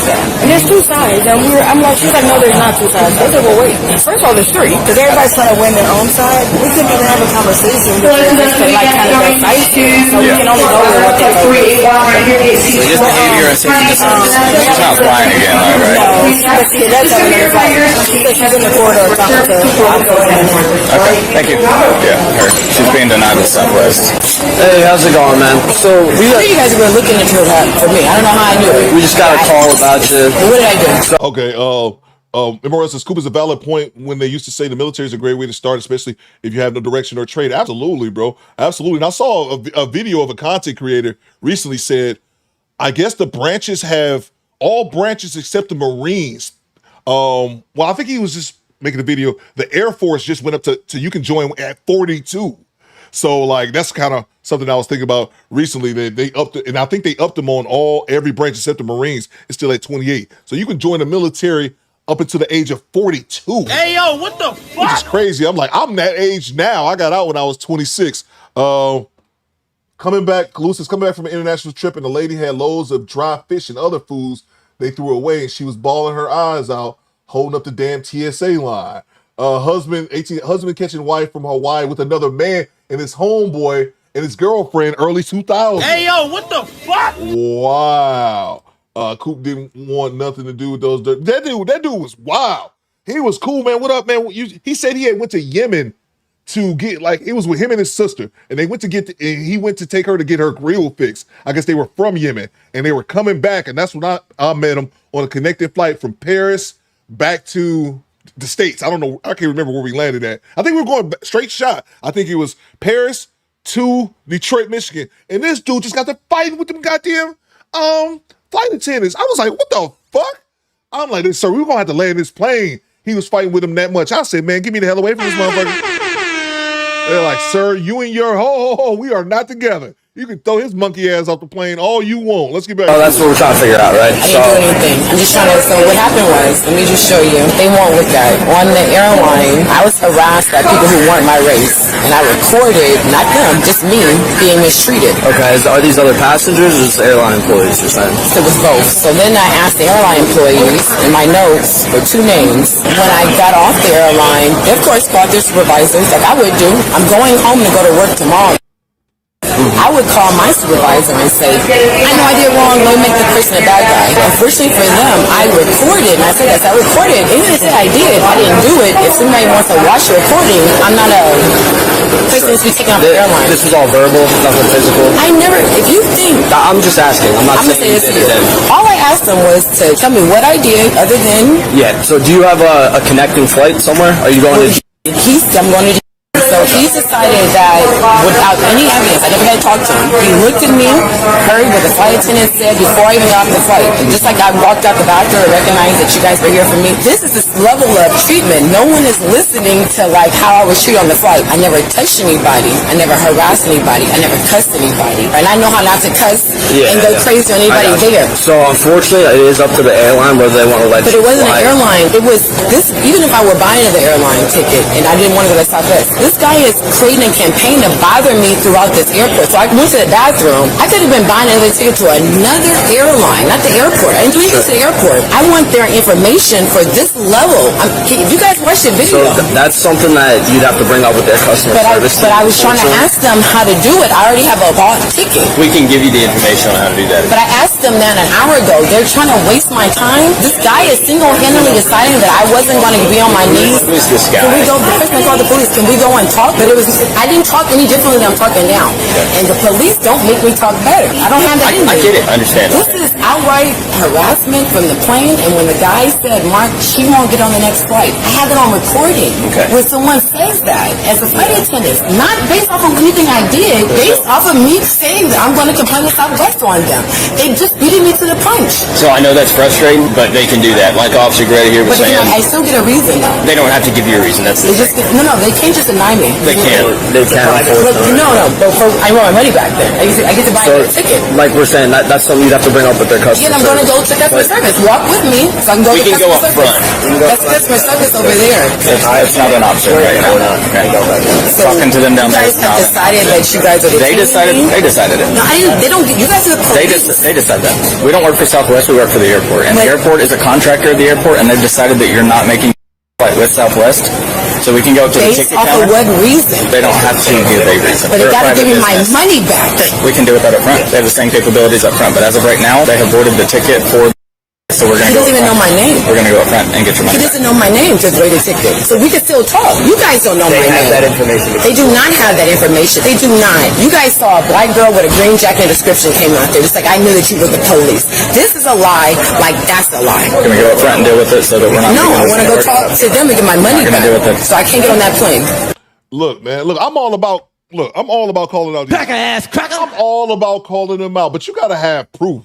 You gotta have proof is that this is what's happening, not just for whatever reason they say that that they're not on her flight. Which these people gotta understand, they can do that shit. They gotta give you your refund, like she said. They can't just deny your flight, and be like fuck you, we not paying you. Go back and get your refund and fly with another airline. What you got, CDT? You ever been in a combat landing? No, bro. No, man. I didn't really fly, bro. I only flew in a military aircraft twice my whole time in. Let me I wanted to grab somebody had a comment I wanted to read. No, I only went in a military aircraft when I flew into Iraq and flew out of Iraq. Other than that, I flew commercial all the times when I was in the military. Mr. Ray says, Coop, I was boarding the plane in first class and had someone mistakenly pointed me out as being the person being disruptive, and it was a whole Arab dude. Marshall came over while I was sitting down and told me I had to get off the plane. When I got off the plane, the white lady said, "Who is this? This is not the man." Hey, yo, what the fuck? I guess I wasn't supposed to be in first class. Okay, there you go. Oh, Prince Bud worked at the airport. I know he done seen a bunch of shit. Seen the lady who was so drunk on a flight, she was DJ Scratch. She was DJ Scratch on herself. I think it meant she would scratch on herself and getting arrested and was walked out as she was naked while they took her off the plane. I forgot about Brian. I know Prince got a bunch working at the airport. I know he got a bunch of stories as well. Let's get back to you. Cannot. I said no because they denied you boarding. Who is they? It was just the one guy. Southwest, manager of Southwest, whoever you talk to, whoever denied you boarding. That's what he never denied me boarding. He denied me boarding. That's what they have told us. It is outright racist that I was denied boarding. Did you guys see the videos of we can get names for you if you want to file a complaint with Southwest too. But I gotta get to work tomorrow. But it's fine. Let's go. Okay. Don't think that I was gonna cause a problem. We can get you. Everybody's gonna know. This is good. This is clearly a black move. I know you guys in Nashville. It's a lynch mob. What you doing? Yeah, it's a lynch mob. It's a lynching. It's a lynching. This is what you do to black people when you don't like how they act. Please. Okay. I'm sorry. We're just walking this way. No, ma'am. We're just trying to. We're trying to escort you. Talk to me. I want to talk to you. Everybody watch. I'll walk behind you. I'm not detained. I don't gotta walk with you. I'm not detained, so walk. She'll maintain camera. She is extremely verbally combative at the moment. So we're going to the ticket counter right now. So I ain't gotta leave the airport. I ain't gotta go nowhere with you. I ain't gotta go on that flight. So I'm gonna buy my own ticket. I ain't gotta go nowhere with you.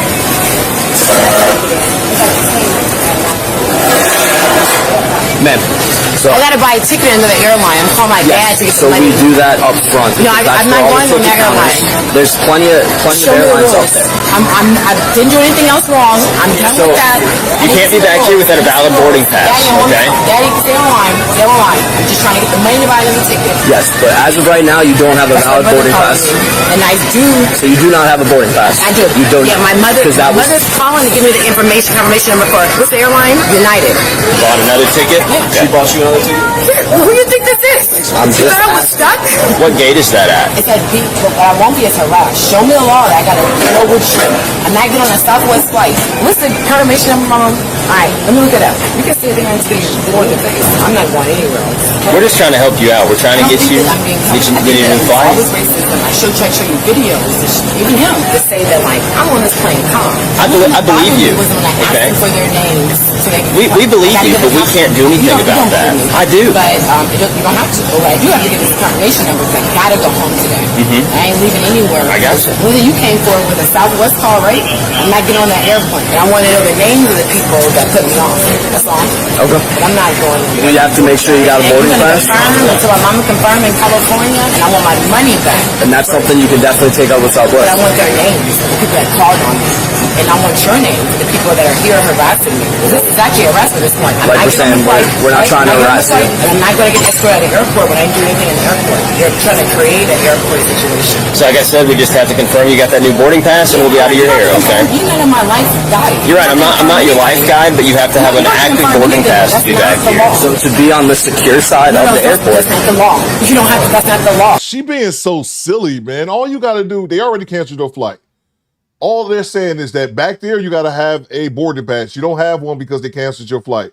Go to the front, get your refund, and schedule everything she's doing right now. Just do it up front. You can't do it back there. But she just got to be combative. Rachel Sanchez Figueroa just subscribed. Salute. General, I salute you. Mr. Gino says his lady's filming Keisha. Yeah, she recording her. She recording her in the back. Yeah, I saw that. All she got to do is just walk up to the front. Walk up to the front, get her refund from Spirit, and then book her another flight. Like, and I hate this as well, because her mom and her daddies, I hate when grown-ass adults picking up the phone, calling their mom and their daddies and shit, but whatever. She's making a bigger deal out of that than it needs to be. Salute to Derek with the $5. Coop, are you starting your live on the afternoon now? No, I'm not. I didn't see if you had one scheduled. I heard your story about your pops and your teacher. A+. Thank you, Vero. I'm glad you got a kick out of that. I was traumatized. I was not traumatized. No, it's going to be starting at our regular time. As we're starting at regular time today. That's not the law. You guys got to follow the law. Like I am. You guys told me I can't get on that flight, which was a lie. That's up to Southwest. That has nothing to do with Which was a lie. That I did something wrong. So after that, you're done. I won't get on the flight. But you're not going to stand around me and harass me. That's up to Southwest discretion. That has nothing to do with us. And I'm not going on the flight. But you understand, we didn't deny you boarding. Yeah, you did. Because I went over there to talk to them to say that, like, hey, I got all these videos to show. I didn't do anything. I have the names of the people that harassed me. Why would I create that information and have that paper trail? I was in the wrong. I didn't think I was getting on the flight. They were at the gate to bother me on the plane because they knew. And I still go to corporate. So I can't get on no Southwest airline or just my flight. Today, I'm not banned. specify? I'm not banned from them. So I don't, that's what I'm saying. We would have to talk to them to know that, and that would have to take place up front. Up front. I know. At the ticket counter up front. That's not happening. I could have talked to them there. The flight was 10 minutes away. They wanted me around police to see how crazy I would act. I'm a black person at an airport. That's a crime right now. Right now, what's the crime? No, man. I'm a black person at an airport. What's the crime? So it would have been disorderly conduct depending on your behavior. When have I behaved? I sat down. So that's based on your behavior. I'm saying if it escalates, that's what it would If it escalates, I think that you're looking, that's why I sat down and put myself down, because I think when I was dapping you up and talking to you, look at the escalation. No, man. I just want to go I'm just trying to talk to you person to person. You never had racism happening, you don't know how it looks. I'm just trying to talk to you person to person. Nah, they letting this ride way longer than it should. What Mike Bowles says, I had to take a bus fleeing Miami hurricanes when a Funkamus Maximus smelling woman boarded at a stop. The bus driver kicked her off, but her odor lasted for 3 states. Hey, yo, what the fuck? Oh, man. That shit sounds like sun-dried Badissi. Let's get back to it. I don't look at you any other way like I would anyone else. Because you don't know how it looks when someone pulls you off a plane, calls the police on your black ass, and then makes you beg to get on that plane. I ain't begging for But like shit. we're saying, that's a Southwest call, right? That's So I can nothing get to do with on a us. Southwest flight, or that I can't, or what's the issue? That's something that you have to talk to the ticket counter about. You're harassing me at this point. I'm asking you to leave. Southwest has already got you to get away. I missed my flight. Why don't you leave and let me go? They don't know who I am. You guys can't make me a criminal when it's a civil issue. We're not I trying paid to my make money. You're trying to make me a criminal. You're escalating the situation and trying to criminalize me. I don't have time for this. I want to go home. Like, we bought 2 tickets now. All right, then I'm going to give you one more option right now. We need to walk to the non-secure side, and if we do not walk to the ticket to the flight, and I've asked these people to leave me alone. I have a ticket to get on Southwest Airlines flight. I've asked them to leave me alone so I can go on the airline. If I can't get on the airline, let me not get on there, and then you decide. I'm giving you one last option. What is my last option? We need to walk to the non-secure side. I'm not detained. As of right now, yes. No, I'm not. For what? Trust For me. having a ticket? Listen, at this point, we've given you multiple warnings that we need to leave. You've refused to leave. That doesn't matter. If you continue to refuse to leave, you will go to jail for criminal trespassing. How? Because you're refusing our lawful order to leave this area. Joe says she drunk. I don't even think she could be. I don't even think she drunk though. Why would I leave the area when I have a ticket to be here? You do not, because you have been denied boarding. I haven't. I gotta go board to be denied boarding. You're denying me boarding. You don't work for Southwest. He got on the phone and claimed to talk to Southwest. He's claiming that he's no lawyer. Let me go to the boarding and see if I got denied boarding. No, ma'am. Who denied me boarding? Is it the police or Southwest? It was Southwest Airlines. No, they didn't. I have a ticket for Southwest. No, they have not. I'm not got to board. So I want to go to board to be denied boarding. If we do not exit this secure area. So what am I being denied boarding? What am I? Please don't touch me. And she backed up off. These cops take it, bro. Let her go talk to Southwest, bro. She just can't go to the gate. Take her ass up front and let her talk to Southwest, bro. Y'all just sitting back there taking way too much time, bro. I'm giving you this option. I don't have an option. This is the last option. What's the option? You will end I have up a in jail. ticket. You show the ticket again. You're going to be denied boarding. I bought 2 tickets. Let me buy another for another airline. You want to see me work for another airline? No. I got it. We're past that point right now. Hold on. I can't buy it all. Not with Southwest. I'm going to buy it from the airport. Then you need to exit the secure side. I don't know, but I still have a ticket for it. I'm still secure securely here. My baggage is still on their plane. Okay, go ahead and stand up. Hold Put your hands behind your back. I'll go. No, we're past that point. Put your back down. Please don't do this. The 2 tickets I'm bought. All I did was buy a ticket on my phone. Can you grab my phone and my stuff? Can you not? Yes. Can you not go through my belongings? I'm only detained. You're arrested. I'm not arrested. What did I do wrong? You're arrested for what? I'm not trespassing. I have a ticket. I'm in an airline. I'm talking to customer service and you're customer service. That's very unfortunate. I need everybody's information. And there is black people out of Nashville. Is your body camera on? Sure is. Okay, so I repeatedly saw me asking them so I can buy a ticket. My brother bought 2 tickets out of Southwest. It's not illegal for me to buy a ticket. It's not illegal for me to buy a plane ticket. They got out of patience. They don't work for the airline.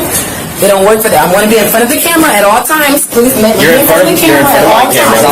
I want to be in front of the camera at all times. I have not done anything to resist. I've been nice to you guys.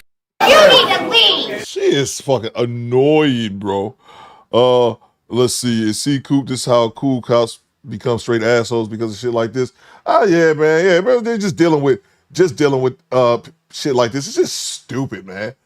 Because for whatever reason, I didn't even hear what she said happened, but something happened on a previous flight, and they said you're not getting on your connected flight because of how you was acting.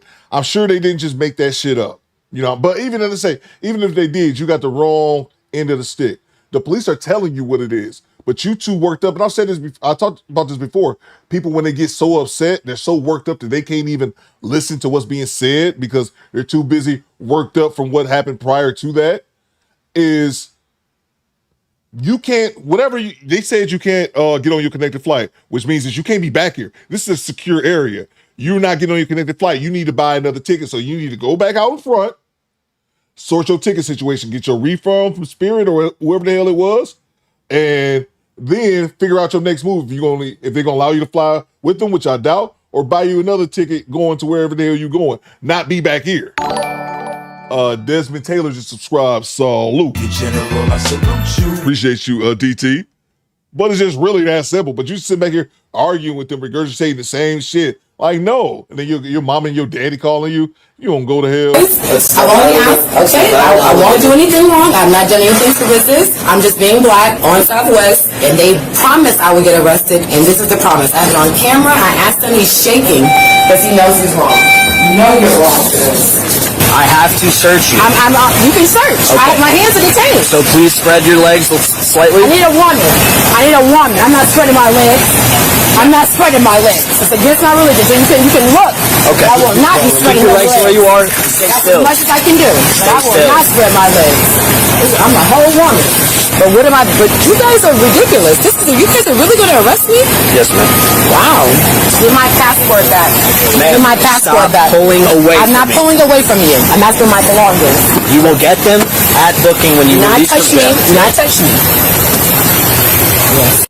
Racist. I will never let a kid touch me. You know you wrong. You know you wrong for this. Close the door. The woman was charged with criminal trespass and disorderly conduct. As of March 30th, 2026, the case had not been formally resolved. That shit's dumb. Now you can't even make your flight. Now you're going to jail over dumb shit just because you was too stupid to just Listen, let's see. Salute to Rodney Williams joining the channel membership. I see you, Rodney. Appreciate you, bro. Salute to Cujo with the $5. Cop is not being difficult in the slightest. She's just a bird. Would not shut the fuck up. Bro, exactly, man. And then Cujo, she was talking about they was being racist to her, bro. I'm telling you, if these goddamn crackers is being crackers, Cracker ass cracker. if they being crackers, call them the fuck out on that shit. I can't stand when black people don't. But this shit, no, bro. But I also think it's whack for people to claim racism when that shit didn't happen, bro. These cops were extremely polite to you, extremely professional with you. They gave you way more time than I would have as a cop. And a lot of people just have to realize, man, at the airports, the cops follow the airline, not the other way around. Let me say that again. The cops follow the airline, not the other way around. If Southwest, if Delta, if whoever tells you you can't fly with them, you can't fly. That's not up to the cops to decide. That's for them to say. Then the police have to enforce what decision that they made. But yeah, bro, it's just stupid, man. Salute to you, Cujo. Thank you so much. Salute to Q to Owen. What you got, bro? Nah, Coop, she keeping it real. Yeah, real dumb, bro. Real stupid. Again, bro, if they was doing some bullshit, I would call her out, but they wasn't. You got banned for whatever reason that you got banned on in your previous flight. You ride with that same airline on your connected flight. They say this too is false. Access denied. They say, no, man, you can't fly with us. Go back to the front, get your refund, and book you another flight somewhere else. It's really not that difficult, man. But yeah, apparently she just wanted to be. And now you got a night, almost 9 p.m. in the evening, wherever she at. Now she's gonna do a night in jail. Not in her hometown because it's bullshit. Man, silly, man. Salute to you, Q. Thank you so much. Let's see. Skinny Boy says you should play my cam. It's more hands than that. So I put on the list, bro. I put on the list. We almost at 4 hours right now, bro. It's almost after 1 o'clock. Yeah, man. We'll be back at it tomorrow. Salute to our show sponsor. We're thinking from Downtown 296, as well as the homie Mr. Ray 504. Oh man! Let's see. Y'all see Cameron get into a fight on his show, says CDT? No, I did not see that. Rai says, no way I'm gonna let a male officer search me. I don't know the definitive answer on that. I don't know if it's law in some states or maybe it's not law in the others as far as a male cop searching, something like that. I don't know. I've seen them both ways. I've seen them have female officers and then the officers pat the women down. And I've also seen the other cops tell some of the ladies that it's not mandatory for them. So I don't know. Maybe it varies state by state. Coop, you didn't get the reference Chappelle's show when keeping it real. Pooh man, I'm older than you, Pooh man. Pooh man, I'm older than you, Ninja. I saw it when it came out, Pooh man. Yeah, I understand when keeping it real goes wrong. I know that, Pooh man. Fall back. Cam got snatched over the desk since CDT. Oh, that's not gonna be good. Yeah, man. But salute to our show sponsors again. Jude says morons love to get arrested. That's a fact. Salute to our show sponsors one more time, homie. Mr. Ray 504, as well as from Downtown 296. We'll be back at it tomorrow, good people. Make sure y'all sign up in the channel Discord for a movie night on Saturday. I need to go ahead and post that, but we'll be back at it. Yeah. We'll be back at it tomorrow, good people, for Friday. Flus are Friday. Let's see. John says, I don't think that video will make the Do Better Hall of Fame. That's all right. Man, that Cam USO fight was a skit. Oh, Jay Sean said it was a skit. Okay. I remember Jim Jones got in a fight in the airport. We played that clip when he beat up he beat up two old, one of them was older. He beat up one dude and beat up the other old dude, and then the old dude ended up dying. Not from that. He just died from old age sometime later. I remember somebody looked it up while we were live. So Daniel says, WrestleMania weekend, I should time you out, Daniel. Reese says, I've been arrested a few times. Stop the crime, all right? Let's see, an opportunity stream on social media. Let's see, Tony Davis, the DJ says, pack up that fake ass wrestling. I'm gonna let wrestling people, I'm gonna let them do their thing. I should time Daniel out though for missing the stream for wrestling, but it's no problem, man. NBA playoffs this weekend too, says Marco, but that's a fact. 80s says I require female officers to search me. Anyway, rest in peace to Rest in peace, Bagel Boss. Bagel Boss died from downtown. Didn't we kill him off before? Rest in peace, Bagel Boss. Don't tell me that, because they killed him off before one time. We was watching something, and we was like, somebody killed off Bagel Boss. We was like, he's still alive, man. Bagel Boss dead. Bagel Boss guy, he died? Don't tell me he died. I think he's still with us, or maybe not.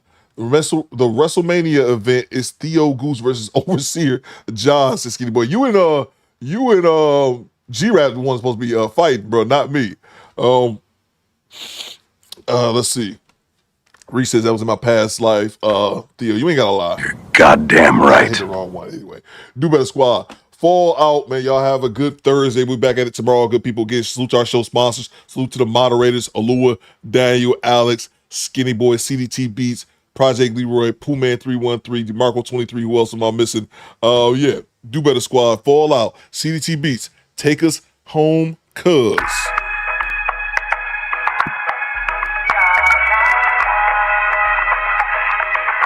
G-Rap says I already whooped Skinny Boy. Woo!